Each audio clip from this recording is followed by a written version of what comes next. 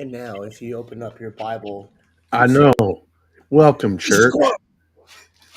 Welcome again to another episode of the Church of Real Estate. I am Pastor John. All right, so I was just getting caught up. Sunday's my only day off. Guess we had a bunch of trolls yesterday dropping N-bombs, which is not cool. Will not be tolerated.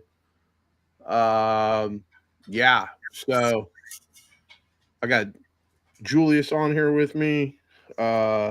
Esteban's acting like he's too damn busy to join us at the moment, so we'll let him get his shit together. Julius, my man, how are you? I'm doing good, man. How you doing? How's your I'm weekend? doing damn good. I am. I'm trying to get us on a set schedule. A lot of shit going on. I got a list of shit I've got to do today.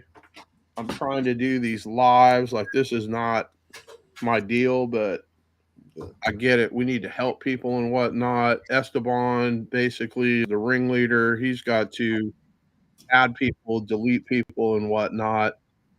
So I don't know how many people are on here, but I've got some follow up I got to do from last week, and then I'm trying to get I have like a green screen and shit, but it's not gonna fit because my filing cabinet's in the way. But I hate my background. Like, there's just so much clutter going on. Basically, my wife just takes everything that we don't need in the house, including me, and shoves me in this room right here. And I'm just part of the storage environment. So here we are. Awesome. But You know how I can help, man. I'm here to help you take anything off your plate or whatever. Just let me know, man. Hey, yeah, John, real quick, I'm almost done setting up this camera. If you want to share the link on your Facebook, how do I do that, Sparky? just on the Oh, WhatsApp, right here, I got it. just go back to one of your previous posts where people are like, "How do I join?" Okay. And say we're live right now. Okay. You Oh, there's a couple of people in here. Hold on. want me to do that too, Esteban? Go ahead and share it on mine too, or What's that? you want me to do that too? Share it on my profile. Because only 10 people are going to be able to get in through here. So yeah, just share the link. There's a total of 5 more people that can join in here. After that, they have to go in through WhatsApp. I don't even know what's ringing. What's ringing? Not It's me. the other VA. Or get in line. Grand Rising, Bella. How you doing? Not too bad. All right, so let me get on my Facebook. See what the hell is going on. All right, I am adding. Esteban, what happens if we send this link out and we're full? Can they still get to the live? Through Facebook or YouTube. Okay. We'll have to figure out a better way to send that thing out. Like, yeah. Does it create a new link, like a one-of-a-kind link, or is there a link that we could have that's standard every single day? Veronica, good morning. That's one of my clients. I helped her sell a house, buy another house. That's the longest story. I'm not even going to get into it. Veronica, you going to go get your real estate license? We were talking about that too. Veronica's good people. Christian, my man, good morning. Why would she do that? No. No, that's for real. She's got a good job and whatnot right now, but people start seeing it's a lot harder than people realize. Like, it's a constant grind. I mean, my day job's real estate, my side hustle's real estate. I'm doing real estate 24 hours a day, basically. You got Esteban beating on me to do this, that, and the other thing. Like, all this show promotion stuff is not my favorite thing in the world. Let me make sure on my audio. Yeah, my audio is good. Understand. Turn it on anyway. I'm gonna blur the background a little bit. All right. So anyway, we're gonna be banging out. Oh no, you're good, Veronica. I don't mind it at all. Oh no, we saw like 200 houses. Um, yeah, I mean we can figure something out to get you out of the house that you're currently in. We want to get you into something without an HOA. I get it. HOAs are for some people they're good. For a guy like me, no, I don't like being told what to do. Being out of real estate, I don't like being told what to do. Period. So, um, yeah, the HOA is definitely not everybody's cup of tea. But Like, I feel like the HOA should be like unlawful or something. Like, well, they do some stuff like, for instance, there's a Tercero Viejo is like I'll call it a huge development in Madera, California, and I want to say it's like 415 acres. Maybe it's a little bit bigger. I can't remember, but basically, they've got like an amphitheater out there. They've got like some parks and whatnot. They've got schools in there. I believe they have their own police and fire department. Like it's basically a little tiny city within a city, and it's oh, all brand new builds. And just after the pandemic, I mean, my wife and I were looking for a house. We went out there, we looked at a house, and we were going to pull the trigger on just an absolutely stupid house. Like, I'm pretty glad we didn't do that. Like, I don't want to pay $800,000 to live in that environment. Like, it was, very tiny lots. But basically, there's a lot of, walking trails and stuff. Like, sounds it like seemed like, Boonville. yeah, it seemed like it was a pretty good deal. And then I sold this client a house and they moved in. And basically, I was selling their other house, and they were like, "Hey, we made a huge mistake, like this HOA out here." And I'm like, "What's going on?" They're like, "Well, we bought this house. We were looking to retire. We put a couple of chairs out on our front porch because we wanted to watch the sunset and the sunrise. Like we're retired folks." And the HOA called them up and said, "Hey, did you get permission to put those chairs out in on your patio? Like on the porch of your house?" And they're like, Wow. "No." And they're like, "Yeah, you're gonna have to remove those chairs. Like those can't be outside." So basically, I was like, "Wait a minute, I'm gonna go pay $800,000 for this house." Now, don't get me wrong, the house was completely badass. It had like a 10-person shower. Like it was a sick ass like master bedroom setup. And we were like, nah, we're not gonna do that. So That's crazy. those folks they still live there. They reached out to me probably about a month ago. They're like, "Hey, 2024, we're out of here. We can't stand the HOA. Like it's complete bullshit." And I was just out there not too long ago for an event and for the sub 2 community. And I mean, it's a great setup. Don't get me wrong. I don't know if they have events all the time, but they had like a coffee shop out there. There's like commercial. There's supposed to be a brewery, and I was, joking with my wife, "Hey, you can go pound some beers and then stumble your way home." Like it was gonna be a good setup and whatnot. But I don't like being told what to do. Alvaro, my man, welcome. So yeah,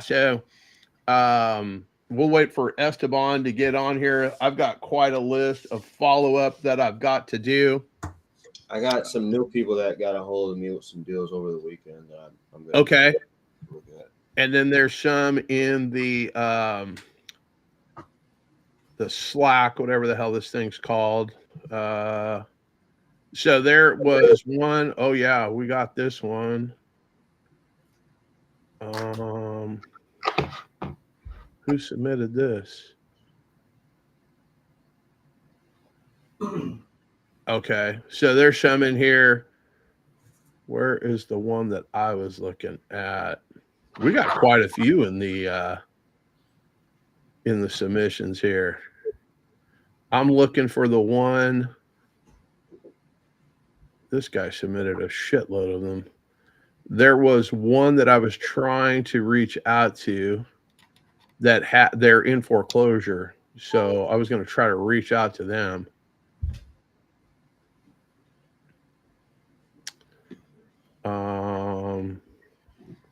Well, Lisa submitted one. Lisa's Kansas City Chiefs took an absolute beating yesterday, which I was not unhappy about. But God, that Raider game was absolutely brutal. Who's your team, Julius? You mean for sports? Football, yeah. I'm not. I'm more of a boxing fan than anything. Oh snap! What about MMA? No MMA, just boxing, huh? I just like those combos, man. You know what I mean? I just, Mm-hmm. just you know when you see those combos on somebody and then your whole facial expression changes, it goes, yeah, like ooh, yeah, that was nasty. Like I'm one of them guys. Yeah, I used to watch a lot of boxing back in the day. But then I got into MMA. I like bare knuckle right now. I like to watch I that. like bare knuckle too. That is very entertaining. Yeah, bare knuckle's dope. And then like the whole shit show that is Jake Paul, like, you know, the guy's a marketer. He brings like, I don't know if they're entertaining fights, but the pomp and circumstance around them, the build up, the like, hype up. Yeah, I like all that shit talking and whatnot. That's good stuff. He deliberately picks opponents, obviously, that, you know, are a ticket draw. But the MMA community has not stepped up. I thought Nate Diaz was going to handle that shit. Oh yeah, man. But I mean, Jake's just a lot bigger than the guys they do have a rematch being talked about. I guess Nate Diaz will do it again, but he won't do it in the boxing ring. Jake will have to come to the cage. Yeah, and that's not gonna fin well for anybody. I don't care who you are. I mean, we can go back into the James Toney when James Toney came over, and you know he's a decorated boxer. He got handled in less than a couple of minutes in the cage. It's an absolutely different environment. Yeah. You've only got to worry about people punching you. That's one thing, but if I can kick you, if I can take you down, if I can choke your ass out, like that's a real fight. Like that, you know, MMA is it's like a physical chess match. Mm-hmm. Yeah. MMA is the complete package. Floyd Mayweather comes over to the cage. The smallest guys can handle most of the bigger guys if boxing is their only discipline. Period. Like you are not going to be able to handle everything. And I mean, how many people are going to go out on the street and just have a boxing match? Not going to happen. Exactly. You know, that's what me and my wife were actually talking about yesterday. Mm-hmm. It's like a reincarnated conversation. Yep. Hey, John, I just want to know if you're going to be submitting any real offers today. I'm not real, bro. I was told that over the weekend that I am not real. Yeah, apparently you are not real, bro. I am not real. But I am telling you right now, that motherfucker back there is not real. Yep. That's basically what happened to me on Saturday. But called up an agent, tried to put in an offer, and they told John basically to kick rocks unless he had a real offer. Yeah. So basically that guy had a property on the market, and we called him. Somebody submitted that lead. We called him. Allegedly, it was under contract. It was they had somebody in there basically fixing up the house before they closed on it, which, I mean, if you're taking your money and you're putting it into something that you don't own, you should probably have some paperwork in place to protect your capital and your investment. I don't know exactly how it went down, but allegedly somebody came in deploying capital, trying to get this house ready. they were supposed to close on this date, and then they didn't have their shit together. So then he gave him some more time to try to get everything set up. And then he gave him some more time, and they just kept pushing it out because they couldn't, complete whatever it is that needed to be completed on the house.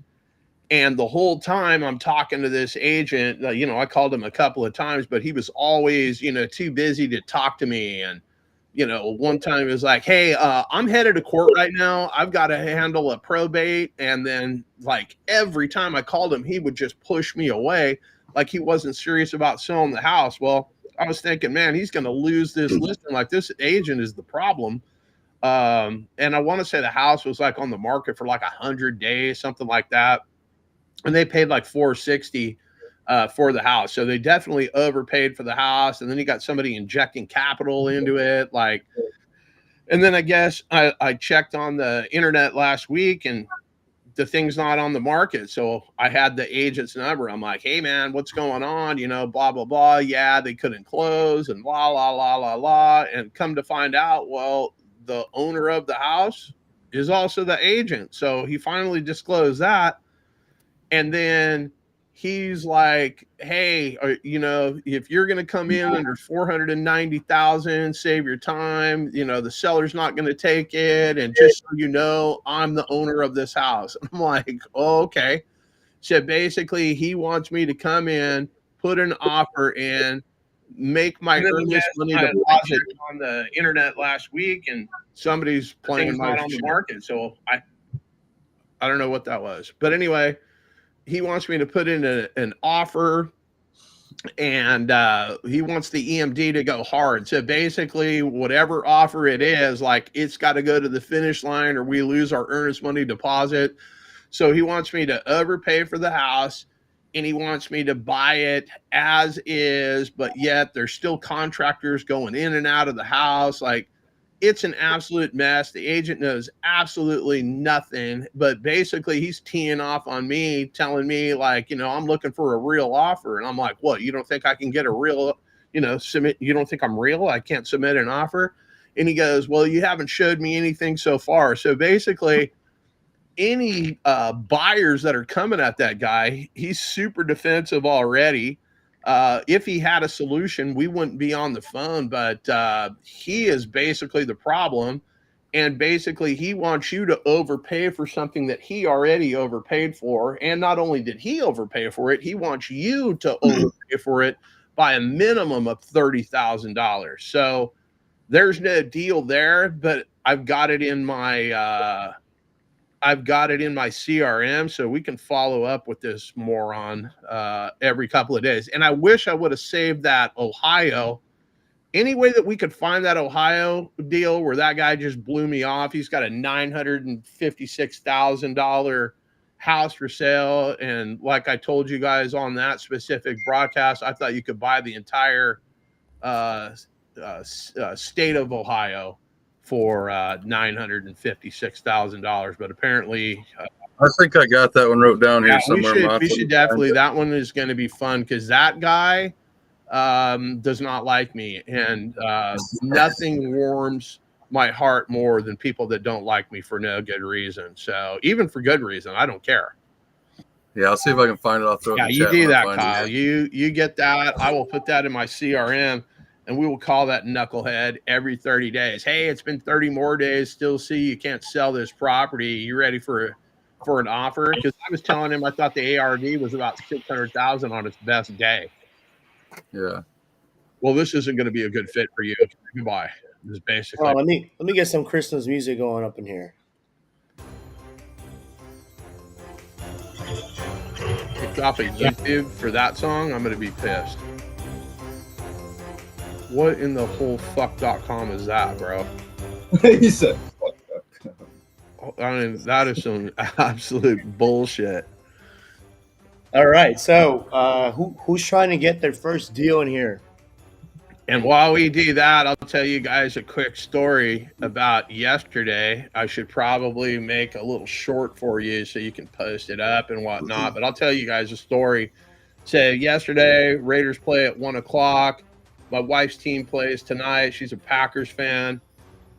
Usually on Sunday we'll do the church and football, and her and I'll hang out and basically leave the kids at the house. Like that's our day, right? So yesterday I'm like, hey, where do you want to eat? And we were debating, like, because that's what we do. We debate on where to eat and whatnot. And I hadn't been to Tokyo Steakhouse here in Fresno. Maybe it's Clovis. I don't even know. But anyway, for quite some time. And I'm like, hey, let's roll out there because nobody has better fried rice than that place. I'm like, yeah, that'll be good. So I'm sitting there, and there's, a couple of tables. We're going to go have teppanyaki, where they cook on the table and all that horse shit, right? So we were going to do it. And they basically put us at our own table. So I already knew that people didn't like us, right? They don't even want to sit people with us. They were like, oh, okay, they're those people. Like, we need to fucking hide them over here like a cat litter box, like a box full of shit. We're going to go put them in the corner. So that's basically what we were doing. And we're sitting there and we're chit-chatting and everything. And, we're watching the other tables and whatnot. And we basically... The waiter comes out. I mean, he just looks hungover as hell. Like he looks like he just had an absolutely brutal night. He was just trying to get through his life, right? So we're sitting there, and she's like, hey, I want this, I want that. So we decide, okay, we're gonna do a couple of seafood combos. We're ready to go. Blah blah blah. And I got the picture. I was gonna make content earlier. I don't make content. I am the content. So Esteban, you need to record whatever it is, and that's that. Like, I don't produce shit like you do. You've got like a topic, and you can do your little couple of minutes and whatnot. I'm not that guy. So anyway, and you already know that I'm not that guy. We've been over this. So I'm sitting there, and I take a photo, and I'm like, hey, date day is about to start. I'm going to put a little content out on the old Facebook. And right after I take that photo, I'm sitting there, and I've got my hand on the table, and I feel something like right here on this little bone of my hand. And I look down, and it's a fucking roach. I'm like, what the fuck? So then I knock it off, and it runs underneath my plate. So I pick my plate up, and it's running along the bottom of the plate and whatnot. I'm like, babe, like that. My wife gets up. She's like fucking out the door. She's like, nah, fuck all this. And then I'm sitting there. So I put the plate back down, and the roach comes crawling right at me. It's crawling right at me. It's crawling at me. And I take my finger, and I'm like, there's a table right here. I flick the table, or flick the roach. It goes flying across the restaurant, hits this little girl in her back. Then my wife's like, oh my God. Like, yeah. So I basically launched a roach across the room at a little girl. And then I was like, hey, I had to ask my wife if she wanted to leave. That's how fucked up I am. Like, I was still considering eating at this place because I liked it that much. And I'm like, hey, we got to dip. So I walk towards the front, and we've already had our mushroom soup, whatever the hell it's called. We've already had that. Probably had some roach legs in there. I don't even know. But basically, I was like, nah, we're out of here. So I start walking towards the front. And there's no waiters or waitresses or anything around. It's like 11:30 in the morning is when this place opens up. We were just going to get it in before we went and watched football. So the waiter's like in the back. He like comes to the front, and I'm like, hey, man, like, there is a roach. You want me to, we're out of here. You want me to pay for the soup? I'm more than willing to do that. And he's like, no, I'll take care of it. But we were out of there. So that one's off our list. We will never go back to the Tokyo Steakhouse again here in town. Then we went to have Mexican food, and we watched the Raiders' most exciting game of the season, a 3-0 loss to the Vikings at home. That was just epic. We went to some bar. They were like trying to change the game. I was ready to fight people. I'm like, hey, that might not be your team. That might be not the most exciting game, but I am that guy. You will put the game back on. And that's basically what my weekend consisted of. And then I spent 2.5 hours in my car waiting in line last night for Christmas Tree Lane, which is another thing that's been happening here for over 100 years in Fresno. And just stop and go traffic. We did that. So the family, usually the kids are in bed 9:30 at night. We didn't get home till like 11:15 last night. So this morning, trying to get kids in the shower and ready for school, like, not a good thing. But anyway, let's talk about real estate now that you've heard my road story. As Juan, yeah, we're working deals. You got a deal, Juan? Because that's what I do. I close deals. If you got leads, Kyle just dropped one in the private chat. Kyle just dropped one in the private chat. Okay, that's John's favorite guy right there. That's it. When I call people in Ohio, I'm just going to ask them if they know LeBron James. That's all I really know about Ohio. Do you know LeBron James? Don't forget that goes either way over here. The one. Okay. Okay. Okay. Younger, ask him about Machine Gun Kelly. Oh, there you go. I didn't know. Is that where Machine Gun Kelly's from? Yeah. I didn't know that. Mm-hmm. I don't pay attention to that stuff either, man. Cleveland. I'm a little older than I look, so that's probably why. Oh, it's got custom Amish cabinetry. Okay. Do they pull up on a horse and buggy to work in this motherfucker? Like, what is that? You see a white van. You see a white van, man. They just pour out of that white van. They got some sap driving them around, man. But they do a hell of a lot of work around here. Is that right? Yeah, oh yeah. Noah Bontrager. That's all I hear about here in Fresno. Noah Bontrager, some fucking cabinet guy, some Amish cabinet. So they got a place here, Lou Rodman's Bar Stools, and I don't know. A couple of years ago, he started carrying Amish furniture and whatnot. So I always hear about it. I've never gone to look at it. You ought to see them build, man. They don't waste no time, man. They'll have a house framed in a day, and the house that you're looking at right now, I mean, they'll frame that in a day. I don't even know what there was. There used to be something like some reality TV show and whatnot where they had some Amish thing. I don't even remember what the fuck Amish Mafia or something like that. I'm like, what the fuck, dude? Like. But in some of them communities, though, man, I could believe it. Some of them are they won't even talk to us. You know what I mean? Like Kenton, Ohio. Kenton, Ohio is really, really strict. They can't even ride a bicycle in their Amish community. It's against the rules. Interesting. But I watched. I don't think it was that show, but another show. I've seen. I don't know. It was like 200 people. They just fucking pick up a barn and just walk it over there. I'm like, what? Yeah. Like, they're just straight up gangsters. I'm just like, all right, don't fuck with the Amish. They'll show up and just fucking pick your house up and fucking move that shit. They'll come home from a night drinking at the bar and your house won't even be there. Yeah, they do a lot of work. They do concrete work. They do everything. If you can think of it, the Amish got their hand in it, and they got the 6-year-old kid, the 6-year-old boy's working harder than anybody I ever seen in my life. John, quit acting like you're scared of that phone on a Monday, but my guy. Right? All right, now I got somebody hitting me up. Hope you're well. Clickable HTML email signatures. Man, everybody, like, I get so propositioned from so many. Hey, I got lists. I got VAs. If you hit me up on Facebook talking about I got VAs, this, that, and the other thing, blocked, period, bye. Like, they don't even say hello. They're just like, hey, I got VAs, sir. I don't care. Like, VAs are a dime a dozen.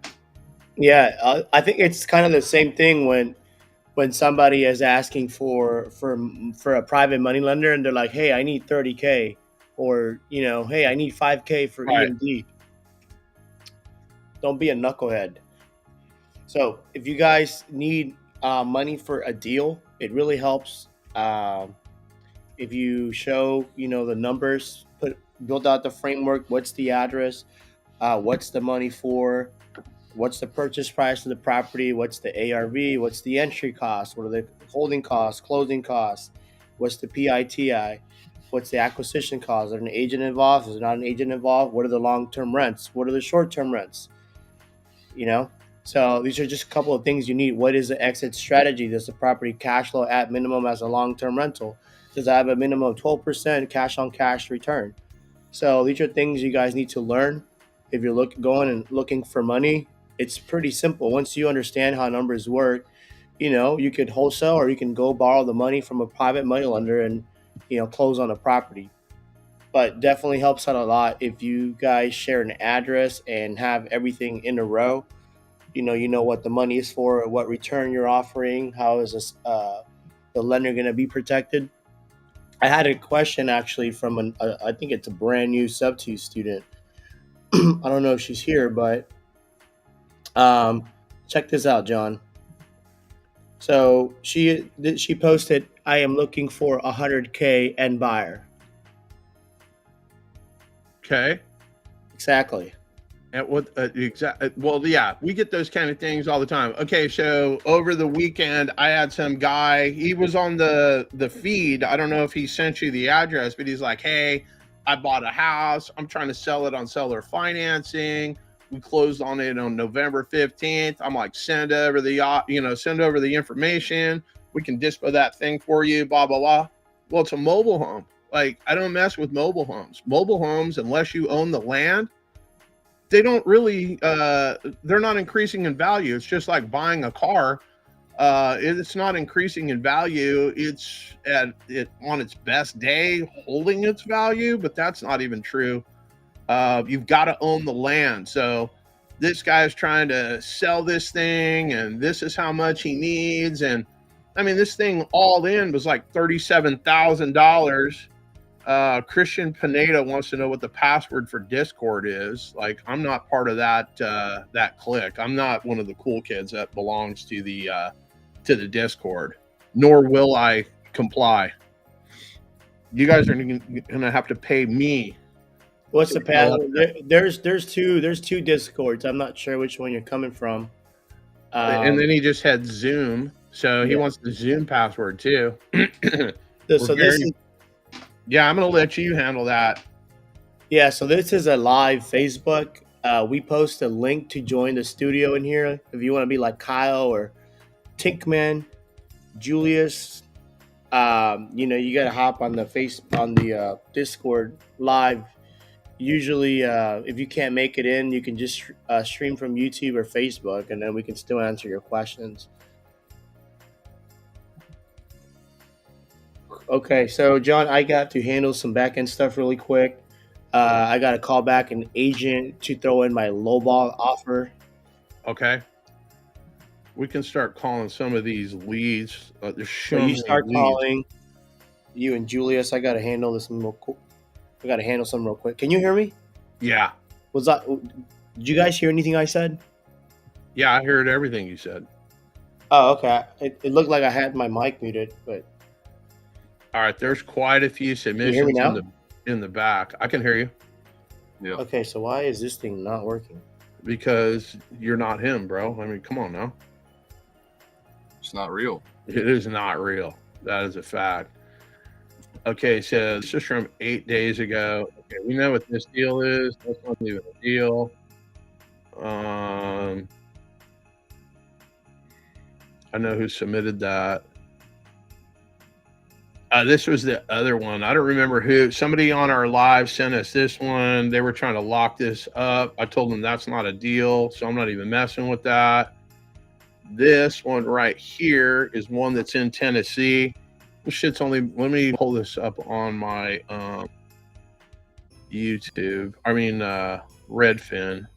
Okay, so this guy, it's only been on the market for 8 days. I mean, we can call this guy. This is not a deal.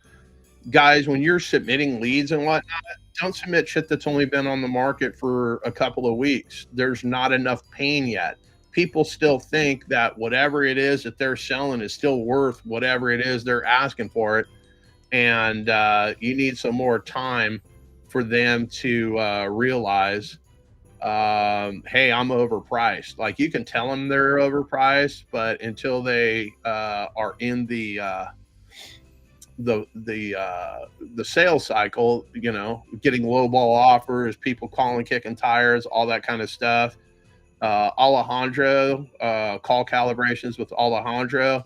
He gave me a great idea. I don't know how you would pull that off, but he's like, he would have a bunch of his friends call the seller and just make lowball offers. So you call up the seller, you make your offer, he says no, then you have a bunch of your friends call this guy, and basically give them offers way less than what you just told him that you would pay for it.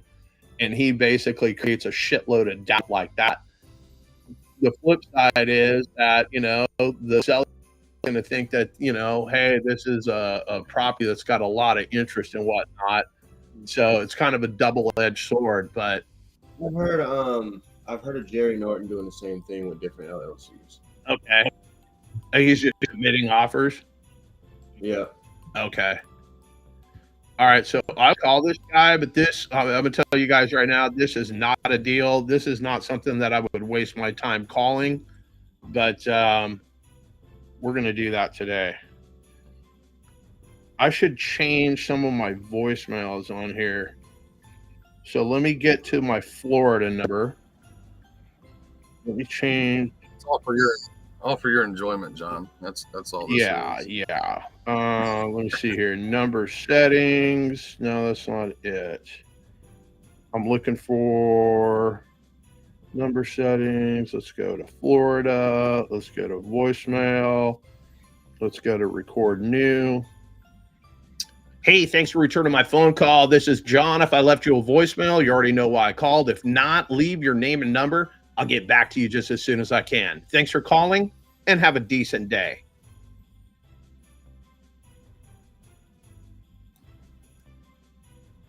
I don't know if that's saved or not. Oh, I just hit the wrong button. Let's see if I saved it. Voicemail, play. Yeah, so that's saved. Because basically, like my Texas number, when I call out, it says Texas auction stoppers, and I guess that comes up on your phone. So people won't pick that up, and agents are like, what the fuck is this?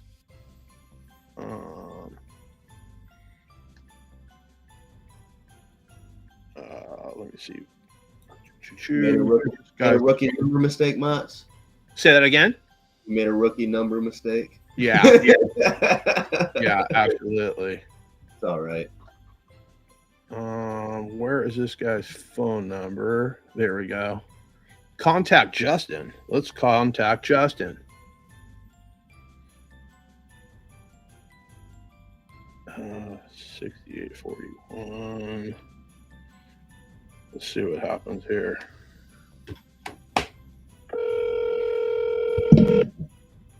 You can hear that?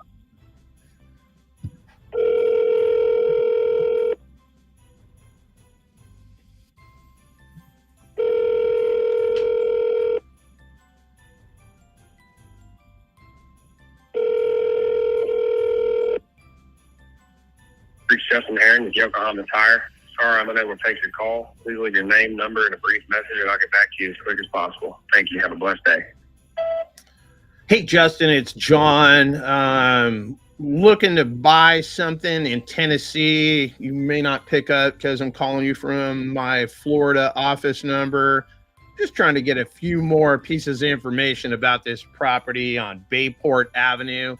Do me a favor, give me a call, 727-228-0343. If I don't pick up, it's just because I'm on the other line. I'll fire you off a call. Either shoot me a text or leave me voicemail, and I'll return your phone call just as soon as I get off the other line. Hope all is well, my man. God bless you as well. Okay, so we went with that. I left this guy a voicemail. How do I reply? Forward the message, reply on the thread.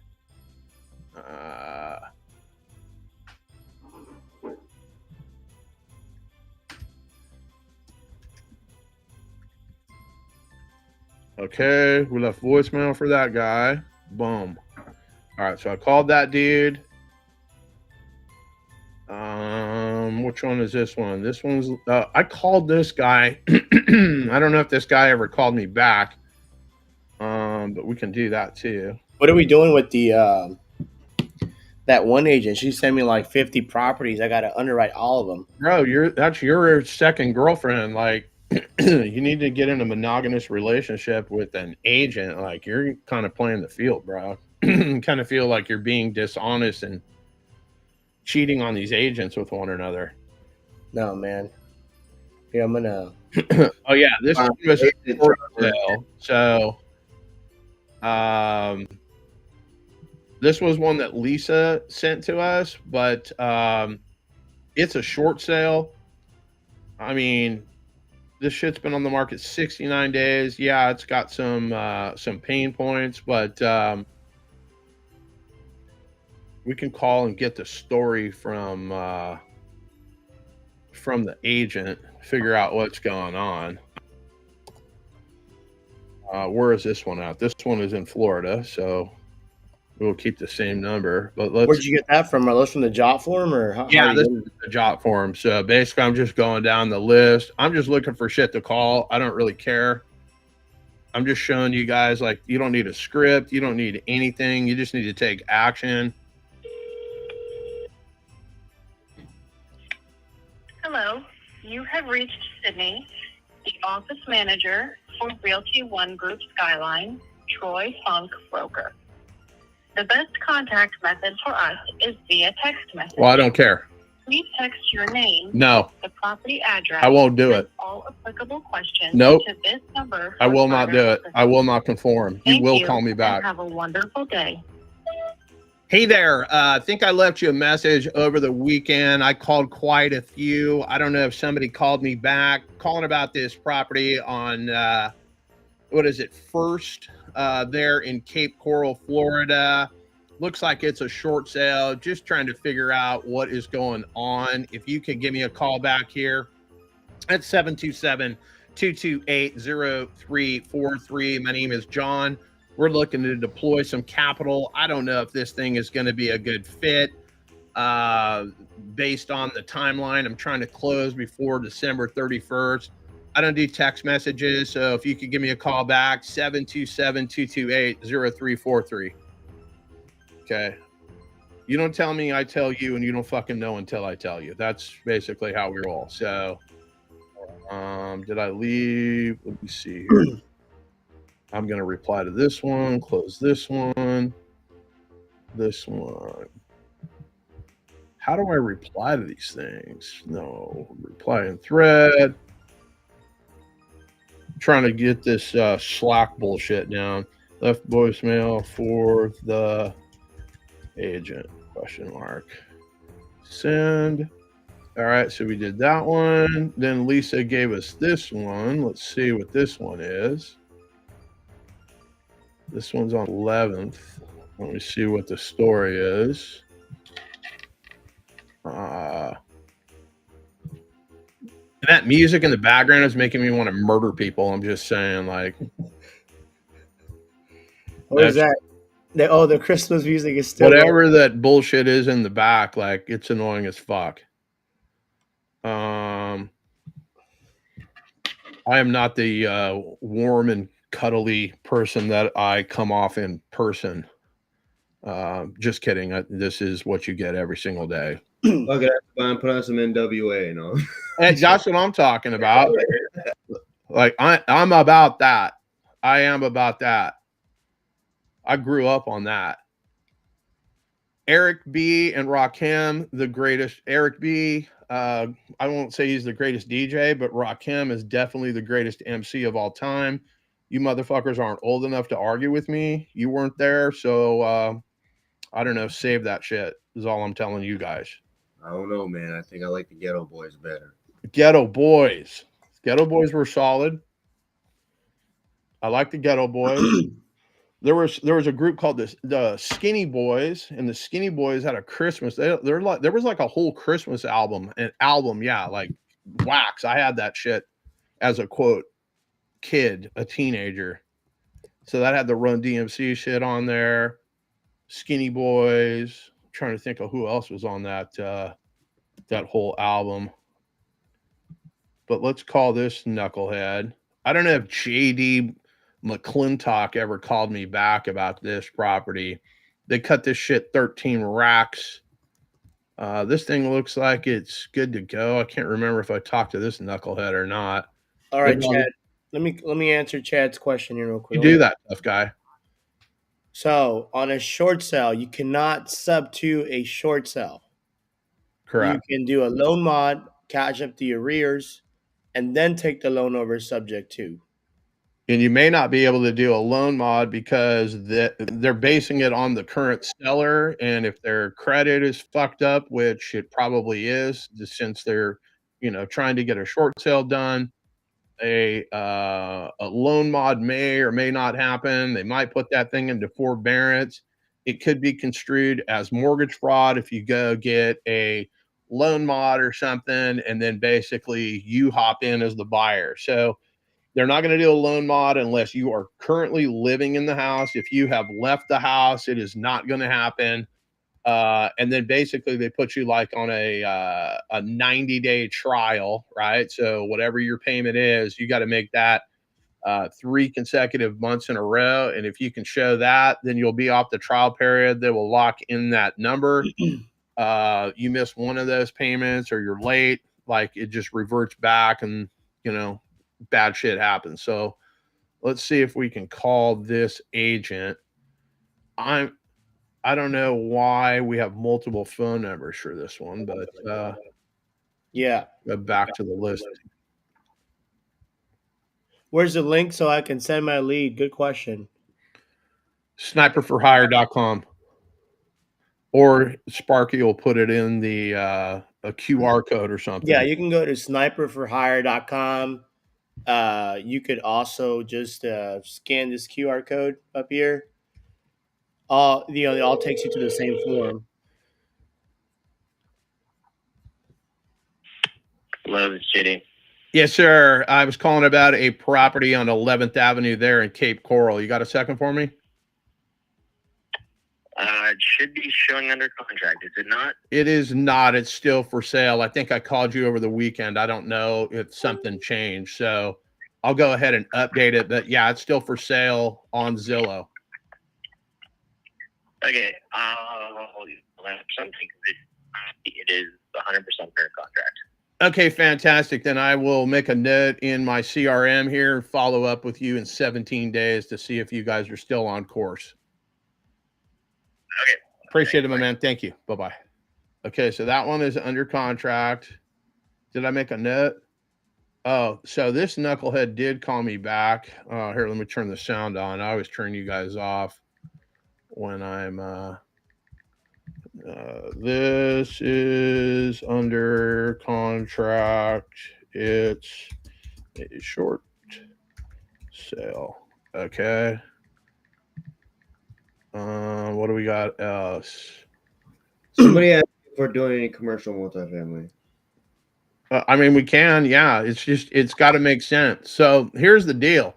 You guys can submit leads and whatnot, but if you have not called the lead, if you don't have the absolute breakdown, if you're just basically having me cold call your leads, like, I'm not splitting that deal with you 50-50. Like, you're going to have to go and at least get me the 4 pillars, 5 pillars, however you want to look at it. You're going to have to make some effort to contact either the seller, the agent, the whatever. I am not your cold call monkey. Well, you kind of look like a monkey. Well, I get that. I mean, that's not up for debate. I will 100% capitulate to that assessment of who I am. All I know is I learned over the weekend I am not that guy. Apparently, I am not real. Okay, so this one right here, I have no idea what this thing is. They're asking $80,000 for this thing. I don't know how many beds. I don't know how many baths. I don't know anything about this thing. And who sent this one? Joey sent us this one. So is this one on market? I don't even think this is on market. Let's figure it out. Not for sale, not for rent. Okay, let's call this old Norma. Let's take a gander. And she's in Texas, I reckon. Let's see here. Let me get my Texas number out here. I reckon. I don't know who that is. Annoying notifications. Let me see here. And then I got a text message yesterday that I didn't even look at. I got to pop in. They sent me all the information. I don't know what the hell that is. That might be that one. I spoke to Larry yesterday. I'll chat with you in a second about that.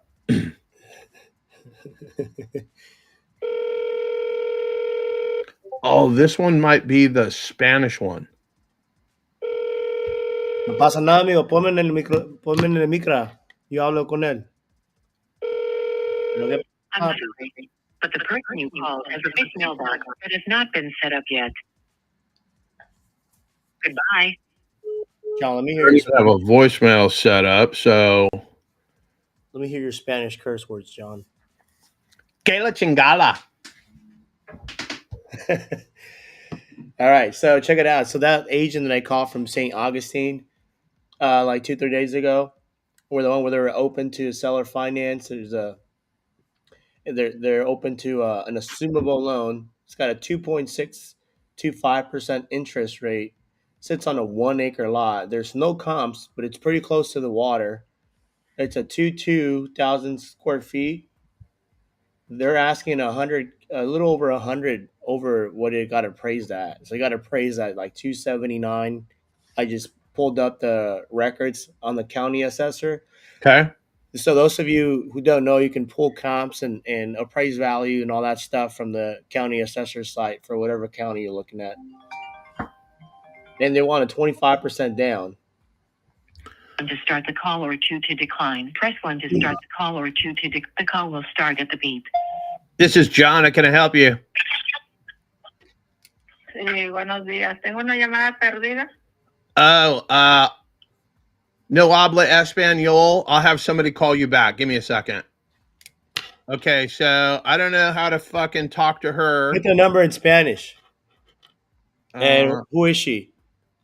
Bro, I don't even know. Oh, it's this one, right? No, maybe it's not this one. I'm going to send you this one. You do that, tough guy. I am. See, you and the fucking boss. You guys ever listen to the... You're not that guy, pal. Trust me. You're not that guy.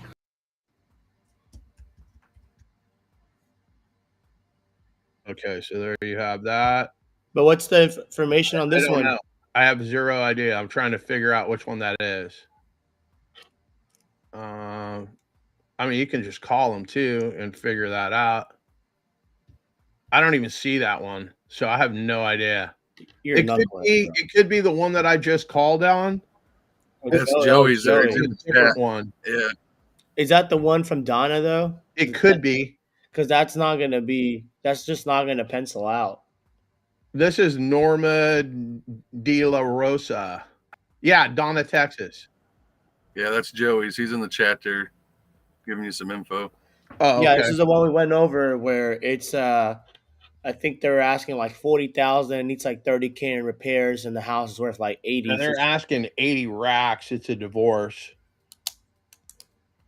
Call her up. There's no money to be made on that. Like, there's just, whether it's a wholesale fix and flip, like no one's buying in that area. Okay. So how do we tell my man Joey to call some on market stuff, in similar areas. There's some bigger cities there. Okay. So how do we delete that out of the job forms that it's not a deal? Hold on. I am looking at I'm gonna call up this agent. So okay, so they want 399,000. They got appraised at 279. That does not make sense. They want a 20% down. So 20% of 399,000 is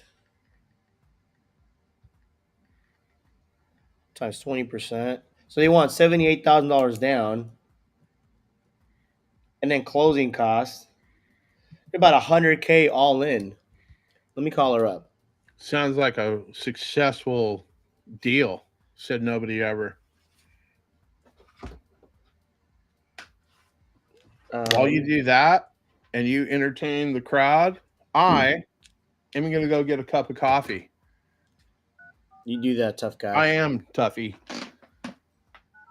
All right. Tap the Let's, brakes on that attitude.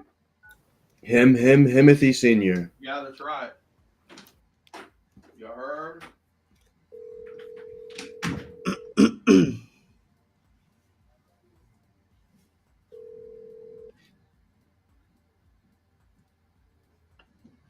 reached Deidre with the Readers Group. I'm unable to get to the phone right now, but please.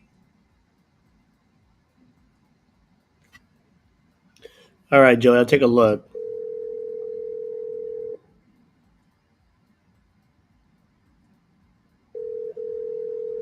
Julius, are you eating pizza over there? That's what's up, bro. I was just thinking the same thing. Good. Hey, it's always better the next day.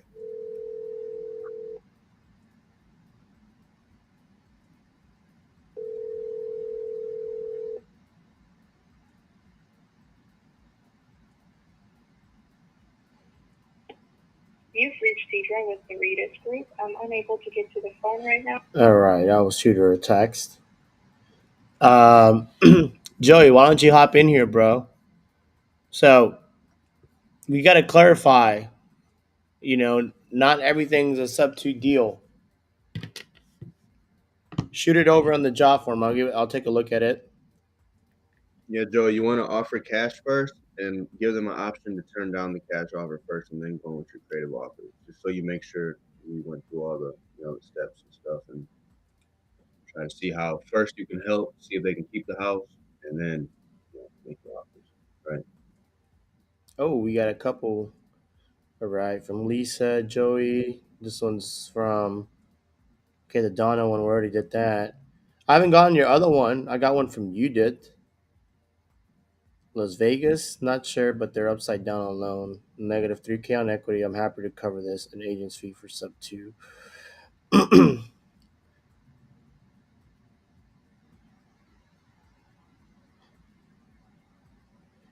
Okay. Got a couple in here. All right, bro. You do that. We'll go ahead and call as soon as you get that in.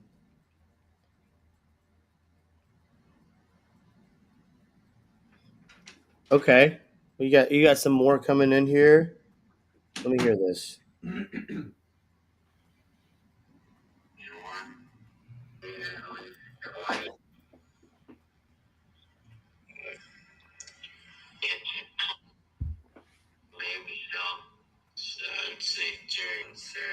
I don't know what's going on. Whoever submitted this must have had a Google Pixel. There's a couple of other leads on the jot form. Did you see the one from Audric? Are you talking to me? Yeah. I'm looking at a couple of these. I'm trying to go down the list. I think it's Udit. I don't know how to pronounce this dude's name, but Udit sent us something. And I remember calling on this. The one on Pirates Cove, which I called, I left a message. But he's like laying out his terms and whatnot. Like he's willing, he's happy to give them 5K and 5K to the agent. You don't get to dictate what you give the agent. The agent has a contract. If it's on market, it's a listing agreement. It's already been predetermined. So let's say it's 6%. The listing agent, they're going to make 3%. If I bring the buyer to the table, I'm going to make 3%. We usually waive the buyer side. We come in unrepresented. Some of you guys can use that as a hook. Hey, I'm coming in unrepresented. That's what Jerry Norton does, right? And he basically uses the greed of the agent making twice as much money in order to get them to submit lowball offers to their client.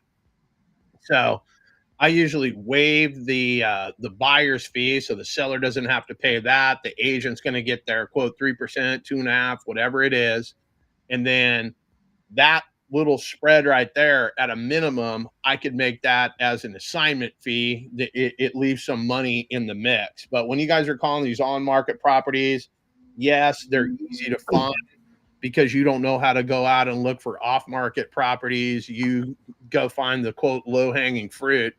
But just keep in mind, if we're trying to do a sub-2 deal, and we want our all-in entry fee to be 10% or less, if the agent's already in there at 6%, like there's no room and whatnot for the seller. Could we make a deal work? Yeah, but it just makes it more complicated.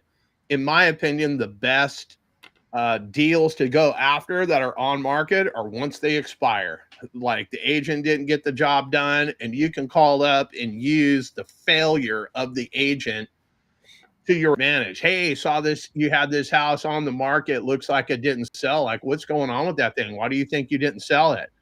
Was it your agent and these iPhone photos they took? Like, you got to kind of, as a licensed agent, I can't talk disparagingly about the agent. Like, it's an ethics violation. There's a bunch of stuff that you can't do that happens every single day. But I have to be extra careful on here because I'm broadcasting exactly what I'm doing. But I'm not licensed in every I wanted state. to follow up The hell was that? and see what you thought about the list I sent. Well, there is a lot. I've been working on underwriting them. I actually was calling because I wanted to see if maybe there's a way you could shoot me over some numbers for the ones we talked about, because I'm trying to. Yes, sir. I'm I trying. can send you want a 30-year amortization rate at the interest with the interest included, correct? Yeah, well, I mean, I like that 30 years. you're pretty honest. So, I mean, you know the situation. So, if you can just kind of like ballpark, let me know where I need to be. That way, I can, work, frame out some numbers, and then I can start putting in some offers for you today.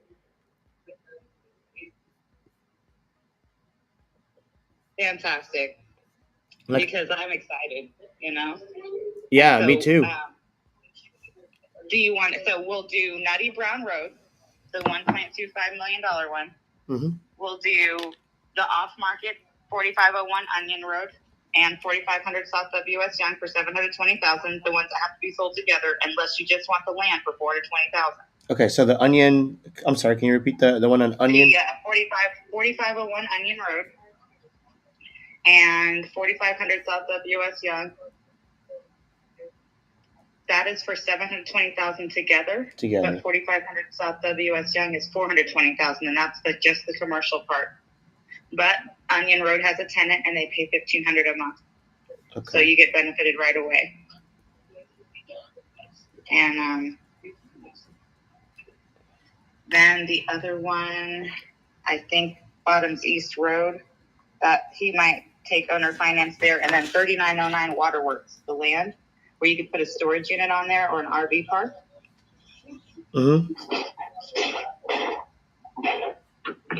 And that one is at $500,000, but $100,000 per acre. Okay, about $100,000 per acre. And it's 10% down for each acre, or it's $500,000 for the 5.5 acres. 10% down for each acre? Yes, at $100,000, or you could do the whole 5 acres at 10% down, and that would be $500,000. Okay. I do that, and then so let me see here. There's a couple. Find her email here. What are you up to today? Are you wearing your cowboy boots? I wish I was. So today, my sister and our handyman is helping fix put up my fridge. I just took a fridge out of one of my offices and moved out of that office. My lease is up. And in order for them to take the fridge out of the office, they had to remove the doors. Well, they brought the fridge here on Friday, but they didn't add the doors, and I don't know how to fix that. So they're here, and they're trying to sucker me with biscuits and bacon and eggs and Christmas music to get them to come fix these doors on my fridge today. Nice. And she's my sister, so I figured they'd like that. But, I also paid, so it wasn't just the food.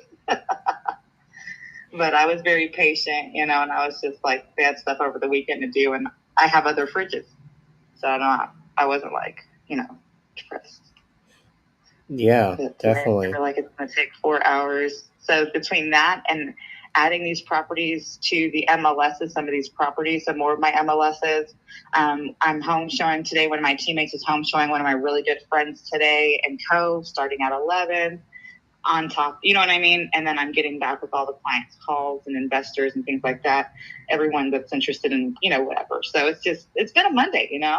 Yeah, it sounds like you're very busy.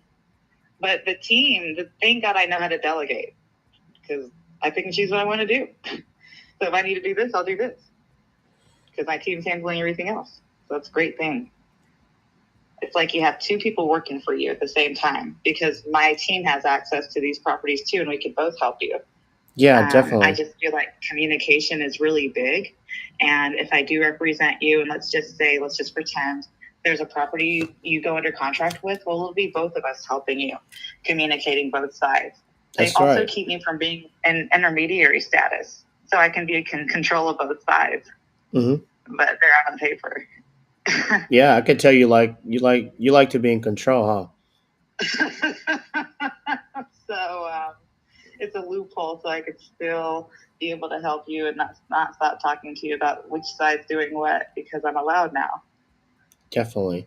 Well, like I said, I want to. So this is what I wanted to know. I wrote down the numbers you sent me. There's quite a couple here. Is there any way you can maybe just give me like a basic numbers where I need to be at for the other ones? Maybe in an email or text, whatever is easier for you. Yes, sir.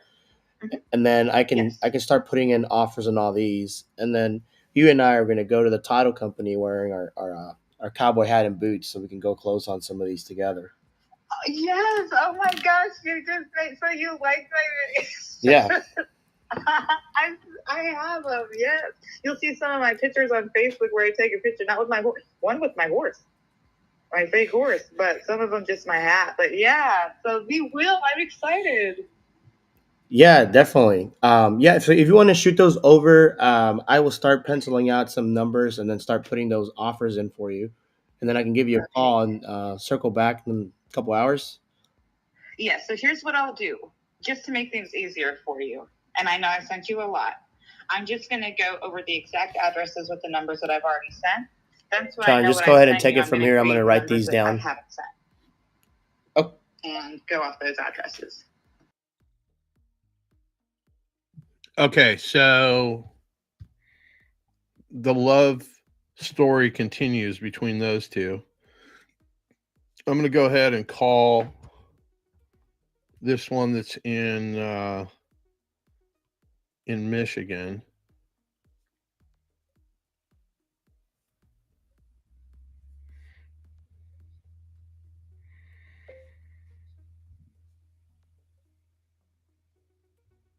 I'm running numbers. I'll get back to you.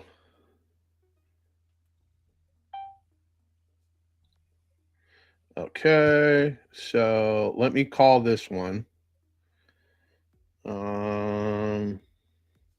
I'm going to call from my California number.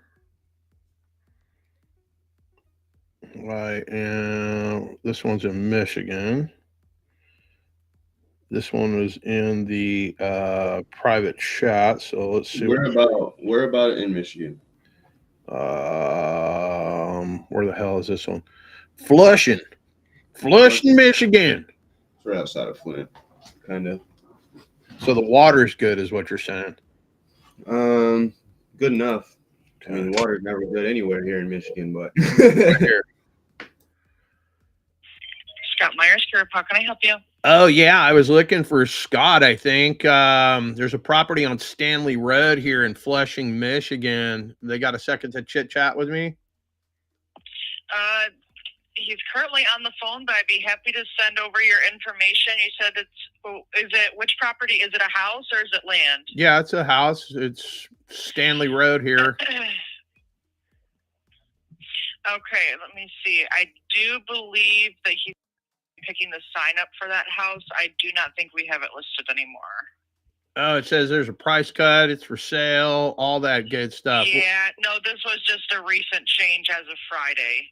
Oh. Let me see. The sellers were considering doing a short sale, and I don't think that is the option anymore. Let me go ahead and look this up. I can give you the price.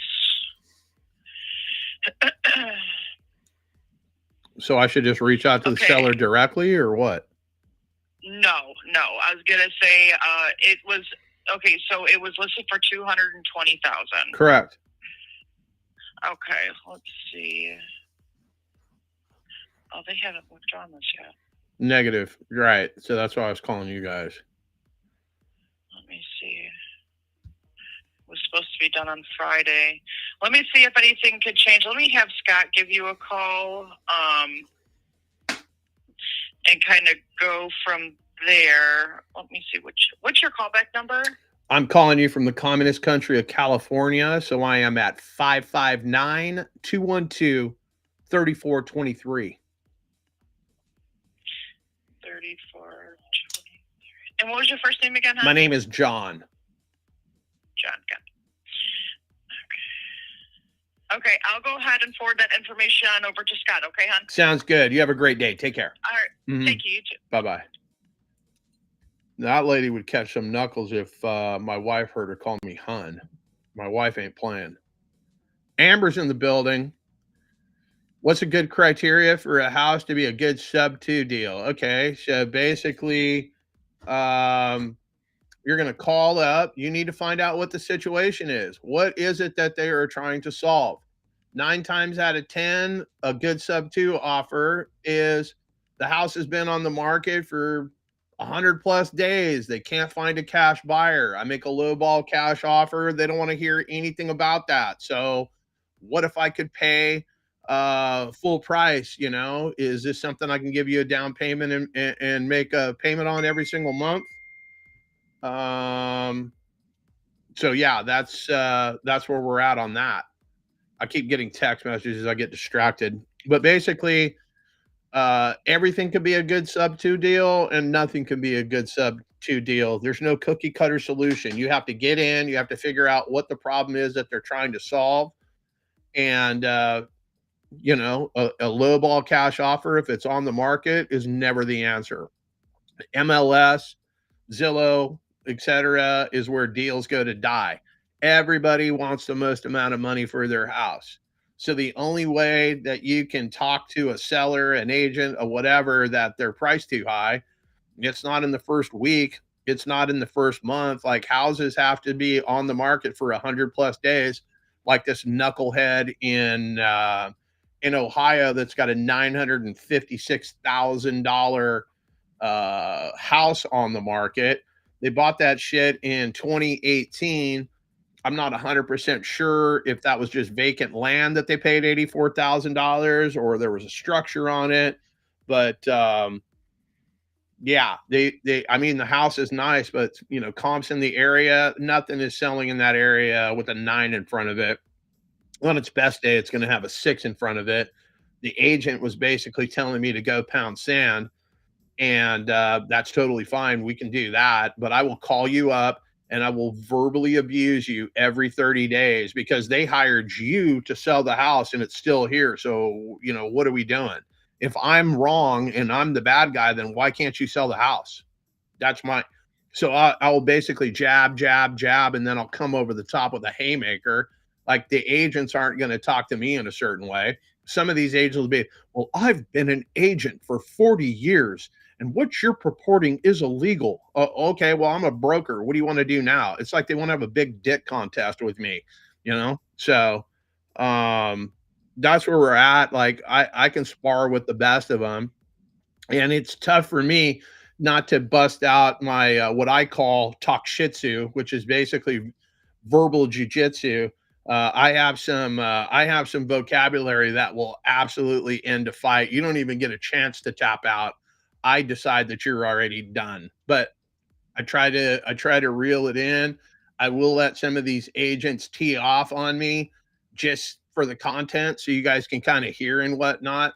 I don't take anything personal. And if I get going, like they just don't realize that it's not a good road to travel down with me. Start talking shit to me because I'm way better at it than you.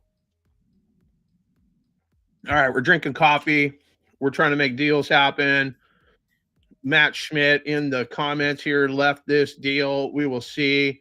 He says the seller's just going to do a bankruptcy, and the agent didn't want to hear that we can do a sub 2, and that's totally fine. The quicker that they cancel that deal, as you could hear, like Matt may give me a call and we can chit chat about it. If we can go directly to the seller, I will have a conversation with the homeowner. Hey, why would you file for bankruptcy? That's basically you're hemorrhaging out, you're bleeding out. You're just going to put a Band-Aid on it, not going to prevent you from bleeding out. What if I could come in, I'm not going to tell them up front that I can put cash in their pocket, because I may not be able to put cash in their pocket. We do deals all the time where, no money in the seller's pocket. We take care of your agent, and we take over the house subject to. It's better than, filing bankruptcy. It's better than a short sale. But I've got to weigh out all your options. And I basically present you some offers. No, that won't work for me. So that door closes.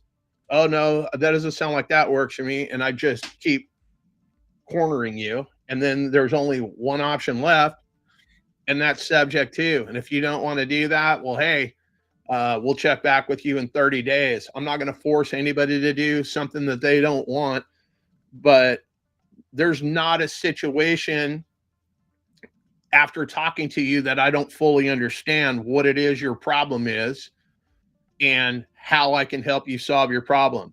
Most agents, they don't have the creative, golf club in their real estate golf bag, for lack of a better term. They're very, it's either we sell it or we don't sell it. They don't have all of the tools and whatnot. Narrow-mindedness is the word you're looking for. Yeah.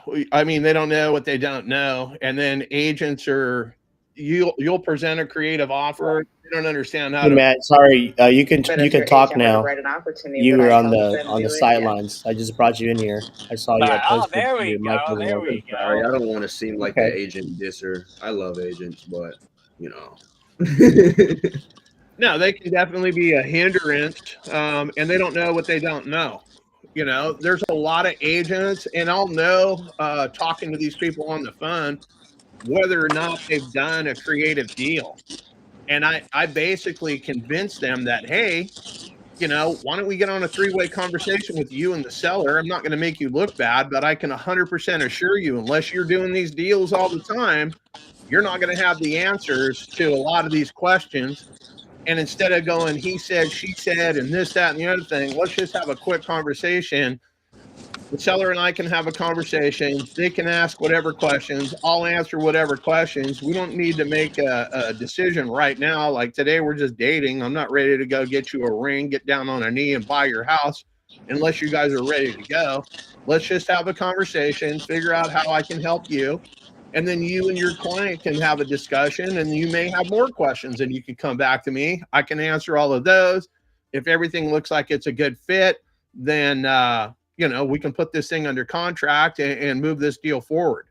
But I don't walk into my doctor's office and basically they're like, hey, you need chemotherapy. Well, we haven't even had a conversation. How do you know what I need or don't need? Like, your doctor's going to ask you questions before they hand you a bottle of pills, right? It's the same thing with the seller. I got to figure out exactly what it is that they're trying to solve. Here are some options. I don't like that option. Oh, I don't like that option. I kind of like this option, but these are my concerns. And basically you just walk them down into the corner. And when they realize, hey, all these options don't work, the only option it seems like a viable option is a seller finance or a subject to. It's the only way I'm going to get my price. Then we work it out. But and when I tell these agents, I learned anything with 5+% interest rates, like, it doesn't make any sense. I had somebody trying to jam a 6.99% interest rate. How does that make any financial sense? I could go to the bank and get a better rate. Some of these people are like, hey, we want 20% down. We want a 5-year balloon. Well, I can go put 20% down with the bank and have no balloon. And then I don't even have to talk to you anymore. You can go pound sand. So Yeah, I Here, learned that it's here, really good to have a list of rebuttals. You know what I mean? Just like right there on your notebook, just in case they come up. Even if you're talking to like a direct seller or an agent, like I got a list of rebuttals, literally, right, like ready. Like, oh, okay, well, all right, I got yeah, one for you. here's somewhat here's it's somewhat a of an lot. example. I had just got done doing a low modification on this home out in Ohio. The low modification, what happened was that interest rate went from a 3.8 to an 8.3. Yep, That boy went high, and now yep, that regular payment, the full ask payment now went from 79 to 103, yep. and then the payment, like the monthly payment, went from 1,000 to 12, and now I'm like I'm having a hard time finding either someone to just, because there's not much cash flow on it. There's only like I think $200, if not about three, all in for netting wise on cash flow, and either I end Really? up keeping it That's correct. And or so I try to find somebody that just where wants it for it's right depreciation. on the money with that. She just wants to make sure that she gets paid the down payment, and then that she gets paid within 7 years. The inner workings of that could be negotiable as long as the interest rate is there. Okay. So what do we need to be at the interest rate? It's 3%. She would like 3%. Okay. And I mean, you think what's the longest amortization you think she's willing to go? So if she gets her down, If she gets her down payment and she was willing to do 30 years, I would even go as far as 45. okay. I honestly don't think she's just going to croak over like she thinks she is. She salsas every Thursday. She's very active. She helped fix the bathroom and stuff like that in her house. Like, I don't know. But she's just, she's an investor. She has more than one of the properties on this list. I know I'm not muted. Okay. So let me do some math here. So 1.25 million minus 10% down. That's 1.125 divided by what, 540. That's a, okay. That might make a lot more sense. Like a 45 or a, you think she'd be open to like a 50 if we match all the terms? So Yes, and also I'm going to convince her by telling her I'll take it off the market and cut my 6 into 3%. Like, I'm going to try to help. okay. So let me rerun the numbers on this one, and I think this one would pencil out. We can probably get this thing locked in today. Um, and then the other one, what was the other one you had? You said you were gonna like Same owner, okay, same owner. same lady, same formula for 4501. Okay, so Onion Road, and then 4500 South WS. okay, let me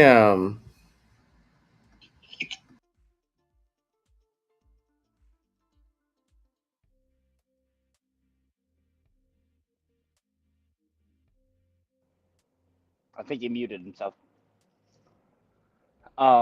So back to what I was saying, I have this Ohio. It's a sub 2, but I'm having a hard time either finding the end buyer or finding that rent to own buyer.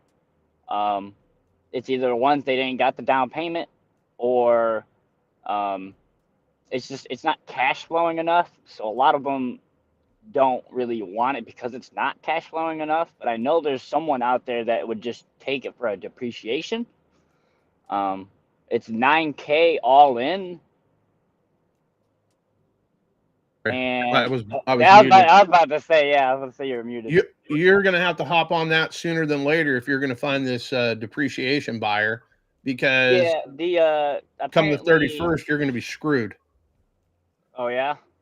Well, I can't take depreciation unless I close on it on this side of, close in 2023. If I close in 2024, it's a wrap. There's no depreciation. Why would I go take depreciation and go buy some upside down asset in January to hold it all the way to the end of the year? Doesn't make any financial sense. Now there's a hard thing with that too, man. Even though they got the low modification approved and all that, they're still in the mix with printing out the paperwork, the packet, and sending it to the seller so that she can Yeah, sign it and send it back in. it's going to So be very difficult. I have a feeling that it's not even going to get any of it's going to get done until January. Correct. So basically, I mean, I don't want to piss in your cornflakes. It just doesn't sound like it's a deal. Like, go find a deal. Like, you did a loan modification. You took it from what it should have been at 3.75%, and now you did a loan modification, which threw the interest rate out of whack. So, I mean, it seems like there's not a creative financing solution for that. It's either a cash solution, and if it's a cash solution and you can't get it at a cash price, that's not a deal. You can go get a DSCR loan. You're going to have the same interest rate problem that you currently have.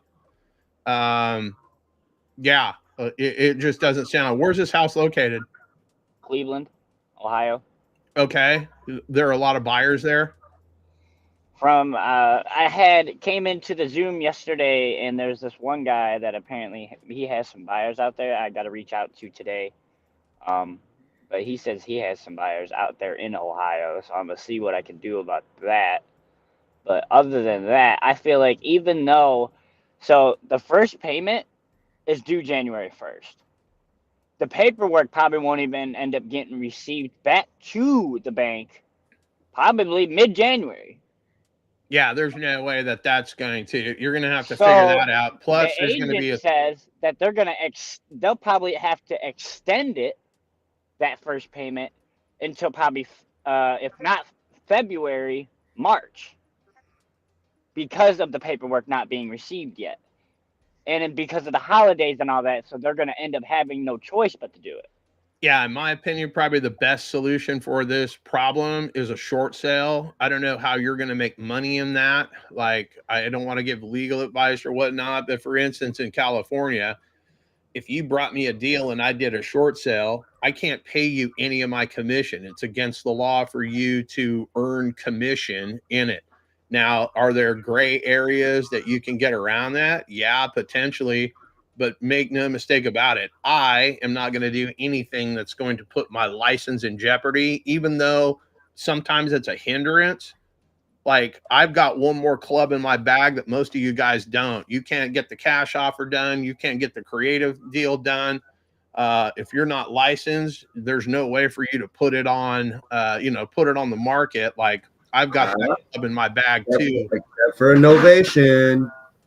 Well, yeah, I mean, you could do a donation. You absolutely, but you're still going to need an agent, and there's a little bit of a paperwork dance there too. Like, there's a solution, but like, is the juice worth the squeeze? Like, how much money can you possibly make on this thing? Without any type of fee from me, it's $9,000 all in, just in general. That's $6,000 to the for the commission, $3,000 to the seller to move out. Okay, and what's the price point on this house? 103. Yeah, so I mean, you're already right at 10% entry fee, and you haven't even added the closing costs, the TC fee, or any money that you're going to make. So, I mean, Here we go with the square peg, round hole. Same thing. You're trying to force a square peg into a round hole. I mean, you can try to do it. I just started cutting shit off. Like, there are so many deals out there. Like, I don't care. Like, next, like, hey, that's not a good fit. The juice is not worth the squeeze. I move on to the next deal. I mean, Esteban and I are, we're locking up deals all day, every day. But then deals come to us that I don't even think that we should lock up. If the interest rate is north of 5%, like, why am I doing that? Like, it's super attractive. There are better deals out there. And I just try to go find them. I like expired listings. I don't like anything that's on market. Have I done them? Yeah, absolutely. Is it my focal point? No. Right. Chad wants to know why he did the loan mod. Well, he couldn't afford the house, obviously. So he did. Yeah, they were 41,000 behind. Yeah, so a short sale, in my opinion, is probably what I would recommend. And the only thing what they were at just a minute ago. It was a short sale. and we were going to do subject 2, but we had to do the low modification to be Right. able to do that to get the back payment caught back up. And then because of the low modification take so long, it finally got approved, but it went skyrocketing. Yeah, absolutely. Absolutely. So And now it turned into pretty much no deal almost, right. unless It somebody went really from wants not it a for deal depreciation to next not a year. deal. And Hey, it's not a deal this way. Oh, let's do this. Look, it's not a deal again. Oh, let's try to figure something out. Oh, it's still not a deal. But yet you're wasting time. I feel like one of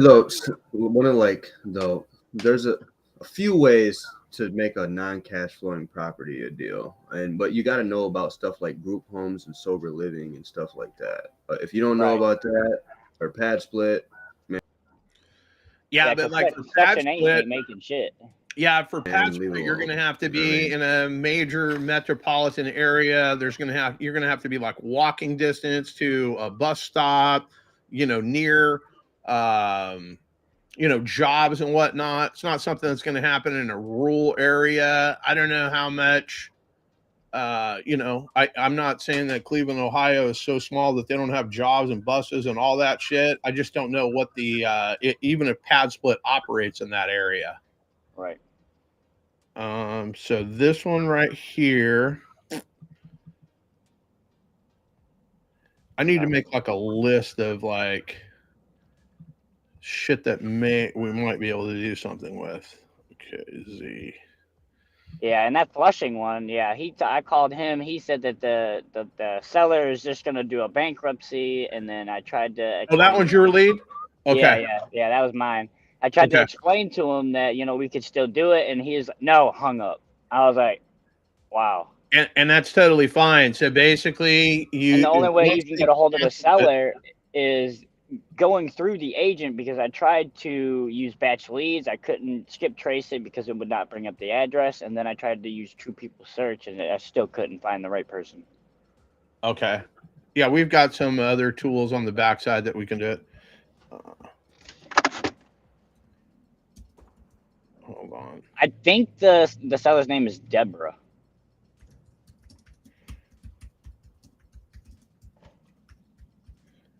The one on Stanley Road? Yeah, Flushing. Let me see here.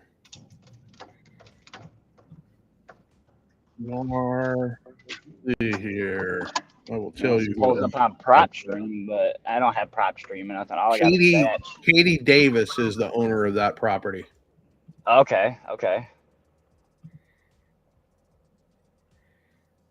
What source are you using? I mean, they just bought this thing. So what do they have it on the market for? Hold on here. Let me. 2 something. Let me see here. Stanley. They got it on the market for $220. They just closed on this deal in 2021 for $250,000. So interesting. She's already taking an L just with the agent. I mean, if the agent got it on the market for $220, and you got to figure she's going into bankruptcy. Yeah. Well, when Esteban gets done making out with his girlfriend over the phone here, and he can chime back in, we can go direct to seller on that one. So I'm gonna build a list tonight, and I'll be comfortable to make some calls tomorrow. I'm just, it's my second day. I don't want to go Super Saiyan 3 on my second day. You know what I mean? Shit. All right, so this one right here. Oh, you see the new one, the next one I put in there? No, because I'm trying to. My problem is there's too many damn things for me to look at. So let me see if I can figure this one out. My chat's been going in and out, so I can't. Nothing's ever in order anymore. Let me see here. This one's in pre-foreclosure. Let's call this one.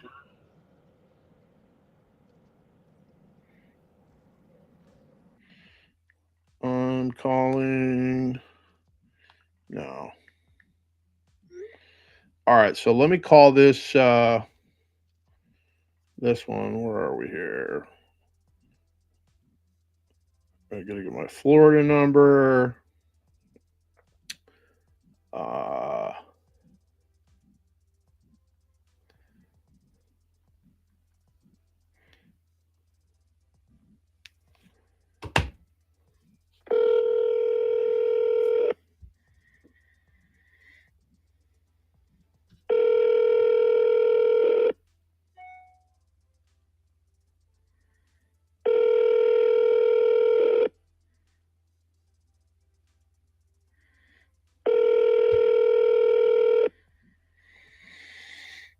A call has been forwarded to an auto.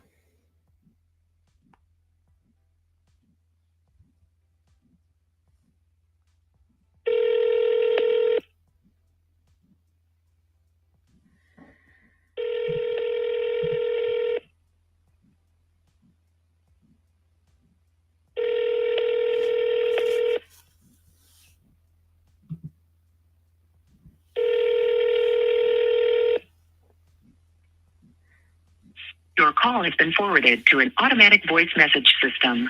85054321774 is not available. At the tone, please record your message. When you have finished recording, you may hang up or press 1 for more options. Hey there, not even sure I've got the right phone number. I promise I'll be brief. My name is John. I got a note on my desk, and pretty much all I can make out from this scribble is your phone number. I hope I got that right. There is a property here on Old Cypress Circle. I guess you wanted to sell it. I did a little bit of research. It looks like it's in pre-foreclosure, so I just want to make sure that we are on the same page. Just got a couple of questions about this property. 727-228-0343. Again, my name is John. Give me a call back. 727-228-0343. Let me see what I can do to solve your problem. All right, so it's about as simple as that. I don't have a script. I don't care. This is Dom Rocha. This is a guy that reached out to me. I think he is here in Fresno. And he sent us another deal that we locked up. So he's making phone calls. He's getting the basic information and whatnot. And we're trying to put deals together. I left voicemail. Okay. Can you guys hear me? Do I have it muted? Perfectly. We can hear you fine. Cool. All right. So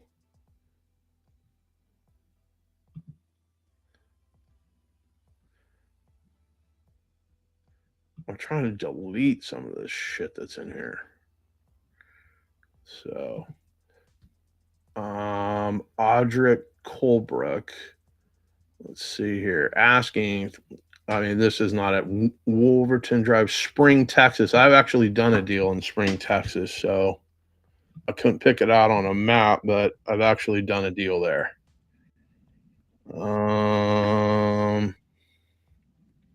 Let's see what's going on with this one. It's still for sale. Yeah, I remember looking at this. 50 photos of this house.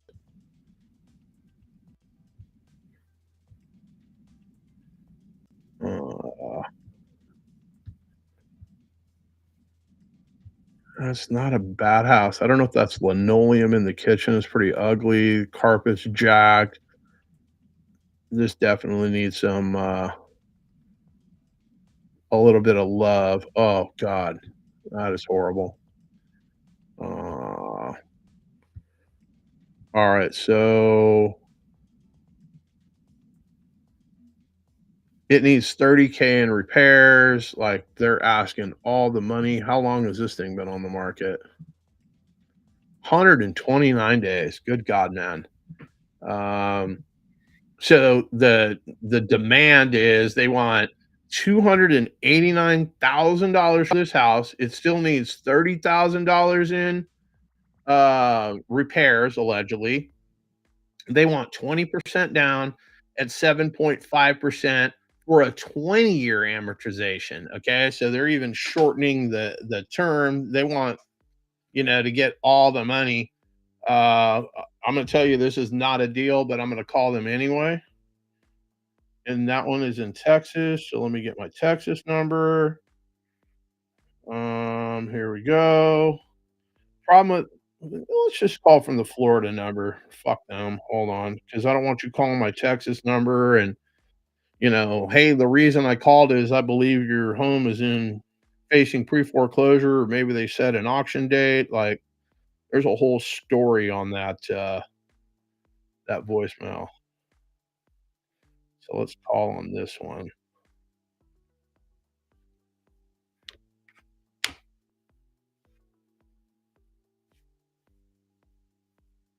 Yo, are we getting any more submissions on the job form? There's like 5 different people that I have. I don't know. It did not call. Let's try that again. 72. Let's try it again. There we go.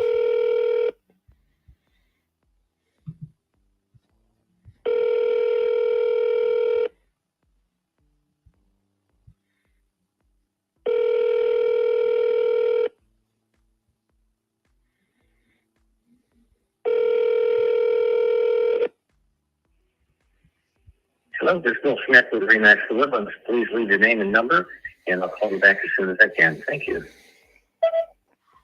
Hey, Bill, I think I just got your text message. You're in a meeting. I am banging phones. We're trying to buy something before the year ends. I saw something here on Wolverton Drive. Been on the market 129 days. Just got a couple of questions about the property.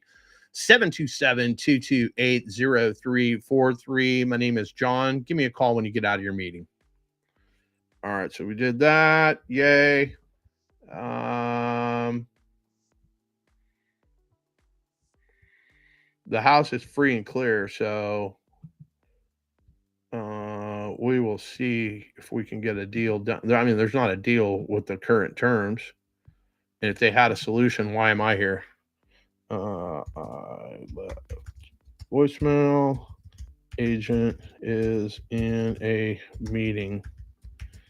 They text me. Okay. So we got that. All right. Let me continue to move down this list.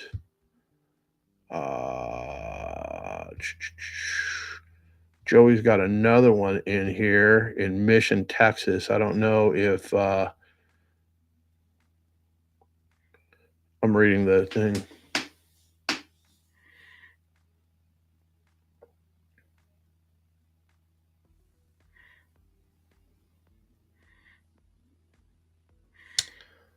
Okay.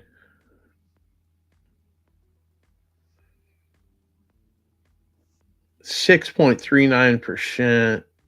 Yeah, there's a second on it. Okay.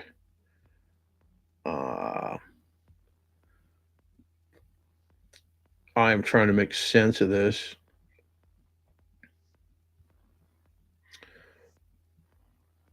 Is the agent, where's this address? Here we go. Let me pull this thing up. The problem is I call so many, I can't keep track of who's calling me back and what house I was calling about. Okay, so this one is off market.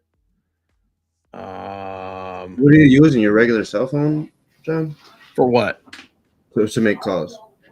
Yeah, I got like a burner number. So I've got a 3-pack of numbers. It's a burner app on iPhone. So basically, I got a Texas number, a Florida number, and a California number. If I'm calling agent to agent, I'll use my regular cell phone, but a lot of people out there are on the do not call list. And a lot of people will advise you, hey, don't call the do not call list. I don't care.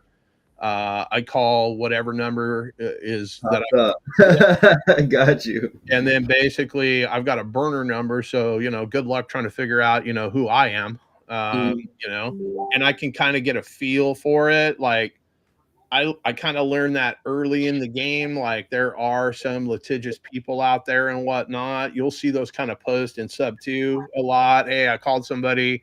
They called back to see if I'm the agent. What's the name of the company? Blah, blah, blah, blah, blah. You can kind of get a rough idea if they start asking some questions where they're trying to gain information about who you are.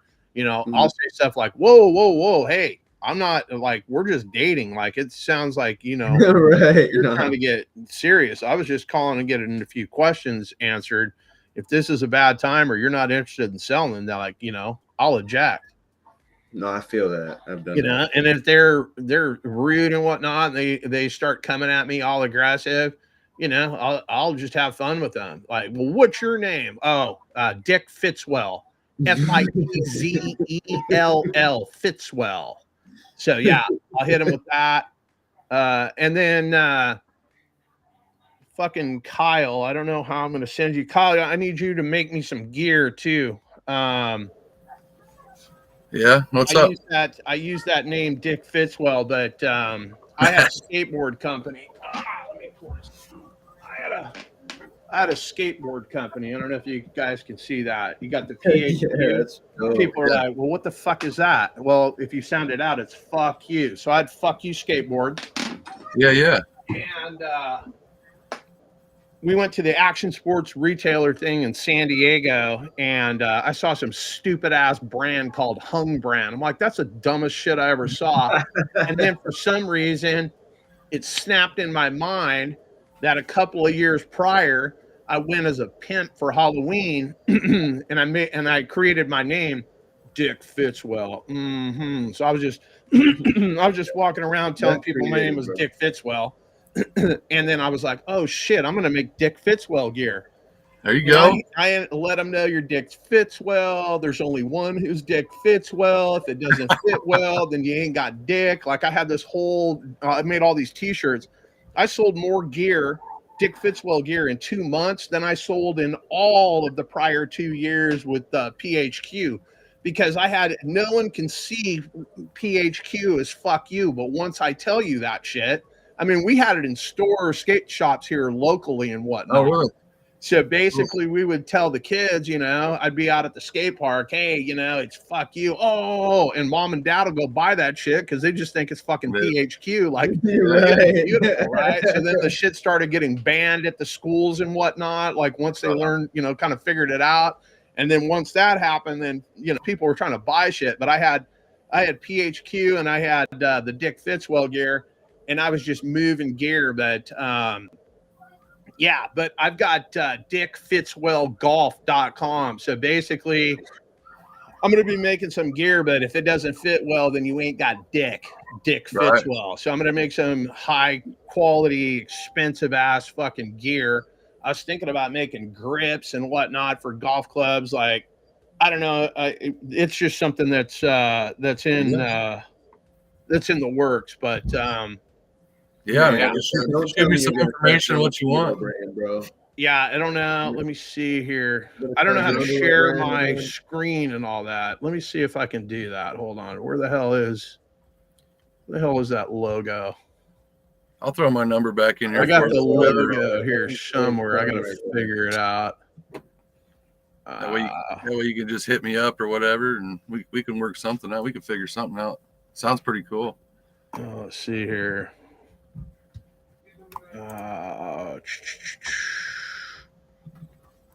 We got one in Jacksonville. Let me see here. How do I? What's the details on that one in Jacksonville, Joseph?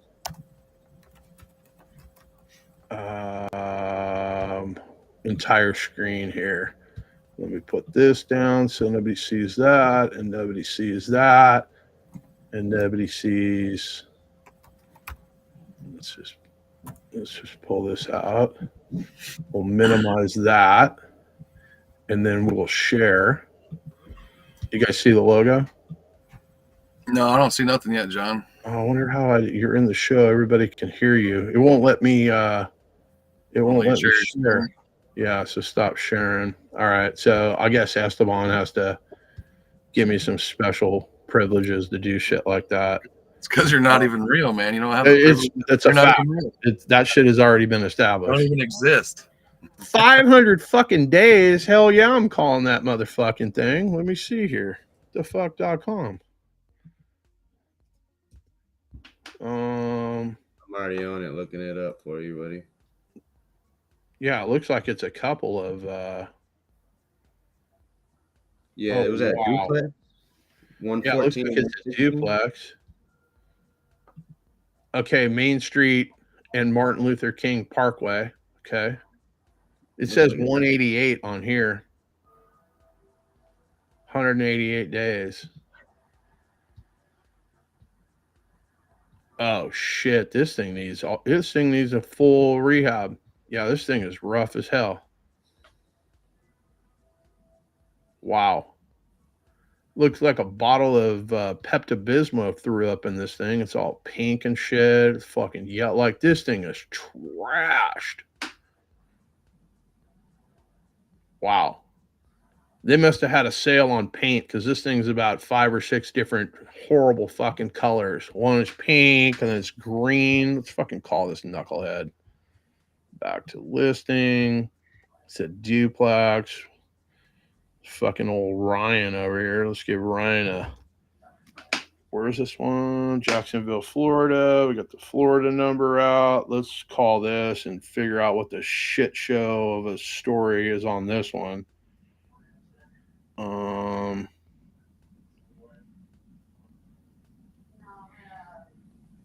Let's see.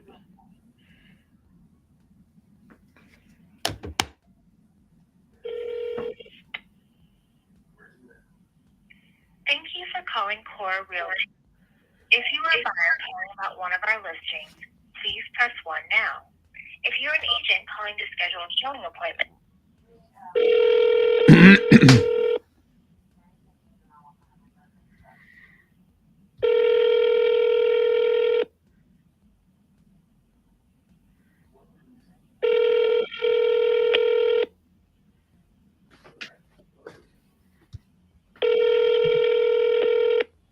thank you for calling Core Realty. We are unavailable to take your call right now as we are currently with a customer or on the phone. Please leave your name, number, and a message, and we will return your call shortly. Thank you. Please leave your message after the tone. When done, hang up or press the pound key. Hey there, saw a property here on Zillow, 19th Street there in Jacksonville. Give me a call back, 727-228-0343. I am calling lots of listings today, so if I don't pick up when you call back, I'm just on the other line. Just leave your name and the property address so I know what the hell I'm talking about, and I'll call you back just as soon as I get off the other line. Again, my name is John, 727-228-0343. Property is on 19th Street there in Jacksonville, Florida. Looks like a duplex. Give me a call. All right, so we left a message for that one. No, nobody answers their phone. I think it's on the real estate test. I don't remember seeing it, but like, should you or should you not answer your phone? Apparently, you should not answer your phone, or instruct people to, like, do not leave a voicemail. Shoot me a text. So they don't even want to talk to you. So that one's that. Waldo needs a fucking, I think that's a deal. Gotta fly my dog to Africa. Okay. I don't know what exactly is going on with that, but yeah. Okay. Waldo lives in South Africa. He's from South Africa, and he's is that right? Yeah. Yep. Oh, yeah, shit. good dude. Like, are you telling me we're fucking worldwide right now? We're worldwide. Yeah, he's in the States working, I believe. Yeah, he's in the States working, but I think he's got to go back for a minute. Okay. Yep. Yeah, I can imagine that would be I don't even know how long a flight is that. Like 12 hours? Like, how far is that shit? It's a lot. I wouldn't even venture to guess on that one. No. I'm gonna add this Jacksonville one in the chat.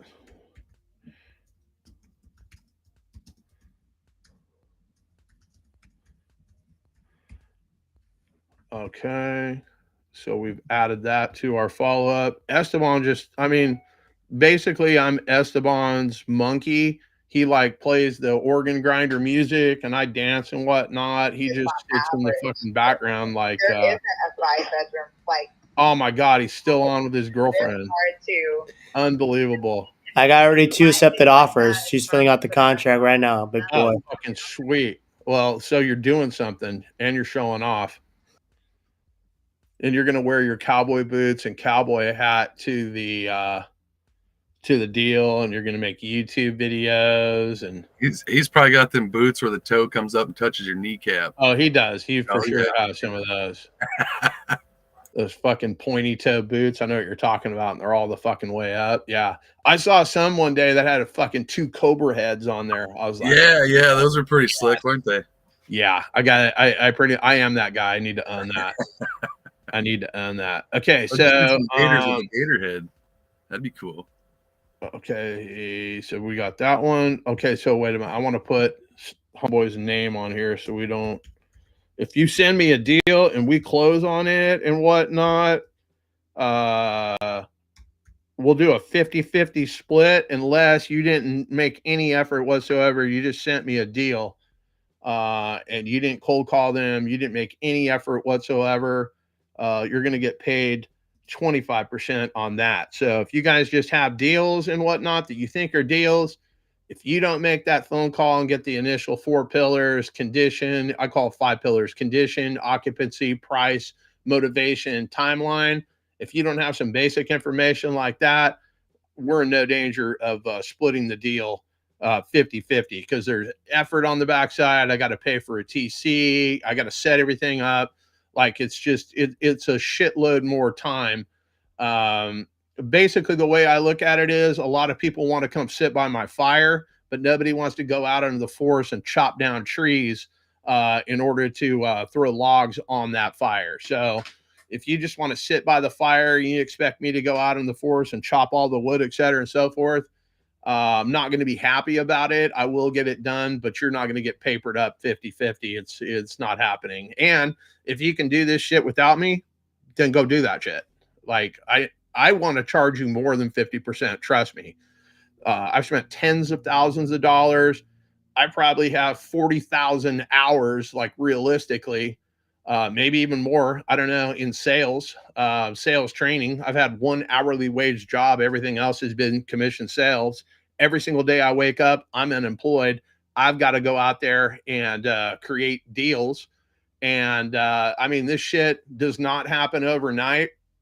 I use the golf analogy all the time. I used to, when I first started playing golf, I didn't know what the fuck I was doing. So I had a bag of, I had clubs, I had a bucket of balls, and I went out and hit a bunch of shitty shots. After a couple of months, I sucked a little less. But now, after, practice, I'll take your fucking lunch money. So it's kind of the same thing on the telephones. I did not start out like this. I never really even did phone sales. Like all my shit is face to face. Like maybe you're coming to the car lot and I'm doing deals like that. I worked on a car lot selling used cars for years and years and years. Nobody likes you. Like I just learned a long time ago, like we don't have to like each other to get a deal done. Like I'm not going to go to your kid's bar mitzvah or birthday party or any of that shit. But when you need something done, and you're trying to buy whatever it is, like I'm going to get the job done for you. So I am looking through this list. There's a shitload. Can anyone hear me? Matt Schmidt. I cannot call my phone, mods. Okay, let's do that. Let's fucking call on Matt Schmidt here.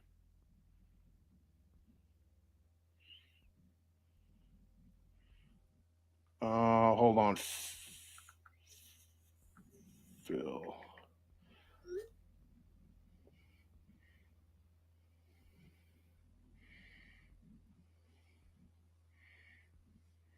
I left a voicemail. Okay.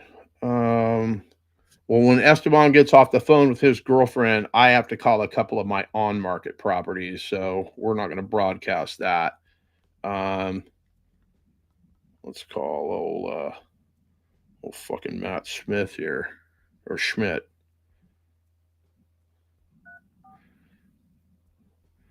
Not to be confused with John Jacob Jingleheimer Schmidt.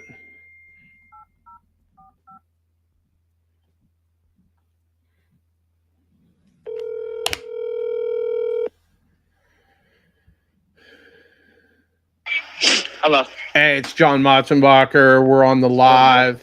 What's going on, my man? You told me to give you a call. What do we got going? Hello. Can you hear me? Yeah. Hey, how's it going, hon? I'm all right. How about you? I'm damn good. So, I don't know if you're in the live or not in the live. You told me to give you a call. Yeah, it's going off. My mic, I can't hear nothing. Okay, let's connect in like 30 minutes. Yes, sir. Yes, sir. All right, I'll give you a call back. I appreciate it. All right, bro. Out. All right, so Esteban's banging out text messages and whatnot. We got deals under contract. I am trying to fucking call everybody. I can't see everybody's name here in the chat, but there's a fighter pilot has fucking joined us. He's got green headset on. Who Mav? What do you is it Mav? Yeah. No, it's Joey. Fuck, Joey, what the fuck is going on, bro? Like, way to come in subtle with a normal fucking headset and shit. Joey came in with the fucking, some belong to the Blood, some belong to the Crips. Joey started his own fucking green gang. He's all about that paper, so he's got the fucking green headset, like a fucking green Power Ranger over in this motherfucker. All right. So, blah, blah, blah. All right. So we called Matt, who can't hear and whatnot. His mic's not working. He sent another lead to us. Bro, a house is $52,000. How am I going to make any money on this shit? And this shit's in Detroit, Michigan. It looks like it's in not good shape. This looks like some straight Hansel and Gretel fucking house. I don't know. John, you want to call an acquisitions group that hit me up for us to dispo their deals? Yeah, absolutely. I ain't even scared of them. All right. Put it in the chat down here. Got you. Oh, hold on. I got to save Kyle's number. Hold on here. Kyle.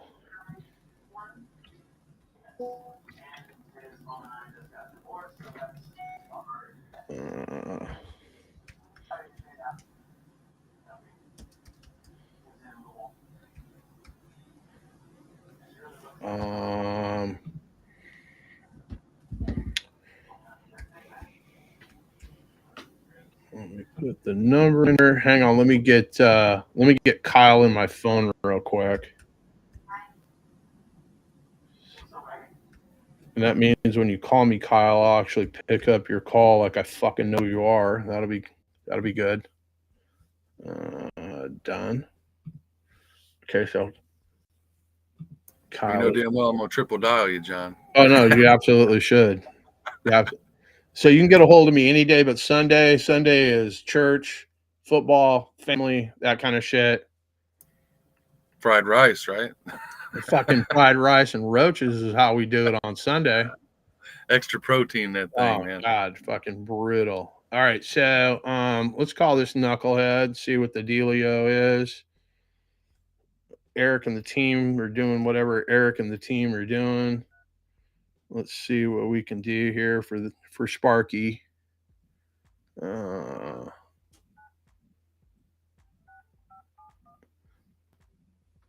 Oh, bro. Julius, I just put this fucking shit into my phone. And I've already got this dude's number in here. And these guys are some straight knuckleheads. So this dude's I know exactly who this fucking dude is. So what happened now? All right, talk to me. I just missed your last sentence. I just put this guy's phone number in my phone, and I've already got this dude's number, Steven Backholm, and I've already spoken to this dude. So I'm assuming this guy is going to have my number in here. Let's go here what the latest bullshit is, and we'll take it from there. So I'm going to mute you guys. Okay, you can hear me. Sorry. I don't want to bring you no bullshit. No. Grab some popcorn. It's fucking showtime. Okay.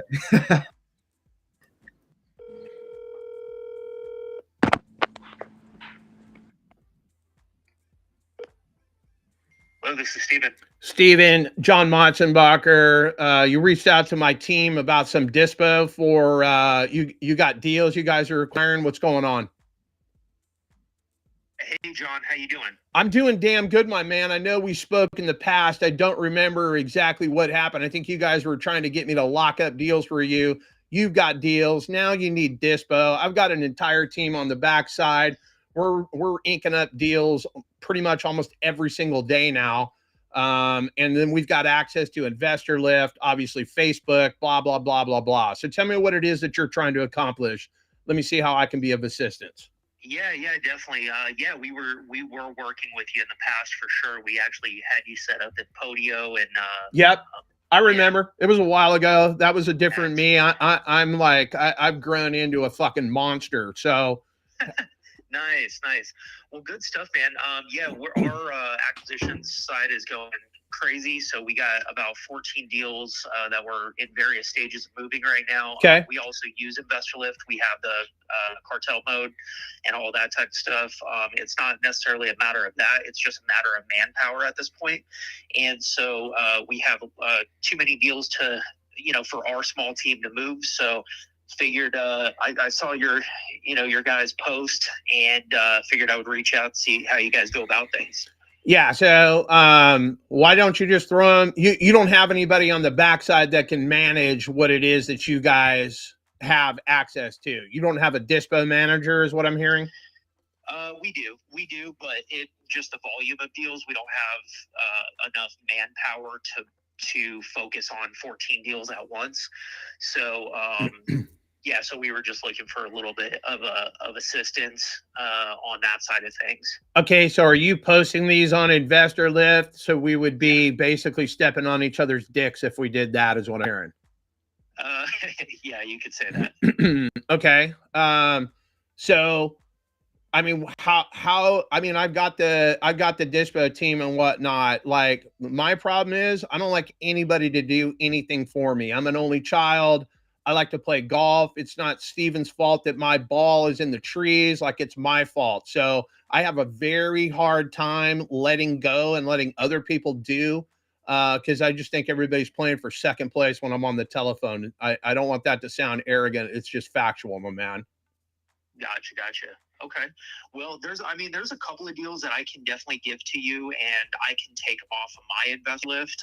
You guys can post them on yours and go about it that way. I would assume you have cartel access and everything. I got everything that I could possibly need. Obviously, if it's a deal, you shouldn't have trouble selling it. Like, what's the biggest kink? You just can't return the phone calls. You can't send them because there's a shitload of tire kickers on Investor Lift, right? Like, yeah, exactly. Like, hey, let me waste your time. And I mean, that's why I like to call these guys and find out in the first 120 seconds whether you're just a entrepreneur, a wholesaler trying to daisy chain somebody's deal, a knucklehead realtor trying to find my client an off-market deal, and the dog and pony show, right? Oh, yeah, so absolutely. Basically, I don't sugarcoat stuff. I'm not a bakery, so I absolutely get to the crux of what it is. And if they're bullshit, next. Like, I'm just on to the next one. So I'm looking. But I mean, are you guys locking up deals? I've had people been sending me deals with 6%, 7% interest rates. Like, I don't know how that can possibly be a deal. Like, why do I want to go take over your toxic debt? Yeah, so we're not the only sub 2 deals that we lock in are really good interest rates, like 3 and 4%. Other than that, we're getting cash deals, and we're following metrics of 70% minus ARV or deeper, that type of stuff. So yeah, I mean we have I mean, this isn't.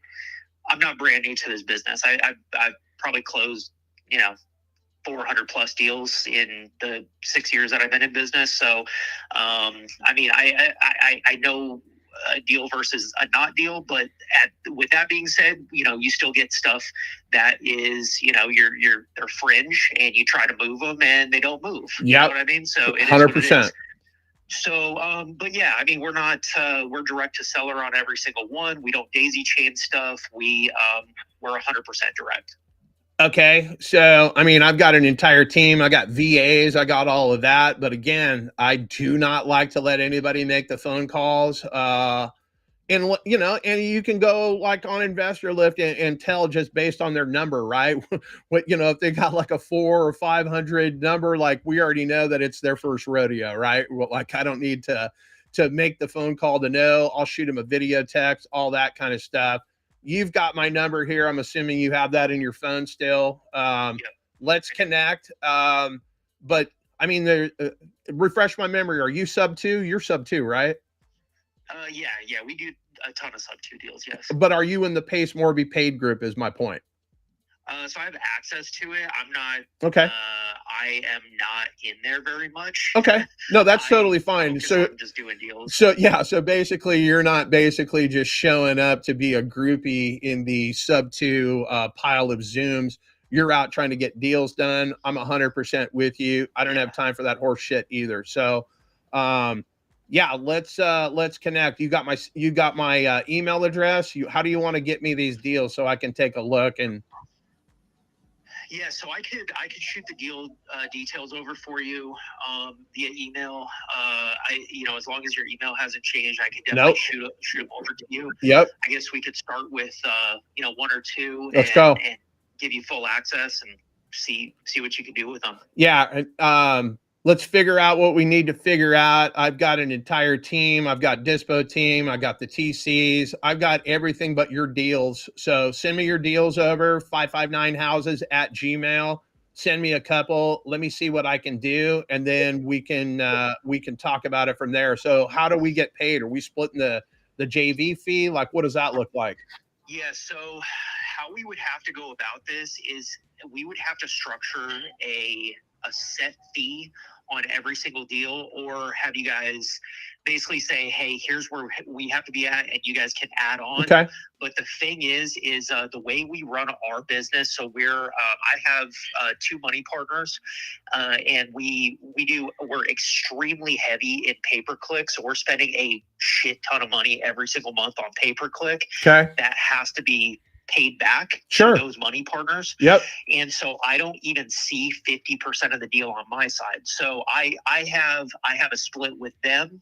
And we're not a one-man show type of operation that I could just pay somebody 50% on every single deal. So we have deals that we could definitely build in 7 or 10 grand, no problem for you guys. But we also have deals that, it would be more like 4 to 5 grand. So, it would be deal by deal basis. Okay, yeah, we can figure that out. We can use these first couple as figure out what we need to figure out. But I mean, I don't even get out of bed for 5 grand, but we'll figure that out. I'm trying to train up some snipers and whatnot to dispo this stuff. So this may be a good fit. Send me over a couple of deals. Let me see what I can get done. And then I will touch base with you sooner and later after. I mean, we've got our own buyers list in various areas. Where are these properties at?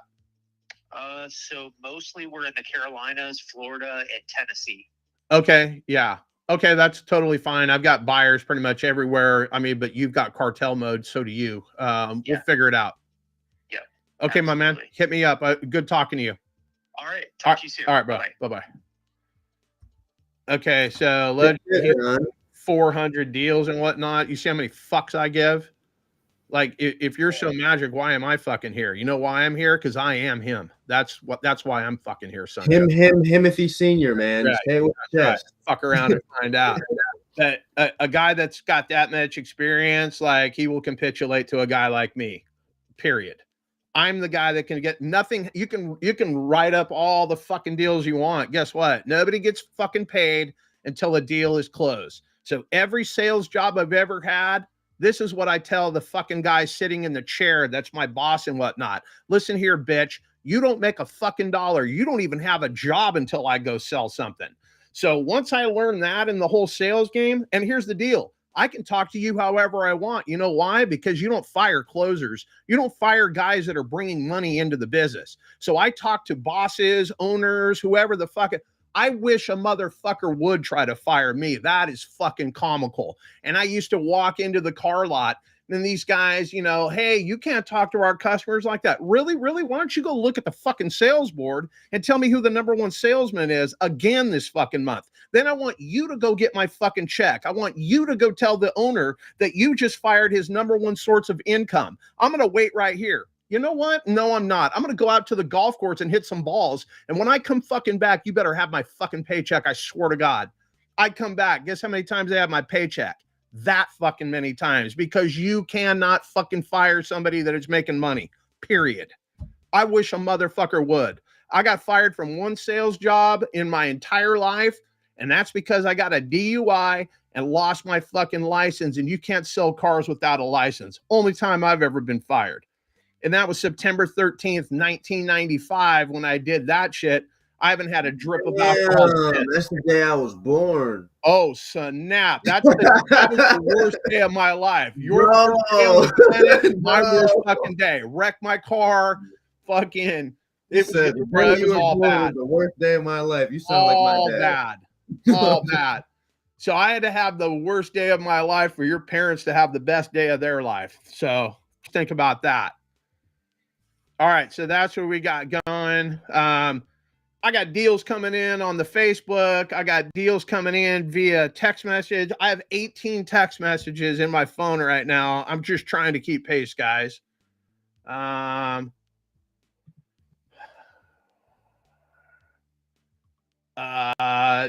Michelle, I didn't sign up for the 12 days of Christmas for sub 2 because I don't know what that is.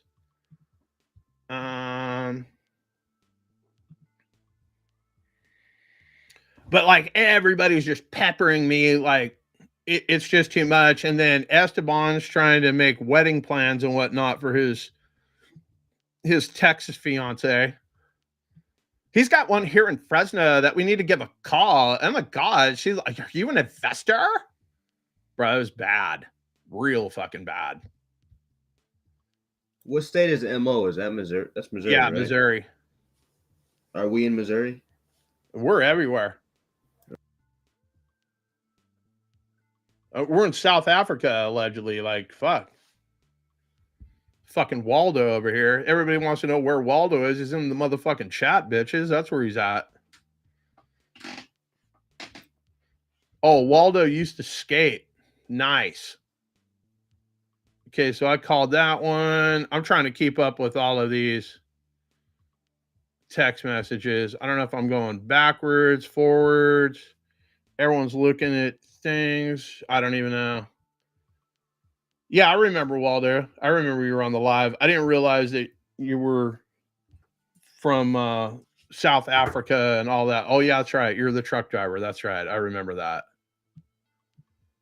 Just waiting to hop out of the truck with a tire iron and tune up somebody's fucking attitude. I know you guys. All right, so Esteban, I'm your little fucking circus monkey. Like, what do you want me to fucking do? He fucking plays the organ, is the organ grinder, and I basically run around and do a show for people. Hey, Mats. Talk to me.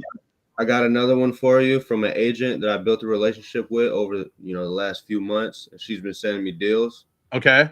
You want to give her a call? She's got one for me. She just sent me. Put it in the chat. Let's go. Got you. All right, I'll call her up. I ain't scared of her. Probably got like 4 properties, 5. Bro, why are you coming on here trying to flex? No, man, it's just it sounded like a fucking flex to me. Like, oh, like what have you done today? Like, yeah, what have you done? I'm just running around like you're a little fucking circus monkey. Hey, we need the Jesus Christ guy in here, but I don't want to get you banned. No, we don't. No, let's not do that, dude. I'm just like, I don't know how you keep up. Oh, my girlfriend's calling me. Oh, snap! The Which agent. one? Which one? Texas.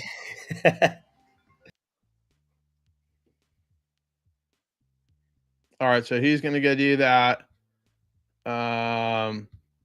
Julius is going to put the contact information in the private chat.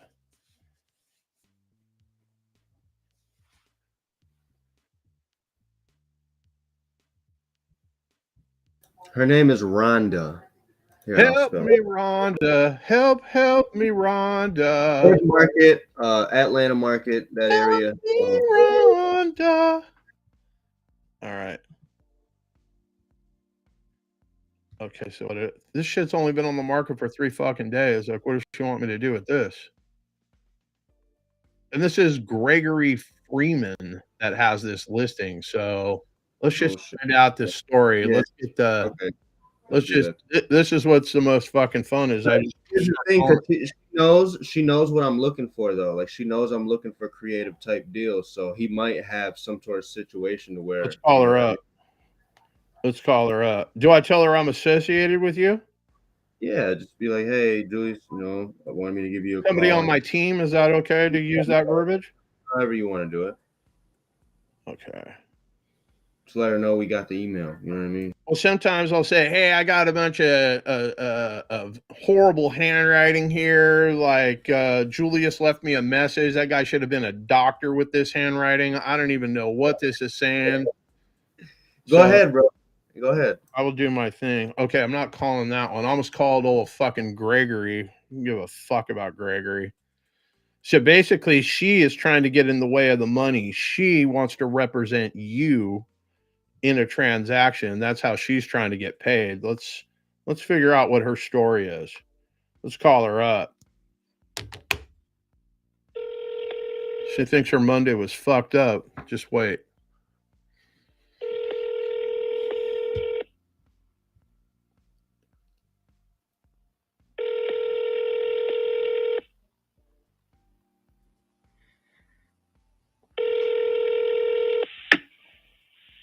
Hello?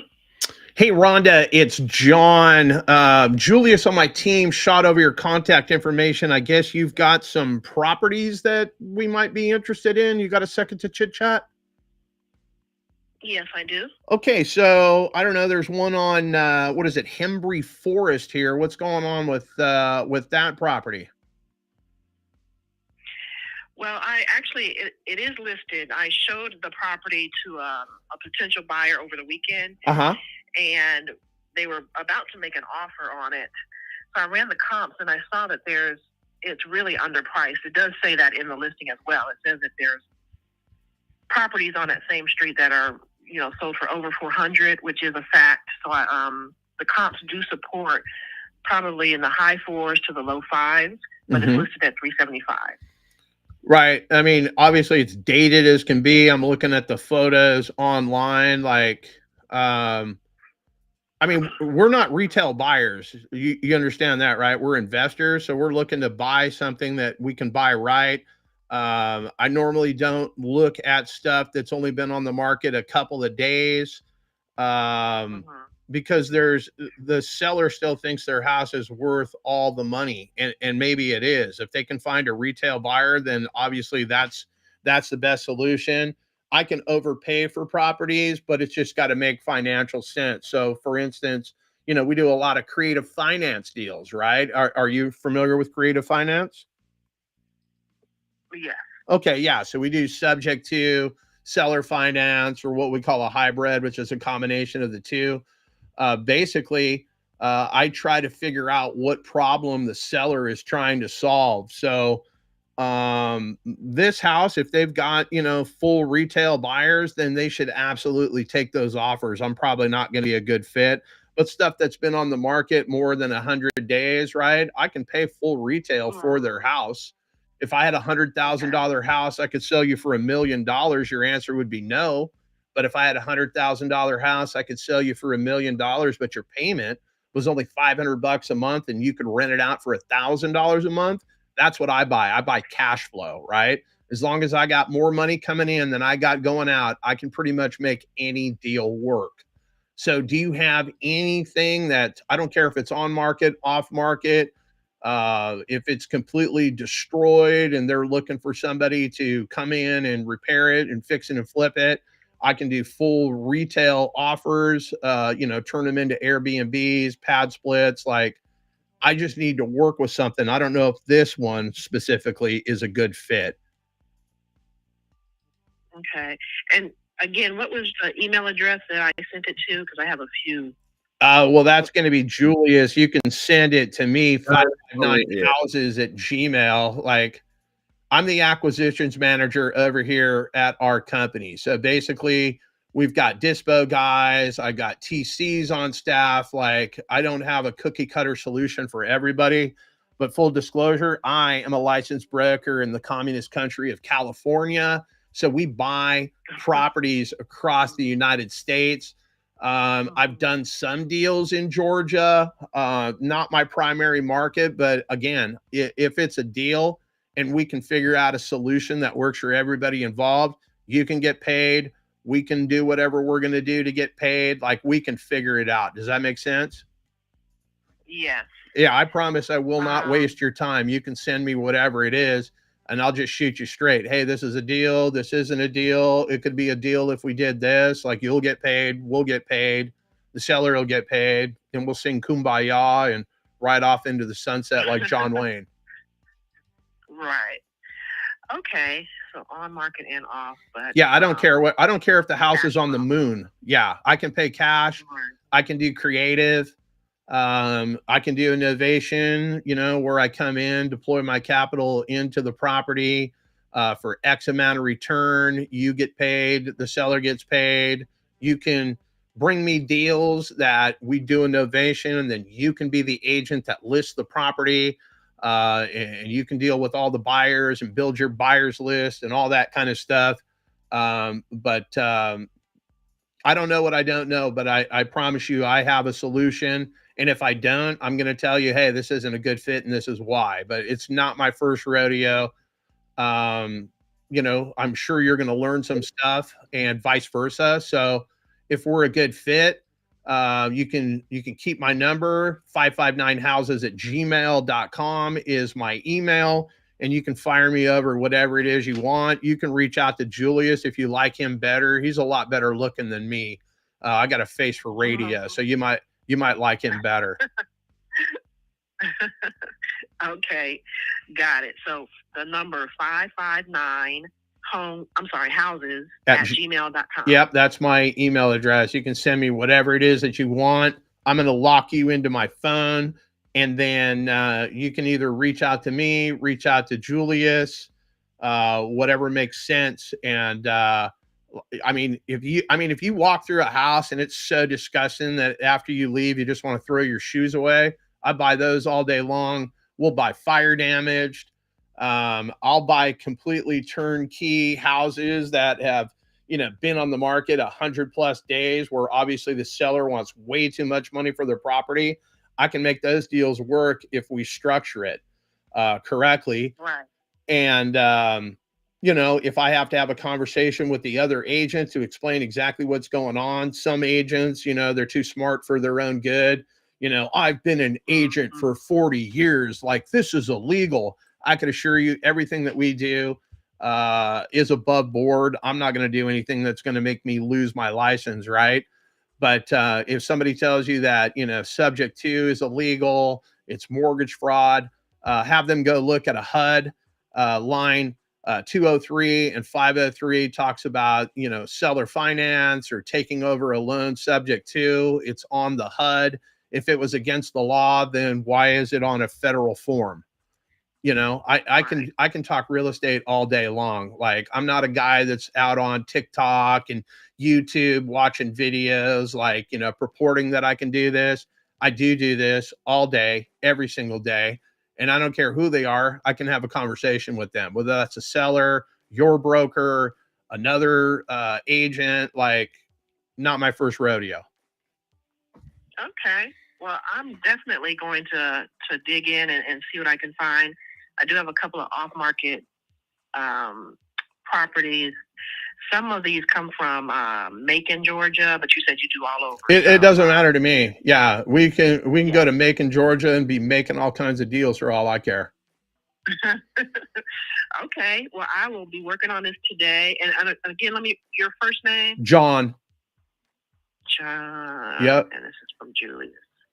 Okay, I have you. I'm going to lock you in as well, and I'll be sending you some information later today. Can't wait, Rhonda. You have a great day. I'll talk to you soon. All right, thank you. You Take too. care. Bye-bye. I want to be making some money with you. I think that went over everyone's heads. Yeah. Bro, you think this is like easy? Like you think like the chick can see how unattractive I am through the phone, unlike the girls that you speak to. Oh my God, are you an investor? What happened to her? Like, are you gonna call her today? Yeah. Please call her. Oh my God. Oh my He's been God. for the last 2 hours. Oh my goodness. Well, no, we have six. Okay, and then Spoon feeding him. well, we got an incoming call. No idea who this is. Let's see. You take that. Start the call or queue to decline. The call will start at the beep. Hey, this is John. How can I help you? Yes, hey, this is Bill Smith, Remax. I got a call about Wolf. Oh, yes, Was that sir. from you, John? Yep, absolutely. So let me see. I don't even know where that is.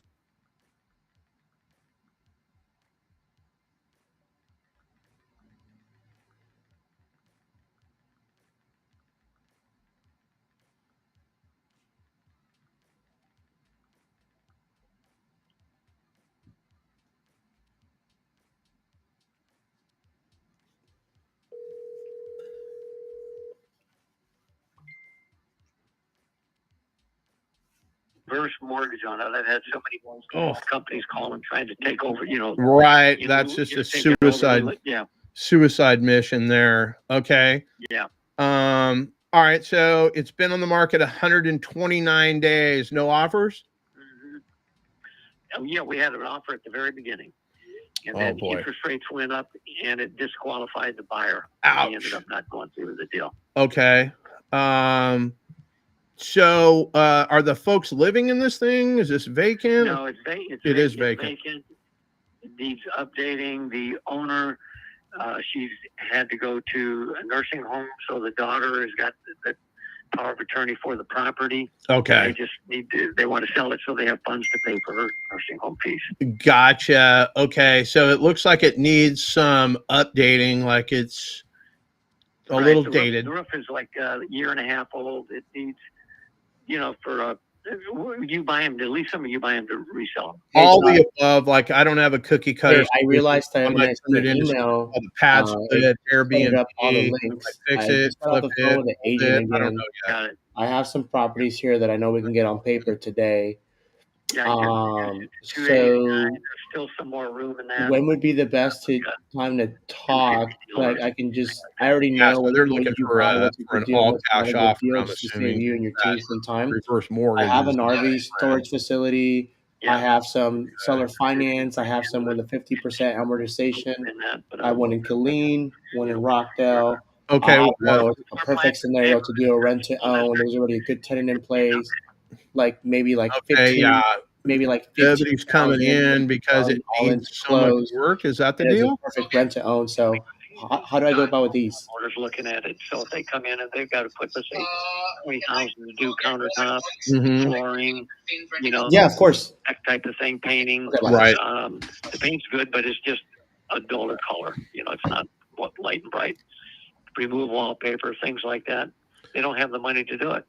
So they're coming in 5% down or something. Right. So I come in, I put 20, 30 grand in this thing. What's the ARV after I've outlaid that capital? I figured it out. It'd probably be in the 330, depending on what you did. If you did it updated, the 335 plus. Okay. So there'd be no room in this thing to fix and flip it. And the seller doesn't have any capital to do the upgrades that would. Well, again, she's in a nursing home. The daughter is in here from out of state, taking care of her, being at the nursing home the whole time. And then, so they don't have the capital to do it, right? Okay. And what's the reverse mortgage? They're getting every single month? Like, hey, I'm gonna send you the Ryan's open dispo so you can get started on his website. You're online. Okay. Earlier this year, so I'm just trying to think they don't make a payment. It just right. They're getting money out, but basically it's reducing their equity. Their equity, right? So I was just trying to see maybe if there was a way that maybe I'm just trying to get out of the box, because obviously some of the things that I see are a problem that everybody else that's an investor is going to see. But I was thinking, would they be open to me coming in with my capital, upgrading the house, and say making about a $15,000 profit after my money's returned to me? So if I put 20 grand in it, as long as I got 35 at the closing table and they got everything else, would that be something that would interest them? Like a novation? I would have to talk to, they're not really astute real estate. Oh, no, I get it. Real estate. Yeah. I'm just trying to figure out a solution, because right now it doesn't seem like this thing is going to be going anywhere anytime soon. You're stuck in a kind of between a rock and a hard place, right? Like you got a property. Right. Yeah, it's kind of priced right, but after you throw the money in there, unless you're a homestead buyer and you're going to keep this thing for yourself, investors, it's not going to financially pencil for us. I could still make something work. I could still get this in a condition that obviously you would relist it and we would get, everybody paid. You'd get paid, we'd get paid, seller would get paid, the bank would get paid off. What should our next step be? Should I follow up with you? Because I do have a couple of agents on my team. I'm calling you from the communist country of California, but I do have a couple of agents because you guys, you don't disclose anything, so it makes it super difficult for a knucklehead like me to try to pull comps. I want to be fair with everybody. I can run the comps for you. Yeah. No, we everything's disclosed on our Houston Association of Realtors, the MLS. Okay. Let me. Yeah, it's just not on the deed of trust. It's not on the deed. Okay. That's what's the non-disclosure. Okay, let me do this. Let me run some numbers with my team, because I know you're busy, and I'll get back to you. Give me a couple of hours. Let me see what I can do. But if they would be open to a novation, maybe that makes sense. And I can just come in with my team, deploy some capital in the house, get the house looking like it was built closer to 2023 versus 1976, which was a bicentennial year. Well, I'm willing to talk about it. See if there's something that can be done. No problem. Bill, I like your style, my man. Let me get to work and I will call you back or shoot you a text sooner than later. Get it. And give me your name again. John, Jon. Last name Motts, Mots. And I'll go. Yeah, Mots, like man on the streets. Okay. And then basically I'll give you my phone number here in the communist country of California, so you can reach me on my cell directly. 559 708 6460. I don't know if I mentioned that I'm a broker in California. You should probably know that too. Yeah. Okay. But I don't play games. I'm not trying to, do anything underhanded. I'm just trying to solve a problem for the seller, solve a problem for the agent, which is you. Money. Exactly. Yeah. And we all make some money and ride off into the sunset like John Wayne. All right. Sounds good. I'm going to log you in on my phone. You're the man, Bill. You have a great day. I'll talk to you in a bit. Thanks, John. Bye. Bye-bye. Okay. Gay. Nice. Gay. That is outstanding. That is outstanding. You are not real. I don't know, man. You're worrying me there. What did I do that was gay, dude? You're doing some Brokeback Mountain type of stuff, man. Well, I got the cowboy hat on, so. Dude, okay, so where are we at? I got a couple I'm putting on paper today. What do you guys need help with? You guys need help with objections? Yesterday, I brought in Chris Craig. We talked about pre-foreclosures, foreclosures, probates, LLCs, corporate structures, bankruptcies. What do you guys need help underwriting? What do you guys need help with? Are you hopping in on Pace's challenge, John? No, no, like, dude, it's everything is. hey, let's do everything we can not to do a deal. Like, Yeah. dude, just go make some fucking phone calls. Like, I don't need to hang out and put my name in the chat and get to be known and whatnot. You either know me or you don't. I'm trying to get fucking deals done. I don't need all this other extracurricular. I mean, you're in the, what is it? Pay it forward. What the hell is that? Project Forward. So, Yeah, Project Forward. And then we got the zero interest business thing, and we got 12 days at Christmas, and then we got this thing, and we well, you got, know what the 12 days of Christmas is? I have zero idea what the hell that is. What the hell is that? Are you Googling it? Are you fucking cheating? No, no, somebody called me. So the 12 days of Christmas is basic. I just found out Michelle looped in me. Michelle looped Yeah, me. she sent me a text too. No, I And need you guys to listen. Watch. So Michelle looped me in yesterday. I haven't really talked to Michelle, but I always see her active. Just how there's a couple people on this live from day one. I see you guys active, like Kyle, Joey, Matt, Ramos, and you guys are like all on the right track. So with Michelle, she does Uber. She has a job, obviously a 9 to 5, and she drives Uber on the side. And so, like yesterday, I was talking to her like at 2 in the morning. And so, what she do because she drives a lot, she calls up agents and stuff like that. She doesn't feel bad for herself. So anyway, asked her about the whole the Christmas thing that Pace has going on, and essentially, is just showing others how to work with us with sub two students. Right, that's all it's showing. So if anybody here wants to join a team, like you guys are trying to get your first deal, I don't need your money. I have nothing to sell you. We're a one stop shop. I've been in your shoes.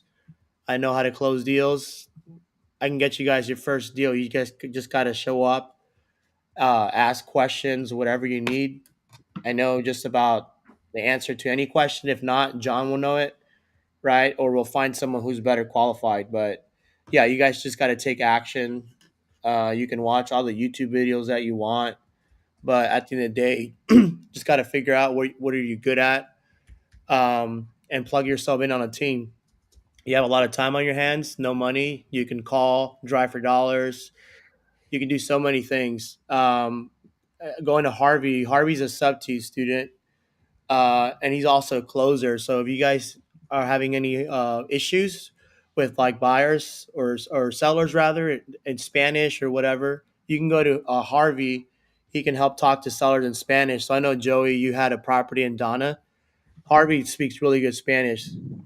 But going to Harvey's question, like what kind of leads we're calling, bro, we're just winging it, showing people how easy it is. Like we're calling up agents live from Zillow. I got a date with an agent from Zillow on Outback once I buy her house, right, John? yep. The other day I connected with another agent from another person on this live, brought me the lead. It was in St. Augustine. I got a verbal acceptance. So we're just calling. I think a lot of people worry too much about what list should I call, what should I say, and it's just a matter of like repetitions. You know what I mean? So it's pretty simple. But yeah, I mean, on market stuff are great because it's free. It's not as time consuming. If you have the money to pay for leads, limitless virtual solutions is pretty good. Um, you can also, pay for like pay per click and SEO, but you're looking to spend a couple $1,000s on that. So if you're not making at least 10K a month from wholesaling, it doesn't make sense to be spending money on the whole pay per click. I personally, I've gone like half of my deals, from the market that stuff that's been on market for like 90 plus days, or calling low equity deals. Like this year alone, I've done maybe like a little over 20 just low equity deals, not cash wholesale, none of that. So yeah, I talk about the filters a lot on PropStream, which ones to leverage. The 3 to 5 year max ownership, 2019 built year, 20% loan to value. Like these are perfect for sub two for cash deals, high equity absentee owner, or pre foreclosure, tax lien, probate, stuff like that. Anyway, anyone have any other questions? I'm going to forward you something right now. Well, here, let me just make a new message. Okay, so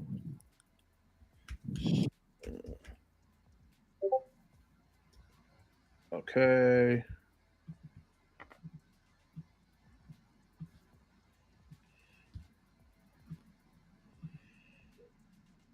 All right, you should have something in your email right now, Esteban. We got all these private money lenders. We got all this shit that we can do. We can make some real money. We just need to figure out a solution. So I got a seller, been trying to sell his dirt in the city of San Joaquin. I got 87 shovel-ready lots, and then another piece of R3, which is a multifamily that we can do 140 doors there. I've got one sub two student, but I mean, this is a bigger project than most of these guys have ever done. So I've got to scan all of the docs. I've got the cost outlay out for what it's going to cost to put in the infrastructure, power, water, sewer, all that kind of stuff, roads, the basic infrastructure. And then we can get paid, is all I'm trying to tell you. Yeah. So I just sent you the maps. But basically, the seller will give us this dirt. We don't even have to pay for it. We can bring our Tonka toys out, build whatever it is that we're going to build. And then as these things get sold, we can pay the seller back.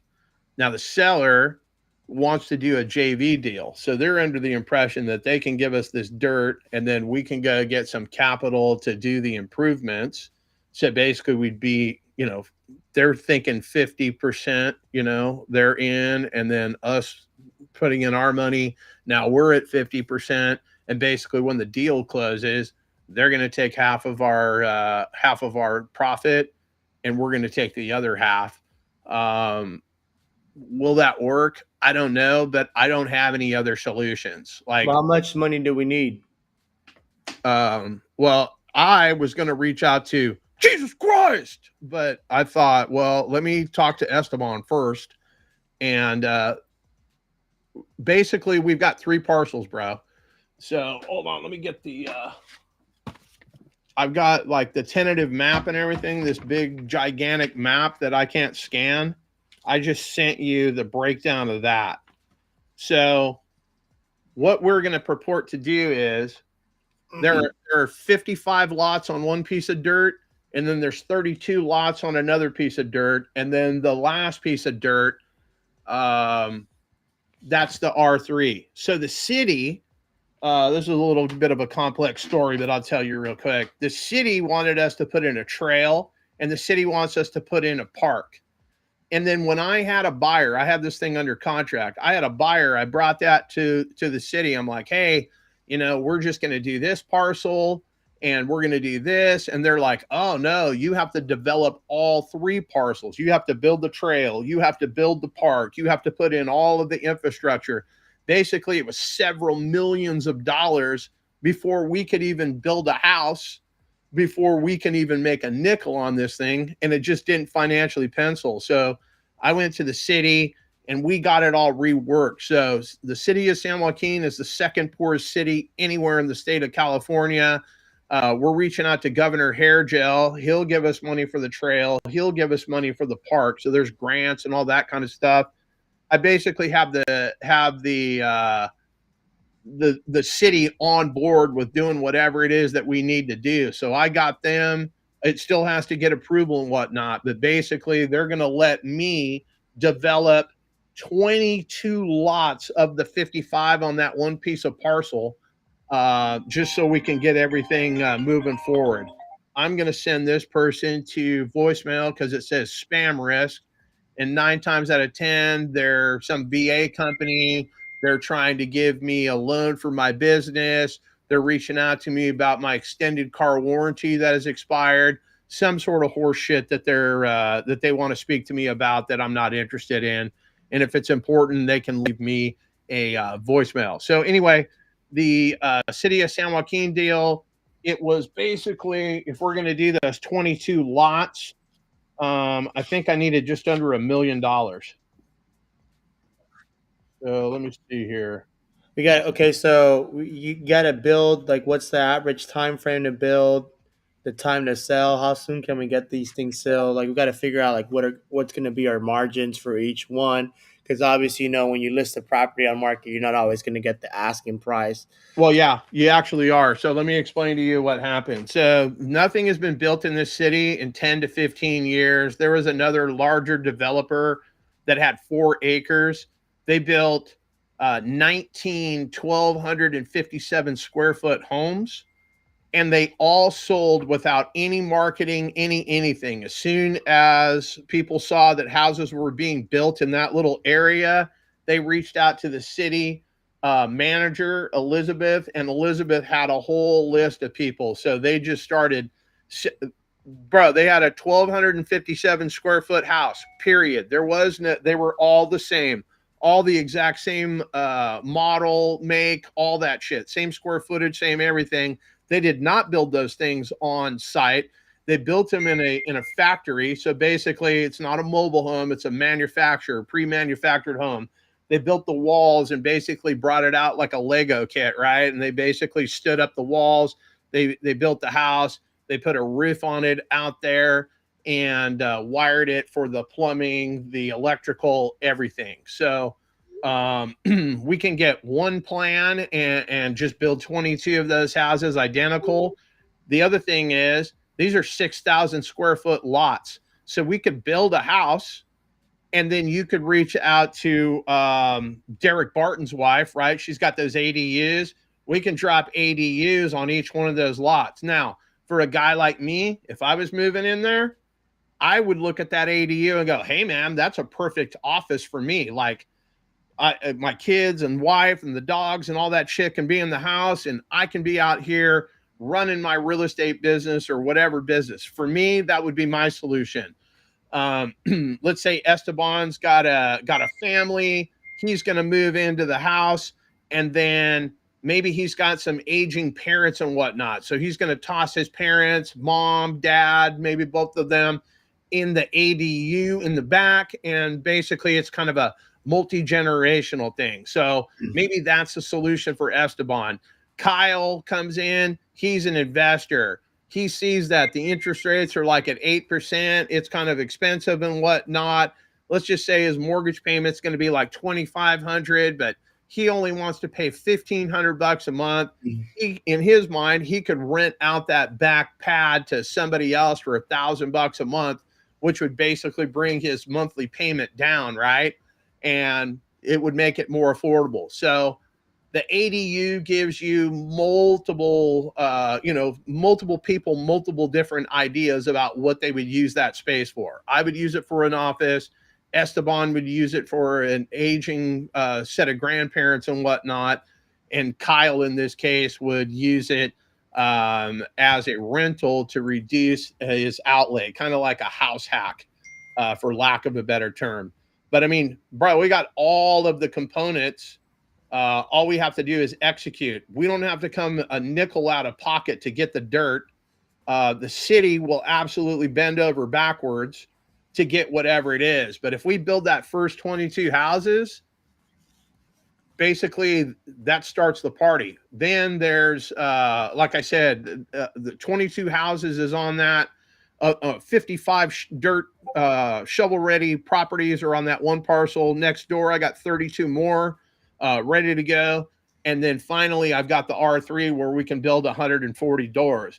With 140 doors, we could reach out to a guy like Chai, right? And we could set up some sort of a Section 8 140 I got doors. Chai in my back pocket. Actually, we're going to be talking. We got this RV.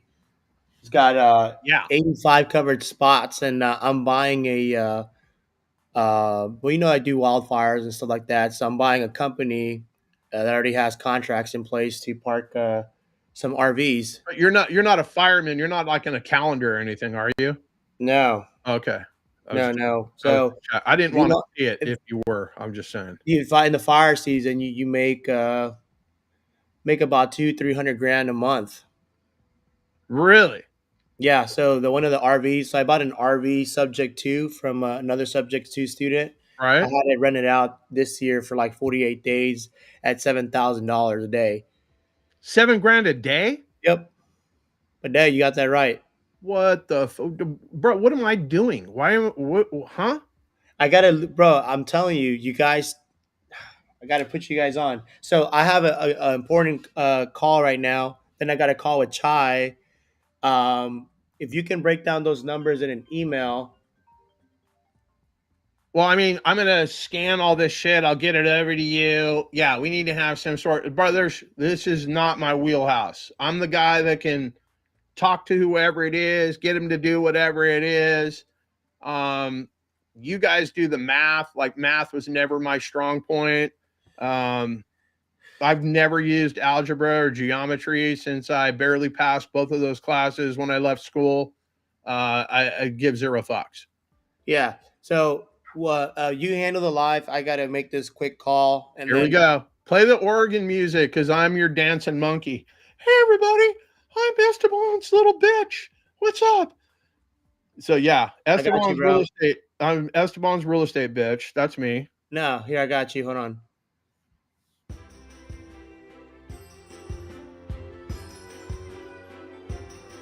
I don't even know what that song is, but it sucks. It's Christmas, bro. Allegedly. That is some horse shit. Okay, so So we had a question on here real quick before I take this call. How would you let me highlight it here? How would you recommend choosing a market to start in? I'm in Colorado and the prices are high and would feel more comfortable starting somewhere where houses are cheaper. Well, it depends, Alicia. Are you trying to buy a property for yourself? Are you trying to wholesale?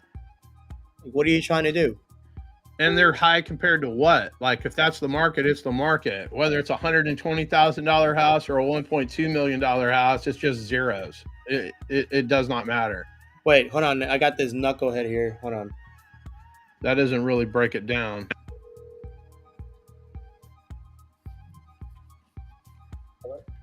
Do you have a missed call from this number? Yeah, that's the one. Oh, it depends. Who's this? Here's Anthony. Oh, okay. Oh, okay. Yeah. This is Esteban. I'm the same way, man. Because my phone probably comes up as Lone Star Street. That's my company. Oh, no worries. You're on the live, by the way. Oh, shit. You busy? No. I mean, I'm just running a live. What's up? What you got going on here? So, I have a mobile home that I'm trying to take over sub 2 for personal use. Okay. And it's located in a mobile home park in San Antonio, and I'm moving it to the Austin area. I've never done one before, so I'm not sure how this is the same as a vehicle or how the insurance stuff works on it. You talking about the insurance stuff? Well, just I guess the whole process in general. Is it just kind of the same as a vehicle sub 2, or? I don't understand your question. So, yeah, I mean, it's the same thing as a subject to. How long have you been in sub 2? Are you kind of new? Oh yeah, I'm new. So I haven't done any deals yet. So you already got the seller agree on terms and all that stuff? Yes. Okay, bro. Then why don't you just use a TC? Yeah, that's what I was thinking. Reach out to. I'll shoot you Johnson's number. He's one of the TCs I've used from Finish Line. Okay. He can help you out. He'll get all that taken care of. If you already got the verbal agreement, he'll write out the contract for you, and you can just get that sent out. I thought you were somebody else. Somebody was supposed to call me. They're looking to borrow $20,000, and like they didn't even send me an address. So I thought you were them. So I was about to blast you, but you're the sub 2 fam. So Yeah, bro, reach out to Johnson. If you don't hear anything from him in the next 20, 30 minutes, I'll call you back because I have like a million things going on. But give me about 30 minutes. I'll give you a call back. And then I'll also put you in contact with Johnson. Okay, sounds good. I appreciate it. For sure. Bye. I thought it was somebody asking me for money. Um, Alicia, you should hop in here on this live. Like, what are you trying to accomplish? Are you trying to buy something for yourself? Right? You can buy $1 million property on creative finance and you can have really good terms on it. So price doesn't really matter. But I can answer your questions so many ways. So I am going to shoot you the link to this live.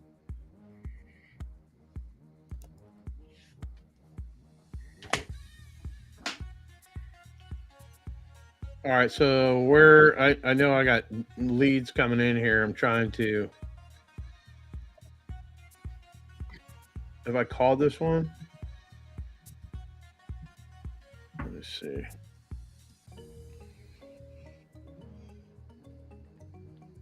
Hey Okay. John, check out that jot form. Looks like we got some submissions on there. Somebody, Yeah, I'm trying to trying to keep up with some of these other ones. I see one in Mission, Texas. I don't think I've called this one yet.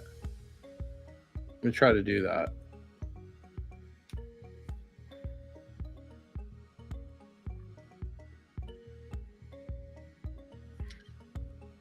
Let's see here.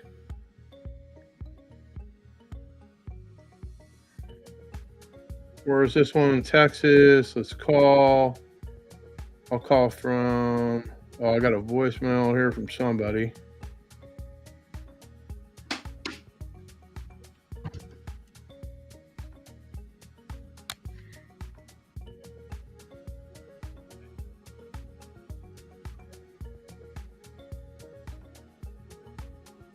This was the this was the seller that it's not a deal. I can call him back, but I want to talk to people that are fucking serious about selling their shit.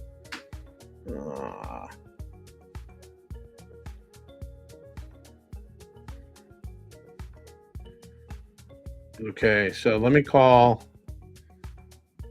this one. Hold on. This is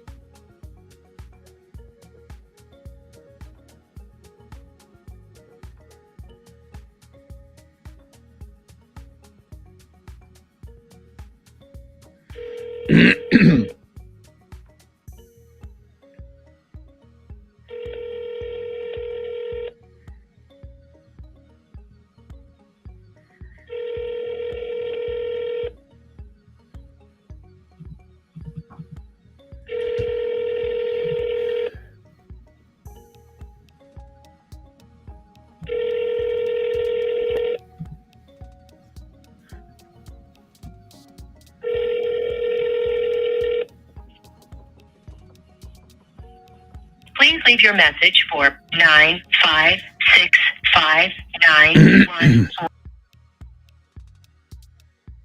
Box is full. To send an SMS.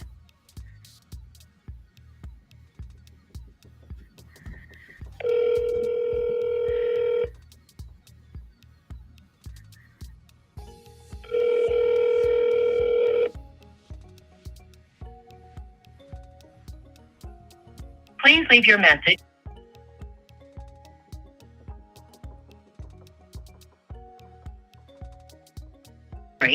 Mailbox is full. To send an all right. So we're gonna have to send this person a text message.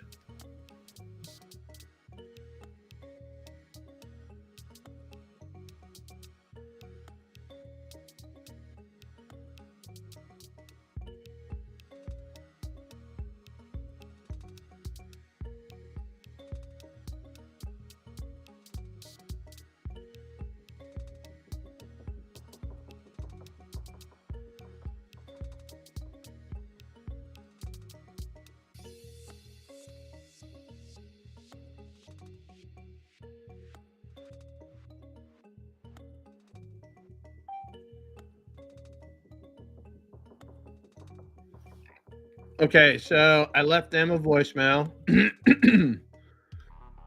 This was Joey's deal. So that one in Mission, Texas, I just called that one Joey. Okay.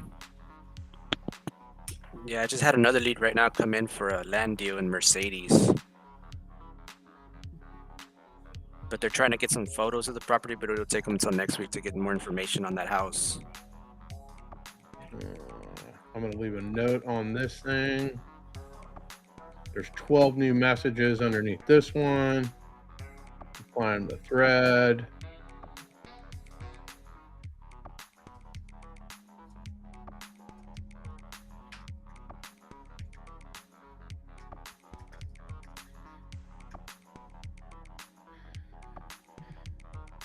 Okay, so I've left that.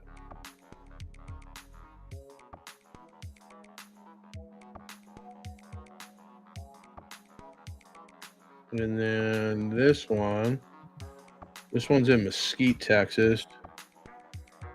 I had you guys muted, so I'm back like VD. Let's see what this one is. What are they? They want 200,000 for this house. Is this one on market for sale by owner? Oh God.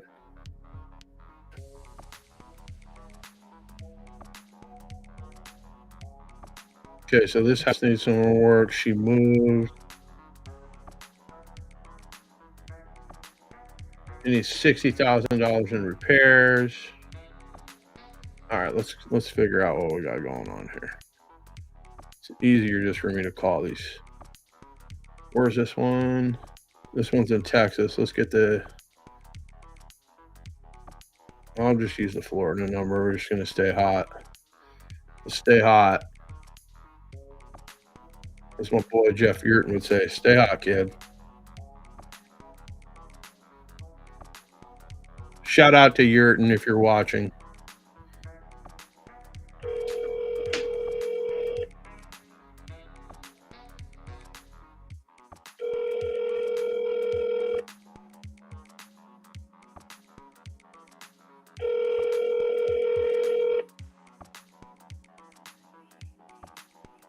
Please leave your message for 2147.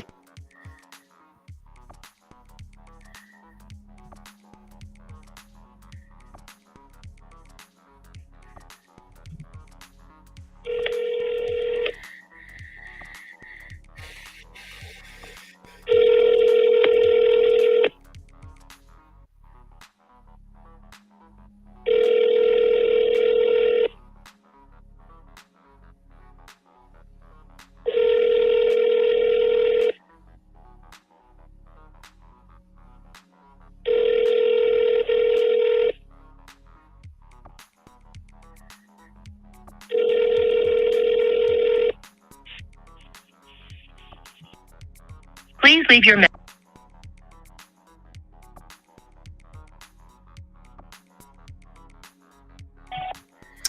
Hey there, my name is John. Saw your property listed here on Zillow. Just trying to figure out what we can do to get a deal done. I'm trying to close on something before the year ends. I don't know if this is something that you're still living in. Do me a favor, call me 727-228-0343. Again, my name is John. Just looking for something that I can pay cash for and close before the end of the year. If that sounds like a good fit, give me a call. If not, have a decent day. All right, so I've left a message for these folks.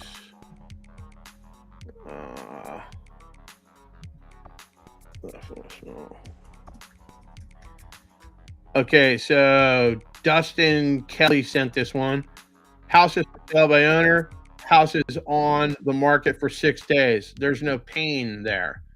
I left him a message, but it's not a deal. At least not yet. Now we're in Grand Junction, Colorado. Let's take a gander at this one. Let's see what the story is with this one.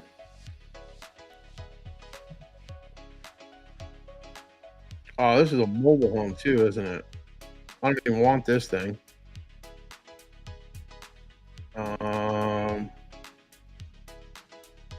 This is a mobile home.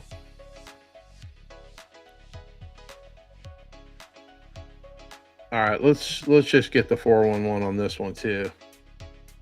This one's in Colorado. Let's call from California number. Nothing wants to make you answer a phone quicker than somebody calling you from California. Said nobody ever.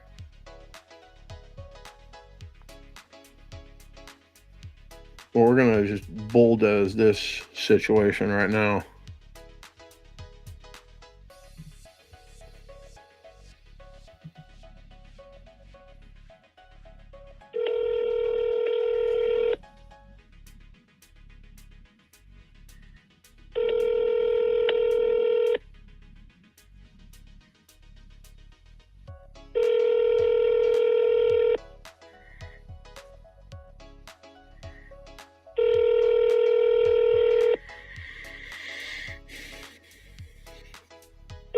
On market, off market, you don't answer your phone, like.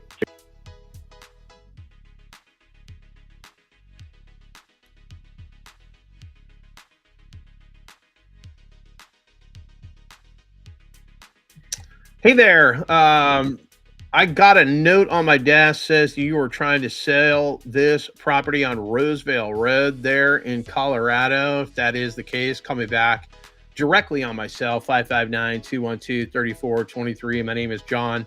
Looking to pick up properties that I can pay all cash for and hopefully close before the end of this year. I'm looking for just quick closes. If that sounds like we're a good fit for one another, you should definitely call me back, 559-212-3423.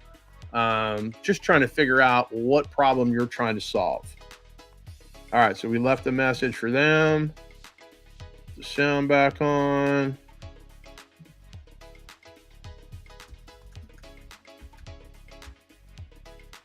Okay, so we did that.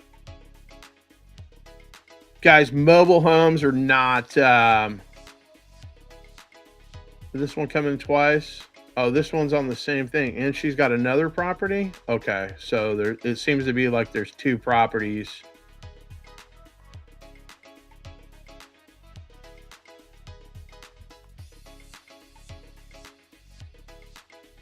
Oh my God, they got a private money loan on this thing at 12%. So I mean, that's not going to be a good fit.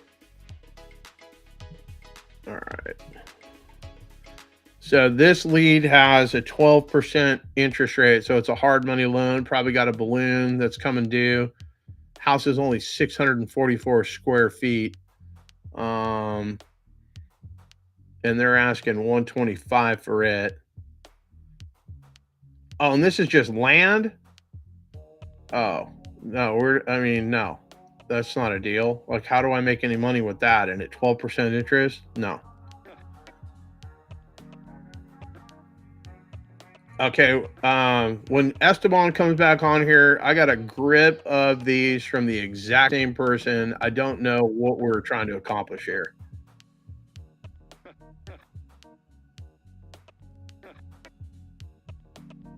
Esteban, are you done?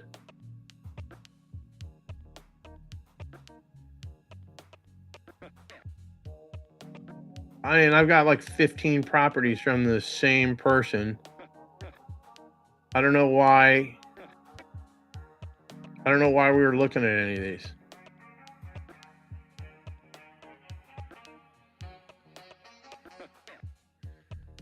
Is Janelle Johnson on this feed?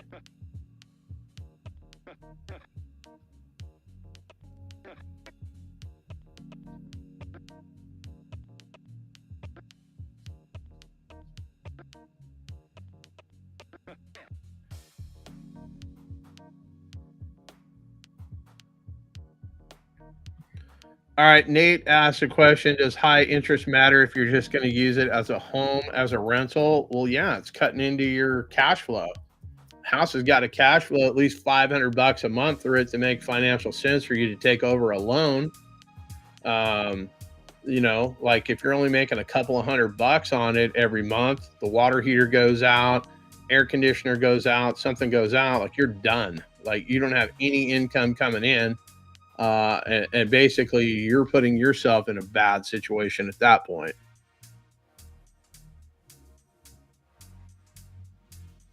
Someone just scanned the QR code. That's good to know. That was me. Okay. Put those in. Esteban, I got a coffee. You got to take over this thing. Let me get coffee, guys, before I murder somebody. I'll be right back.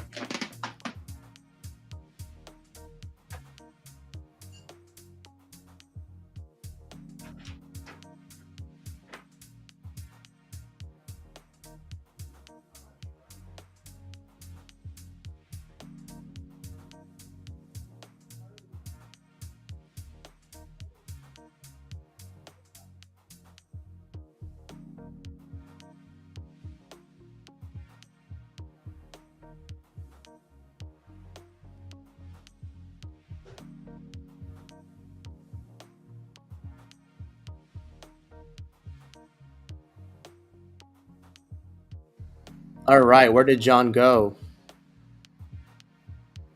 He went to go get some coffee. Said he's He gonna went to murder get some someone if he coffee. didn't. He went to go have a Twinkie. So Yeah, he also called my lead. nice. How did that go? They didn't answer though. Oh man. Yeah, I've been having problems with them too, with them not answering. Was it on market or off market? That one was an off market. It came The in one through in my Mission? advertising. Yeah, one in Mission. The Mission's pretty good market. What's going on, Alicia? Can you hear me? Can you hear me? Yeah, we can hear you. Cool. What's How's it going? Yeah, what's going on? nothing much. All right. So, how can I help you? Yeah, I mean, I'm really just getting started. So, living and was seeing what a good market would be to start wholesaling. Okay, so you're getting started. You're looking to wholesale. Yeah, ideally. Okay, now let me ask you this: Do Do you have time, or do you have money? I mean, I I don't need to know have. how much money you have or how much you make. It's just, you either have one or the other, unless you're Right. Elon Musk. So I do kind of have both right now because I have time. Just because I was in tech sales, just recently got laid off, so I do have like some money saved up, but also don't have like a fixed income right now. So not looking to use a bunch of money. Gotcha. So, okay, good to know. So, what are you good at? Like, do you like talking to people? Are you good at negotiating? Yeah, I mean, I've been like in tech sales for the last like 3 years, so definitely have those skill sets. I mean,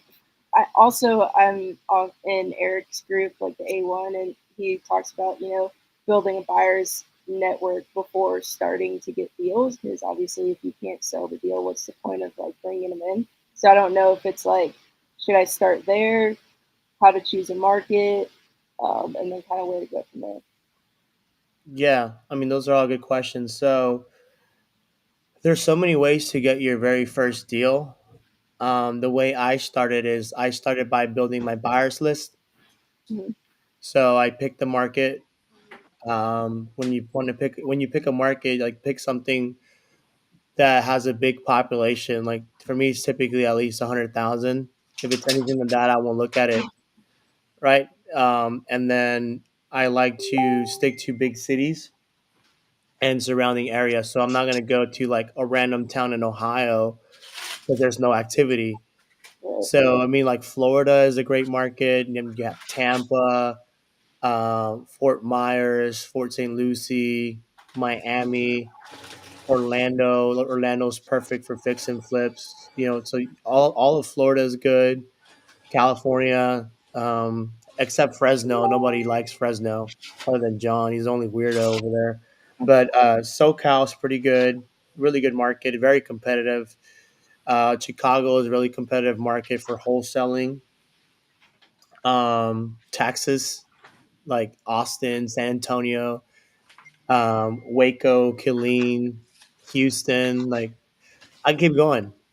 So you just pick any of those. It's not hard. Yeah, kind of just. Hey, I think I'm just overthinking it. Just kind of pick one and go from there, and start doing stuff. It sounds like the best course. hey, real quick, Esteban, I just opened up some junk mail. I usually just send this shit through the scanner or the shredder, but bro, they sent me a real dollar bill. I'm glad I opened that up. What does I it will keep say? their dollar, and then the rest of their marketing can go in the trash. But I made my first dollar today. It's that easy, guys. You don't even have to be doing real estate to make money, apparently. This part's in Spanish, and I can't read that, so I can give that to my wife to figure out what exactly this is. Holy shit, you can earn over $40 your first month for simply downloading the software on your devices. Like, bro, I don't even have to work anymore with $40 a month. Are you kidding me?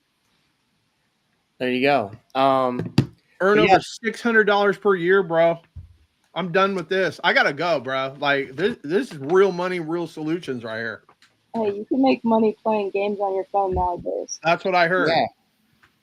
That's what I heard. So yeah, that's what I would do. I mean, pick a market. Like just the other day, I just went to Fresno and I just called up random numbers on market. So if you have no time, if you have a little bit of time, and you really don't want to spend money, because I don't recommend spending money like right up front, especially if you're just getting started.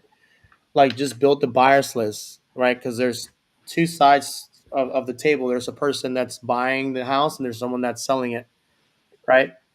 So you can go find the people that are selling it, or you can find the people that are buying it. So for me, I decided to find out, okay, where are these people buying, right? And to think of it, that's like your client, and then you go and find what they're looking for. So it's super simple. Like go to PropStream, PropWire, or Batch Leads. I think PropWire is free. PropStream and Batch Leads. Yep. I'll show you here real quick. So you go over to PropStream, make a free account. Can you see my here? Let me hold on. Yeah. Right. So let's say I want to go to San Antonio, Texas to find some buyers. So you pick the city and the state, you go to the filter tab, then you're gonna go over to where are we at? Ownership information, and then owner type, you're gonna click corporate. Right. So it's gonna show you all the houses that were bought under an LLC. And then the last sale date, you want to go back about 30 days, right? And then numbers of property owned 3. So all these houses here were all bought under an LLC. They have all bought at least one property within the past month and own a minimum of 3 properties in their portfolio under that specific LLC. So all these are true active cash buyers. Like there's no reason you need to go.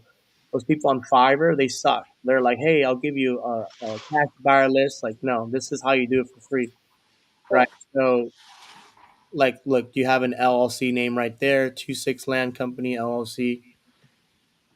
You have another one right here. Well, that's the VA. Ignore that. Leonard Homes, Heavy Hoof Holdings LLC, right? And you literally just get the LLC name. Can you still see my screen? Yeah. It's still on prop stream. Oh, okay, so let me. So you go over to where were we? Let me just share my whole screen.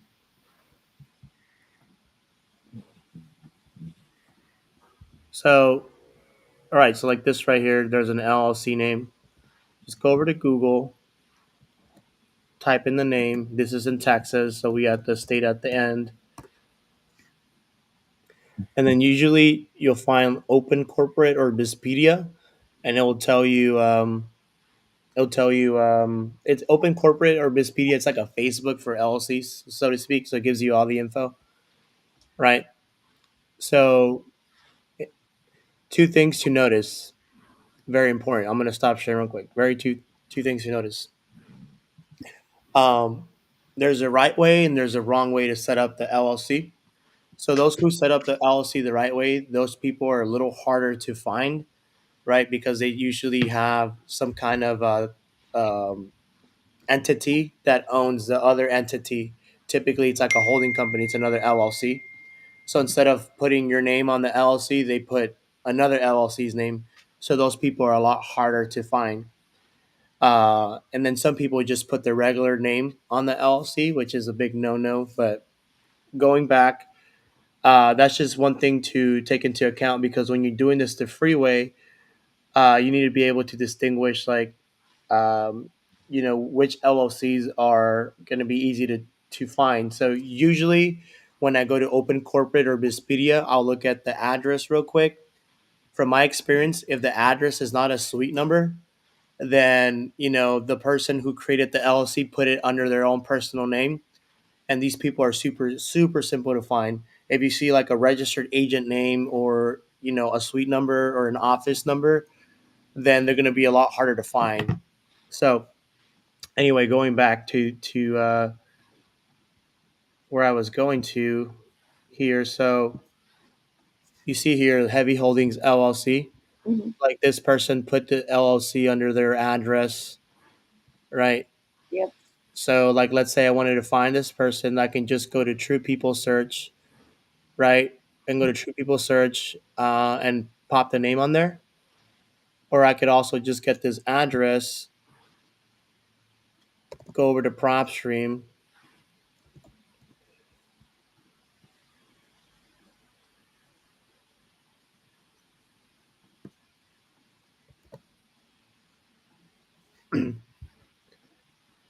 And you see Brooks Heather, like that's the name right there. That's the same name on the LLC. Hmm. So you can just kind of cross reference, kind of like, like girls are detectives, like they always find out everything, you know? So you do a little bit of detective work. It's the same thing. Sometimes they'll have a LinkedIn, maybe they have a website or whatever. So I check it all. But in this case, I know Heather Brooks is the owner. So what I could do, I could pay on PropStream the 12 cents to skip trace, or I could just do this, just go over to, True People Search. Let's say we just get the address. So put it on here.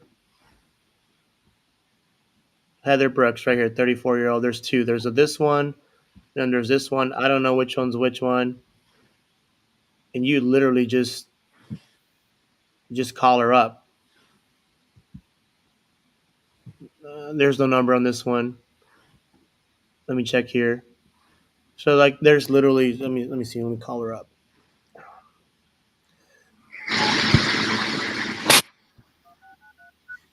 Or you just call up.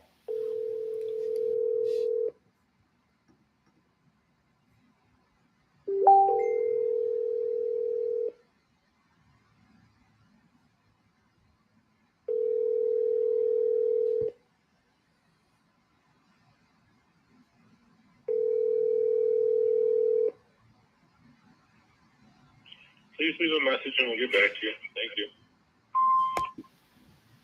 Now I don't know, this is Heather Brooks because this number shows it's in New York. But you literally just call them up and you can make it up. You could be like, hey, they're not answering. It's a little tedious work, but you literally just call them up, right? And you say, hey, an agent just gave me your address. I just bought a property right across, and they told me that you're an investor. I was just curious if you were still looking, and buying. Like you can make it up, doesn't matter. Most of the time, they're pretty cool, and then they'll just tell you their buy box, right? Hmm. So you just want to make sure you're asking the right questions, like, oh, okay, like, hey, where are you buying? Like, what are you buying? If they're buying cash deals, what percentage are you buying? Like, what do you look for? Is there a specific built year that you touch that you don't touch? Like those kind of questions. Hey, do you do any creative deals? Like, I got a ton of creative deals. Even if you've never done a deal, just say, we have a couple creative deals on the table. Like, are you open to any of those? And then they'll say, oh, well, it depends, maybe, right? Like, okay, well, like do you looking for like buy and holds? Are you looking for long term? Do you, like you're just asking questions and just create a simple Google sheet, right? You write down the LLC name or the name of the buyer, Hmm. and then just put their city and state, and then next to it just write down the notes as you're talking. If you're a little bit more tech savvy, you can use like Firefly AI or Otter.ai, and it's just a transcriber. So you Hmm. can just call on the phone, and then it'll just summarize everything, and you can just copy and paste into that Google Sheet. So you want to get at least 10 buyers. Take a couple hours, depending on what market you go to. And then once you get their buy box, then you go to Facebook groups, right? And let's say you're calling buyers in San Antonio, go to all the Facebook groups in Texas and in San Antonio, be like, hey guys, my buyer is looking for X, Y, blah, blah, blah. I was like, if you guys have any of these, like shoot them my way. You know what I mean? Spend a little bit of time on social media, and it's that simple. Like you'll get your very first deal like that, and throughout all that, you'll create like so many opportunities. Half of the people I've met um, from my network are like from Facebook, like lenders and stuff like that. I've been able to dispo deals on this live, like just from other people I met on Facebook. Like, there's no secret to it. So that's how I would start, and then keep joining these lives. Like we're answering questions, like all kinds of questions. But the important thing is you take some form of action. You could be watching all these videos and seminars and spending for all these courses, and if you're not taking action, it's just, you're never going to get your first deal. Yeah, no, I think that was very helpful and gives me a good starting point and something to work on. So I appreciate it. Yeah, and I mean you're just having a conversation, just how like you and I are having a convo. So same thing with the buyers or sellers. Like go out and find a problem and find a way to fix it. You know, Hmm. and you can bring leads to us on the live. Like we'll help you handle objections, and you're gonna fuck up, but so what? Like it's just a number. It's just a numbers game. You know what I mean? Once Yeah. you get that wire for 10, 15, $20,000, then like at that point you just repeat what you did. And then once you know what you're doing, then you can start hiring some people or spending some money on some lists or maybe getting the CRM. But so many people like are so like worked up of like, oh, what CRM do I get? What list do I call? Like, oh, what do I say this or what if this or what if that? Like you're just, you know, it's not much to it. Like there's no secret script, there's no secret negotiating tactics. You're just talking to somebody on the other line. That's all it is. Cool. Yeah, I appreciate it. Yeah, for sure. So let me know. Hopefully that answers your question. Yeah, definitely. We're gonna be going live every single day this week. Um, we're just wholesaling live. Hmm. We're also like I'm also buying like assisted livings and that type of stuff. I'm bridging the gap from other communities, right? So John and I were from the sub two community. You see the hat. I'm not sure if you heard of Pace Morby, but we're in other communities. So I bring in people to just help answer questions. Yesterday I brought somebody to answer questions about pre-foreclosures, foreclosures, probates, bankruptcy. The day before that, 2 days before that, I brought a big private money lender who's a transactional lender. Like you do not need a single penny in this game to get started. You can go and lock up a property, and let's say you need money to lock it in. You can go and borrow that money from somebody else and then just pay them through the deal. So it's super simple. You don't need a single penny. Like you just got to learn how things work and just put things in place. Hmm. But first, go and find a problem. You have a buyer looking to buy, well, go bring them more properties, right? Or if you want to go talk to sellers, right? Go talk to a seller with a problem. Go look for low equity deals on market, 3 to 5 year max ownership. If you have a buyer who's looking for fix and flips, then these filters are not going to work for fix and flips. You want to look for high equity absentee owners. You want to look for rundown properties. You can drive around when you're going to the store. I don't know if you have kids or what, but it's just the little things that you do day to day that makes a big difference. So, say you're driving to, I don't know, a friend's house that lives an hour away, and instead of just dozing off, just kind of keep a head on the swivel. You see a house that's run down, just write down the address, and then later when you get back, skip trace it. You just call it up, like, hey, I just drove by the area and I just wondering if you're selling your property. Like, you know, like there's not much to it. So there's so many ways you can just go about. But I can't think for you. You got to always kind of be open minded. When I'm driving to the gym or wherever I'm going, like visit a friend, I'm always looking for properties, and if I see a house like looks really ugly, like I'll take a picture of the address, I'll screenshot my phone's location or something, and then I'll come back to it, or I'll send it to my VA, say, hey, skip trace me this person's number, and then I'll call them up. You know. Mhm. Yeah, sounds good. I appreciate it. A lot of good info and gives me a good place to start. So appreciate it.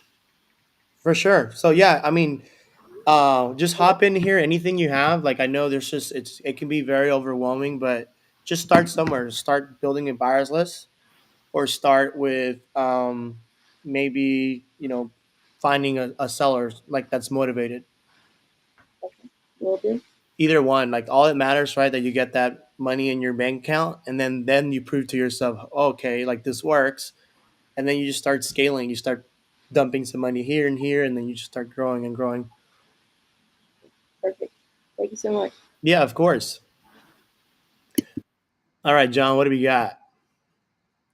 I'm just working leads on the back end here, trying to do some day job work as well. But dude, in the Jot forum, somebody, I don't know, dropped 5 or 6 brand new ones, but like I don't even have the seller's contact information. It's the same name, same phone number, 5 or 6 different properties. I have no idea what the hell that's all Let me get about. that for you. I know who submitted those. I'll get that for you. So,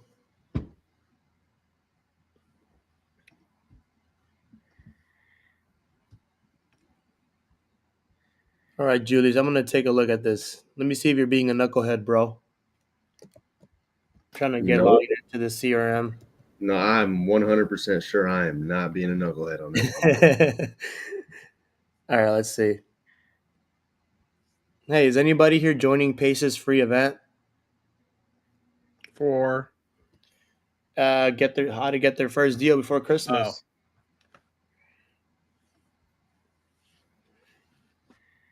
I am not.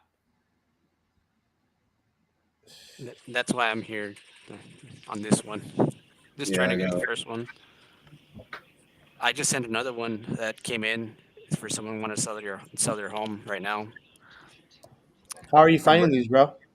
I'm getting leads in through my Facebook advertising, so I'm paying for advertising through Facebook, and Hey, I'm focusing on the Hidalgo County area market, and I'll get people inquiring about selling their home that are most of them are not on market or land deals and stuff like that. Okay, okay. here I'm putting her information in the private chat for you, John. She DM'd me with it.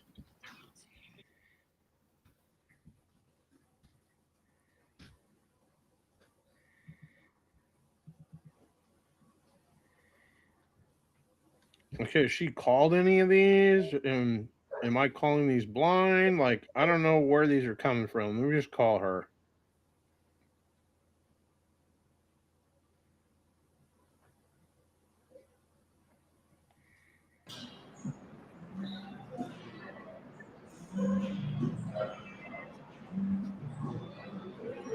I'll call from my Cali number. What do you guys think of properties on the border, like right on the Texas-Mexico border?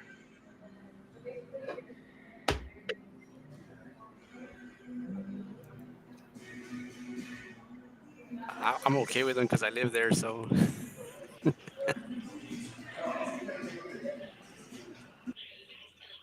I don't know. It's not ringing. Hold on. Let's try Who was this. that talking? Was it Mo? Yes, sir. Hey! Don't give my secret market out, bro. Keep it a secret, all right?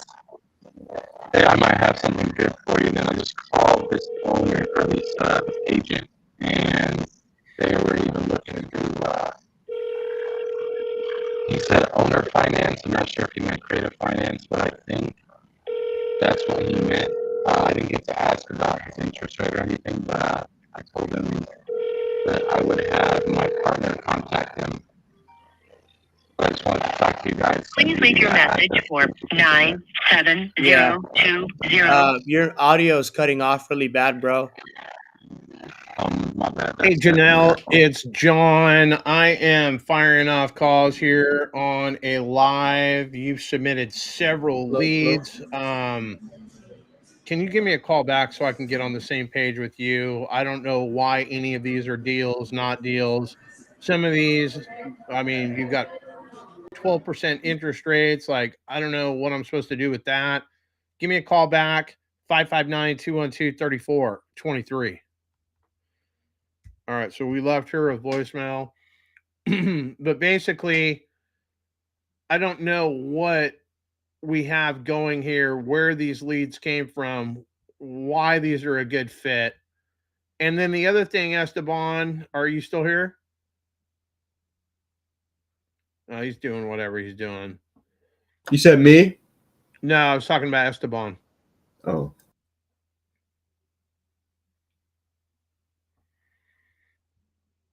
All right, so Is my mic doing okay? No, your mic's horrible. Whoever that was. Oh damn, that's the headphone.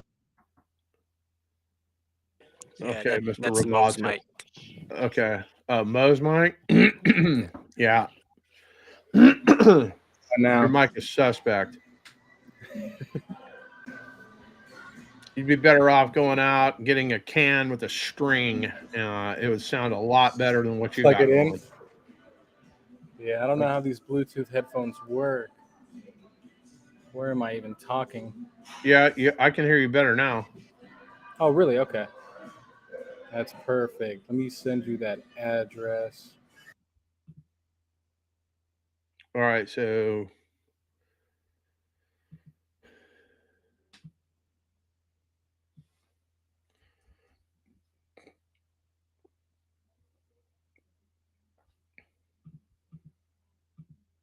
Joey, how do we make any money on $53,000 properties? Well, I'm trying to do comps on this area, and it's like Esteban was saying the other day, it's really hard to get comps in certain areas of the valley because there's not enough people buying up investors in that location. Correct. So this is another location that would be considered like the area where there's not that many investors. So There are it was no just an comps. inquiry. Yeah, there's no comps. Absolutely no comps. So,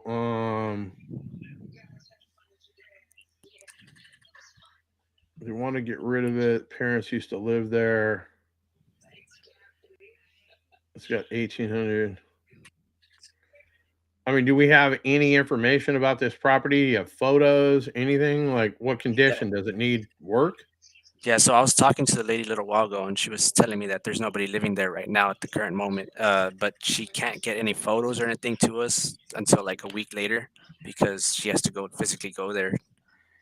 But that would be like something for later on, I guess, to just figure out, see what's going on with the home and the inside.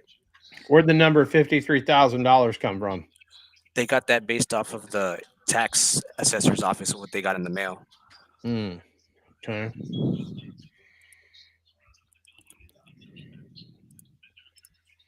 I mean, on the surface, like, I don't know what repairs need to happen. I don't know anything about this thing. Let me see here. Yeah, I was trying to get all that info, but they don't really know themselves. Okay. So put a pin in that one. We will come back to that. That one's that. Got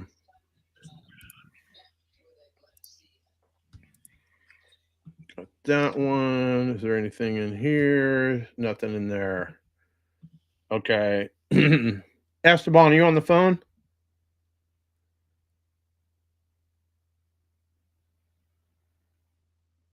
I think he's on the phone. Let me see what we got here. Here. You're looking at the 2316 in Mission, Texas? I think that was the one I was looking at. No, this one was in Mercedes. I think I already called on Mission. Yeah, there was no answer on that one. Yeah. Let me see here. They want $480 for this thing, but I'm only pulling $398 for comps, basically $400.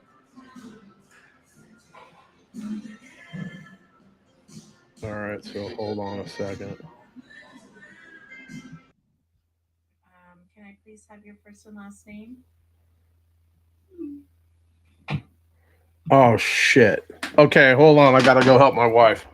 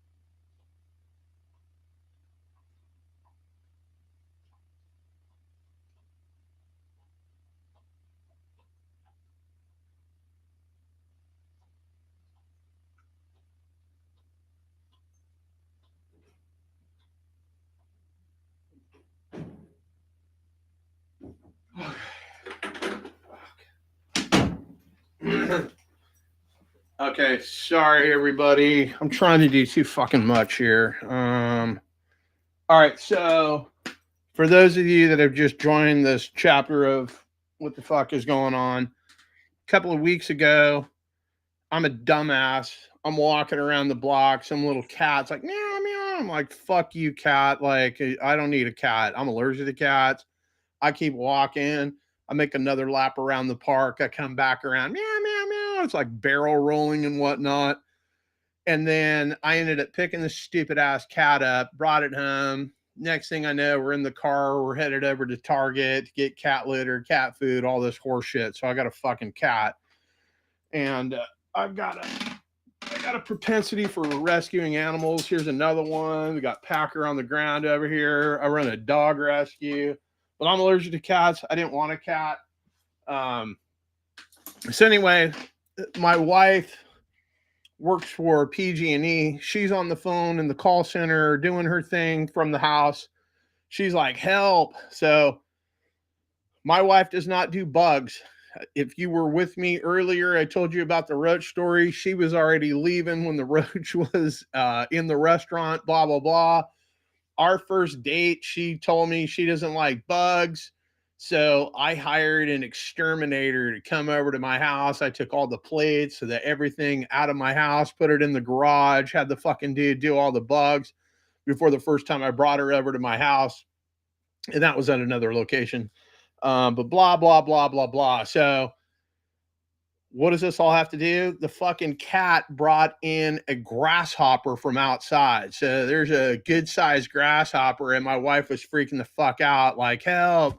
The cat's just playing with the grasshopper. So I just stepped on the grasshopper and killed it. But the cat's still playing with it and whatnot. So I told her, hey, look, the thing's dead. I'm on a fucking Zoom. Like, we'll deal with that shit later. So either we're going to have a grasshopper that I can go pick up and throw away, or I'm going to have to go look for it under the bed or wherever the cat left it. Maybe the cat eats it. I have no idea. But I have video of the cat playing with the grasshopper. The wife is not happy. So, and that was her biggest fear, that the cat's going to bring a mouse or a bird or something into the house. Blah, blah, blah, blah, blah. So I'm trying to get everything done here, guys. Esteban is making out with his agents online. I don't know exactly what's going on. This one in Mission, Texas. This is another one. Whose is this? Is that was that mine? I think it was That mine. would be mine. Oh, the other Mission, Texas, 2316. Yeah, I got that one right here. Okay, Oh, so damn. that looks like a fairly new 2013 build. Okay. 2013, but it was remodeled. They remodeled the bathrooms last year. And they got tenants fighting for the rent. They started at $3,200. The tenants started bidding up to $3,500. So no problem renting that out. So why don't they just rent it out? He said the owner is looking to sell it. He doesn't want to deal with tenants. Okay. You want me to drop the agent's number? I should have done No, that. I got it right here. Oh, nice. It's been on the market for 81 days. Like, if they could sell it, then we wouldn't be here right now. So let's give it a call and figure out what's going on with this thing. 7, 8, 5, 7.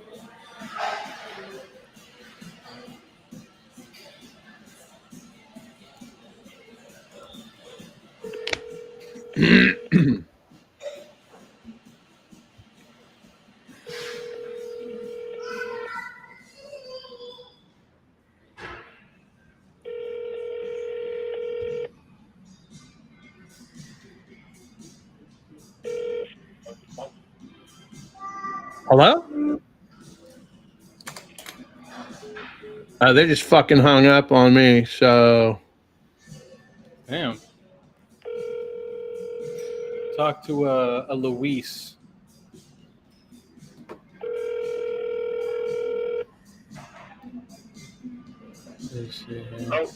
yeah, Gregory, it's John. I was calling about a property I saw here that you got on the market in Mission, Texas. You got a second to chat?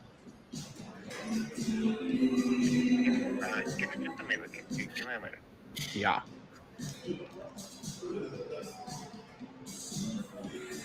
I got the broker's information. Let's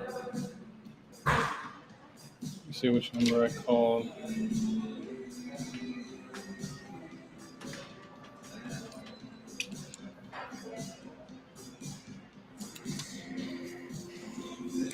Nine.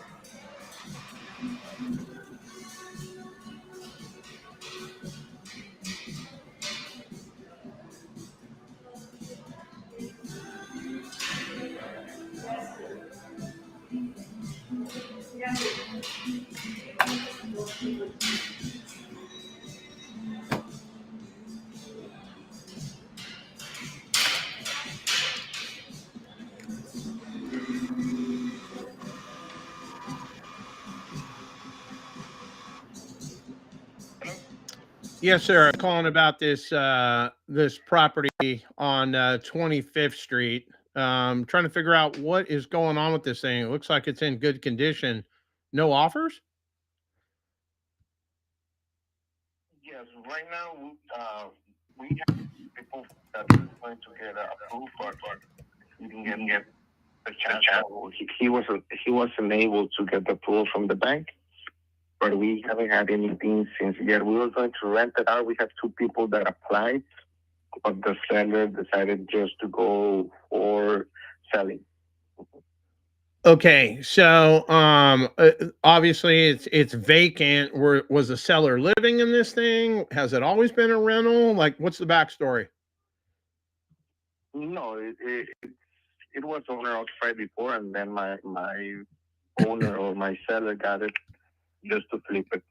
Yeah. Oh, just to flip it. Oh, okay. So how long have they owned it? About 4 months, more or less. Oh, wow. Okay, so they bought it. Now they don't want it. They pay cash for this thing or what? Yeah, they paid like $330 for it. Okay. Okay. Um. So other than they're trying to sell it for more than they bought it for, what else can you tell me about it? Like, what I are they? mean, it's in a great area actually. The the school district is very competitive. A lot of people want to live in this area, and I mean it's in a great condition. So I mean, we're actually thinking of why it's not selling because of the price per square feet it's good right now. We're just a little bit below the market, but I just think it's just right now the season that we're in right now. Yeah, no, I understand. So you've had one offer, that guy can get qualified. You've got offers to rent it out, but the seller doesn't want to rent it out. So he's looking to move this thing. I mean, with interest rates the way they are, it probably makes it pretty cost prohibitive for most. I don't think a cash offer is going to make sense, right? Because I'm an investor. I don't pay retail for houses. I can make deals work. Is this something that he'd be open to me giving him a down payment and letting me make monthly payments on it until I can figure out how to exit out of it? Yes, that's something that he will entertain. Okay, so have you had any creative offers? And let me turn off my printer. My my printer is going crazy. I'm trying to submit another offer, and it's not going through the computer. But anyway, I mean, have you had any creative offers? Let's talk about that. What's he looking for as far as down payment and all that? He's looking around 20% down. Okay, and then at what interest rate? 10.5. Oh wow, that's insanity. I could go to a bank and get a better deal than that. So it doesn't sound like he's serious about selling. Well, since we call it finance, you have to go up on something different than a bank, so they can get some type of winning on the interest rate as well. Okay, so he can't sell it on the market. So if I come in with seller finance, he wants me to pay full price, and he wants to rip my head off as far as interest rate goes. Is that what I'm hearing? Correct. Okay. So what happens if the house doesn't sell? I mean, he was actually looking into moving in there if he doesn't sell within the next 2 months. Oh, Since he doesn't know anything on it, he's not in a he doesn't have to sell right now. oh, so he's not motivated at all. He's just putting it on the market to see what he could possibly get for it. So basically, he's got you running around on his dime, right? Yes. Okay. So, I mean, what are your But I feelings? mean, What? if we can, if you want to submit something, I'll present it right away. Yeah, but I mean, I don't want to waste my time. I mean, it doesn't sound like he's serious about selling. He'll sell if I give him way too much money at way too much interest rate, right? Like, okay, that makes sense. We can go with his price and my terms, or we can go with his terms and my price, but we can't do both. I mean, I could go to a bank, I could go get a DSCR loan and get a better interest rate than what he's got going. I just don't know if I want to put that much. Well, the owner finance option is for that people that is not able to get a loan. That's why we're kind of offering it. But I mean, I understand your position, not wanting to pay the full price, right? Well, no, I have no problem paying full price. Like, I have zero problem with the price, but the terms need to make sense. So either I'm going to pay too much for the house and my interest rate would be built into his asking price. I'm just trying to figure out how I can. I mean, it's a nice looking house. It looks like I could rent this thing out. It looks like I can throw some tenants in there. Like, I wouldn't have any problems. Doesn't look like I have to do anything to the house as far as the repairs go, right? But if he wants me to overpay on the asking price, like he's going to have to work with me on the interest rate. And if he doesn't want to work with me on the interest rate, well, then I'll go to the bank and I'll give him an offer that I'm more comfortable with. I'm just trying to figure out what we're doing here. But from what you've told me so far, it just doesn't sound like he's motivated to sell it. It doesn't cost him anything to have you effort your marketing dollars and your time to market this thing, right? So he's basically in the driver's seat. If we're doing owner finance, he will negotiate on the price. But if we're doing regular finance or cash, he will negotiate on the price. Oh yeah, no, I understand that.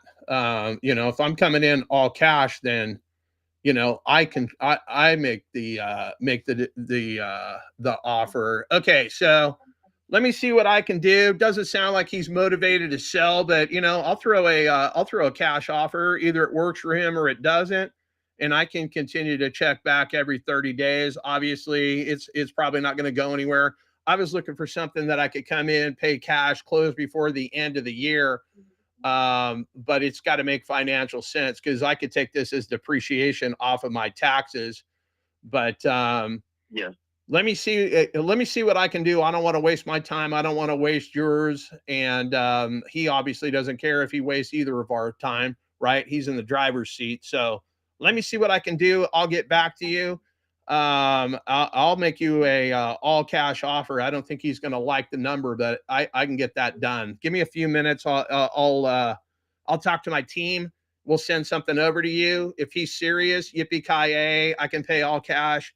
I can close in 10 days. That's not going to be an issue, other than the title company may not be able to do that. But as long as I can get this done before the end of the year, we can get a deal done. You have anything else with some motivated sellers unlike this guy that you can send me? You got anything off market? Yes, I can show you what we have. We have some options there. All right. But, any price range? I don't care. I mean, even if you've got stuff that you would walk through and it's so disgusting that you want to throw your shoes away after you walk through it, like those are the type of properties I like. Like anything that's super distressed, or if it's, you know, in condition like this, as long as the numbers make financial sense. Like I'm buying houses right now with no money out of my pocket. I'm not saying that's the solution, but you know, if I'm going to go put 20% down, like I could buy 4 or 5 houses with that money versus, you know, what this guy wants.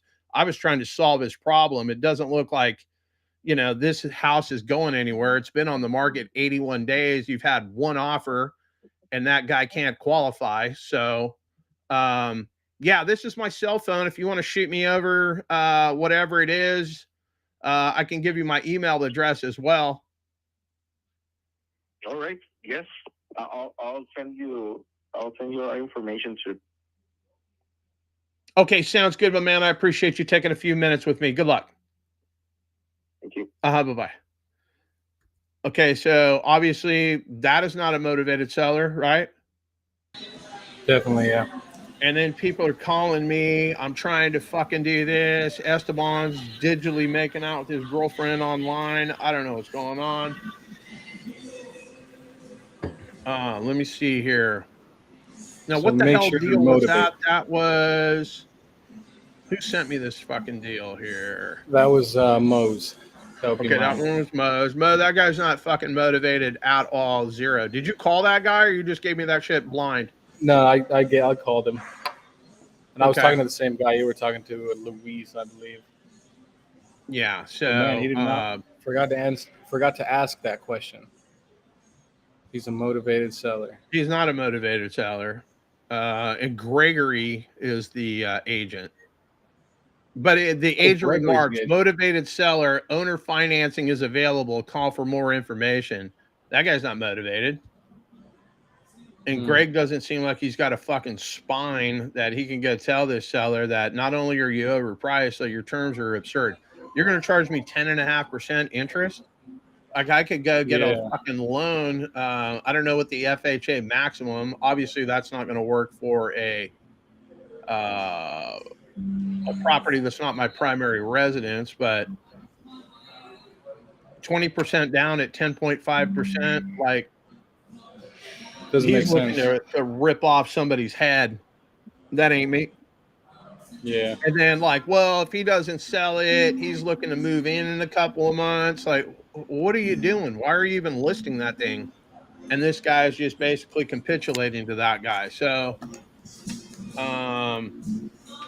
let me see who called me on the other line here. I think that's that Chanel chick. Yeah, I think so. Hold on.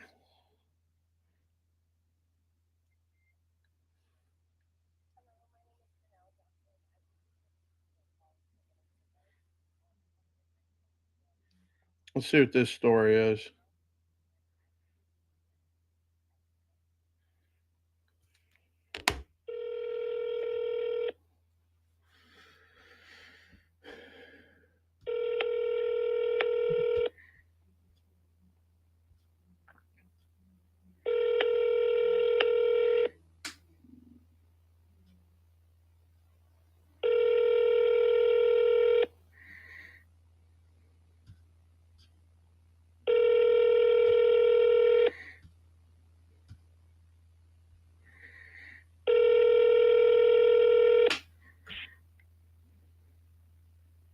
Please leave your message for 970.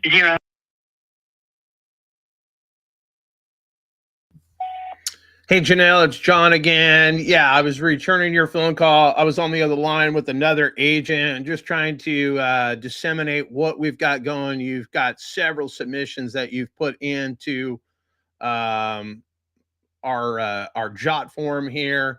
I'm just trying to figure out, have you called these folks? Give me a call back. My phone is absolutely blowing up. 559-212 3423. I'm sorry, I got text message and everything. Just trying to connect to get the real story about what's going on. All right, so I am not as good at this shit as Esteban. Excellence at Big Realty. Okay, yay. 559 houses at, whoops, one too many S's. 559 houses at,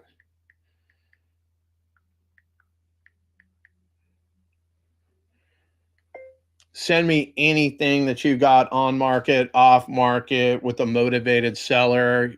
That last deal doesn't sound like it's going to pencil for me.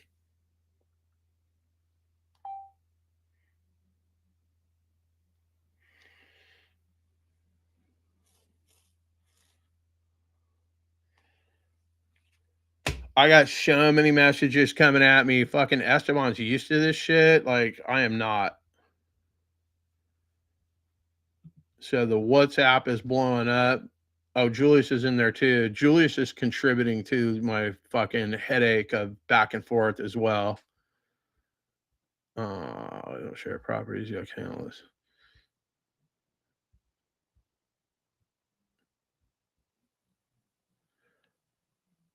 Oh, Esteban is talking shit to people on the backside. That is fucking awesome.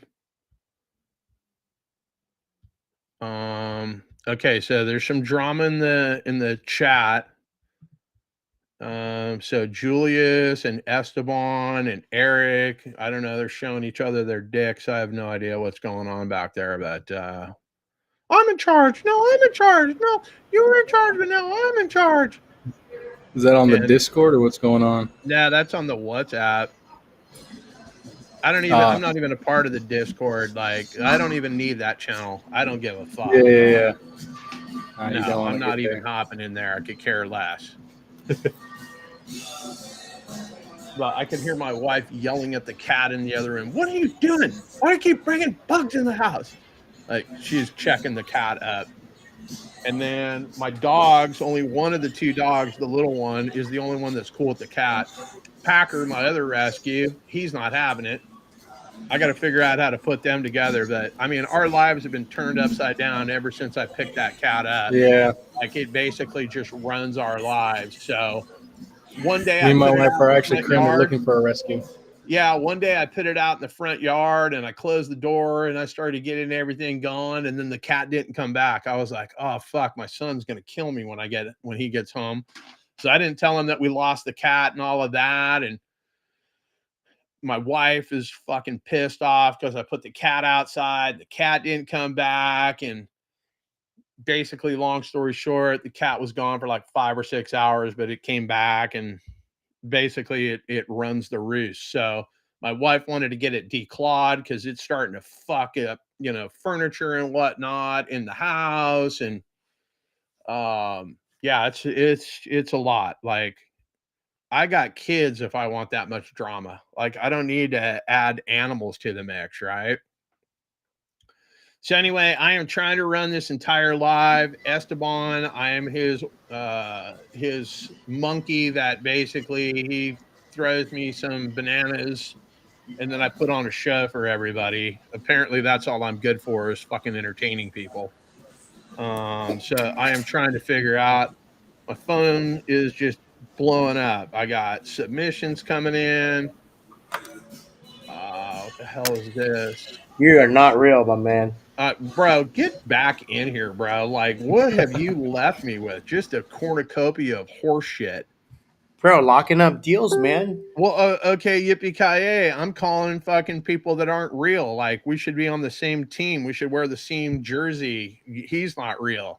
So I got some motivated fucking seller that wants 20% down at a 10.5% interest rate. House has been on the market 81 fucking days for $479,000.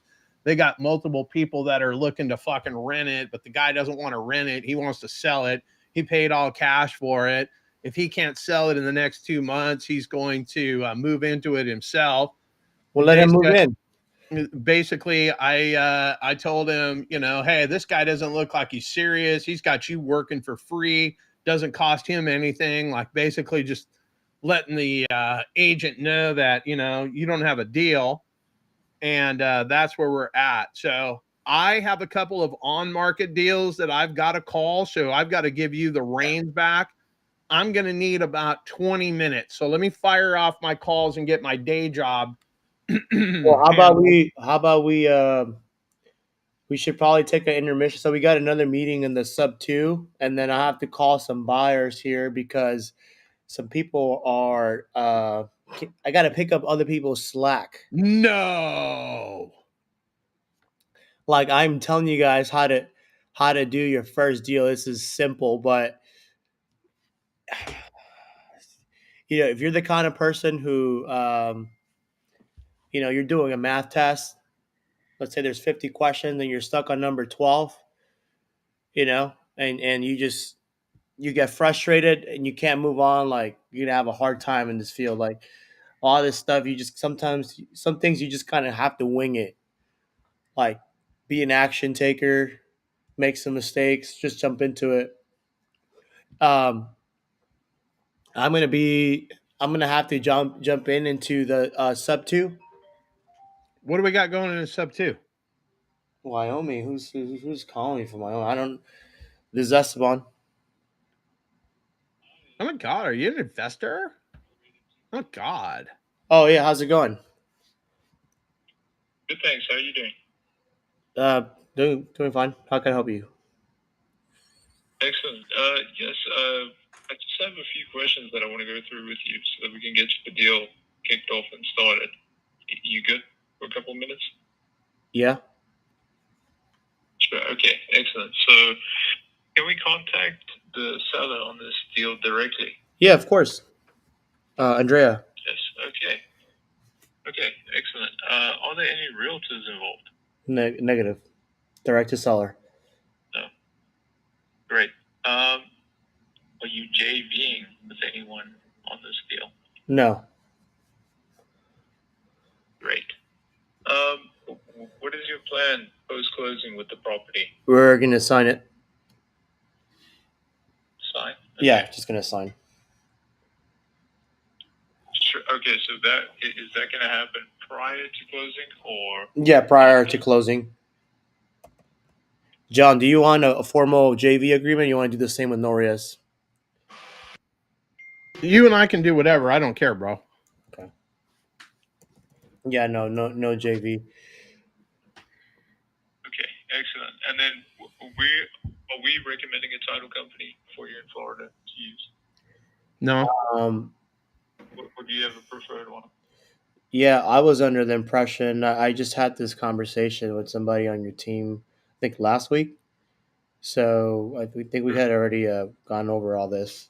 But yeah, I thought you guys had the title company picked.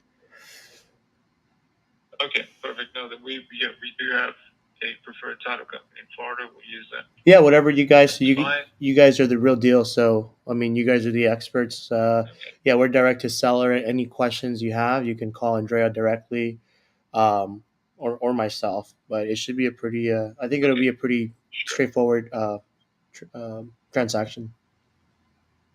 Okay, excellent. All right, then that's all the information I need for now. Cool. We'll be reaching out with just an email requesting some other documentation.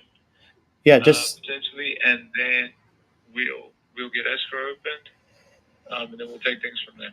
yeah, just let me know because we are trying to close before the end of the year, and we were trying to open escrow on the 4th, but the other TC that I was trying to use didn't know how to handle this kind of transaction, so they already shredded some time of our time frame. So yeah, we can get this thing opened up soon. I already paid the invoice, so you guys can just let me know when EMD needs to be wired, so I can get that taken care of ASAP. Okay, excellent. Yeah, so the good thing is with Embora, they're a digital title company, so getting things going with them is pretty quick. So we should have wiring instructions for you shortly. Okay, sounds good.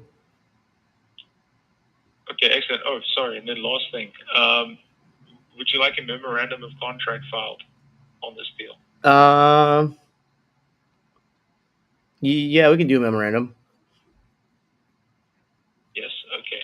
All right. We'll send out the necessary information. It's just a document that you'll need to have notarized, and then we'll record the memorandum with the county. Okay. Okay. Excellent. Thanks. All right. Thanks, Thank you. Esteban. Appreciate Of course. it. Thanks. Oh my gosh, this guy talks like 1 mile an hour, dude. Like, yeah. Okay, so who is that guy and why? That's a TC. Oh, okay. I thought For that was Ruskin. I thought we were gonna be escrow was gonna been open by now, but see, this is the kind of knuckleheads I got to deal with. Like, because we were trying to do this last Monday. We started this shit on the Friday. We paid to rush it. They were gonna open it, do all the shit. We were gonna have it. So we're still. Look, I am putting. You know what? I'm gonna have to say this off camera, but I'm gonna put some people out of business in the TC business. I'll just say that much. No, I hear you. Okay, now somebody else is calling me. Let's see what this is. Yeah, if you guys, hey, hello.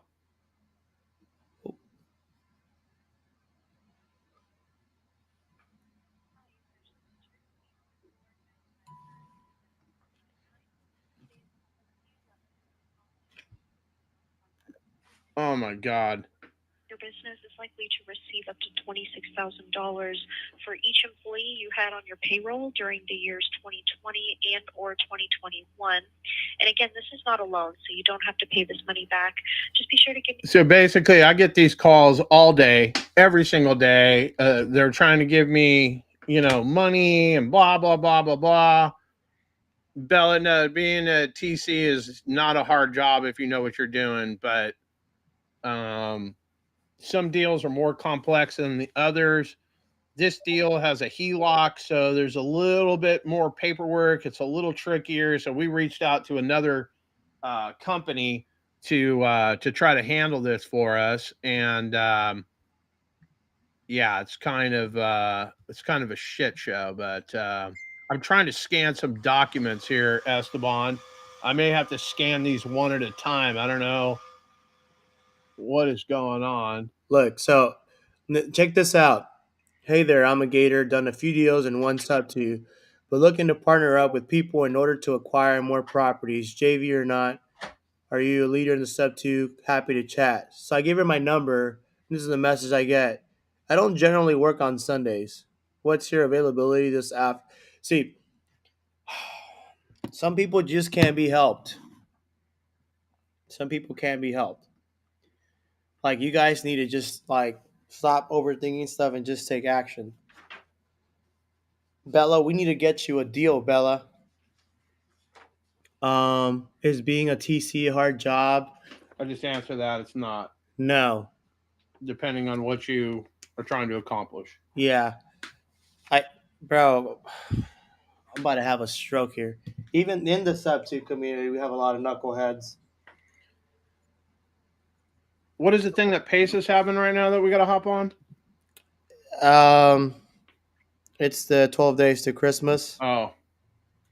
Yeah. Well, I'm going to be going live after that on here, but I got to. So here's the thing. Like, I have 4 people right now overhead running the dispo,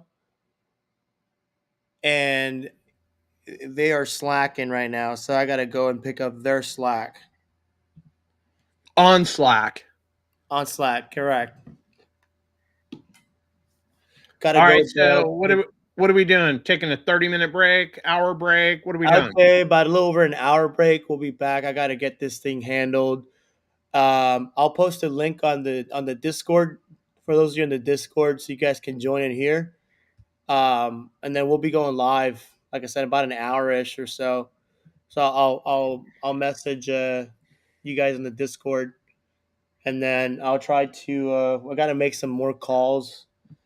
Here we'll call some people here in California. How about that, John? Yeah, that's totally fine. I've got a couple here locally that I need to call. Yeah, okay, so I'm going to go do what I need to do off market. You do whatever it is, then shoot me a text. I'll be available for you in 30 minutes. All right. Sounds like a plan. We'll see you guys soon.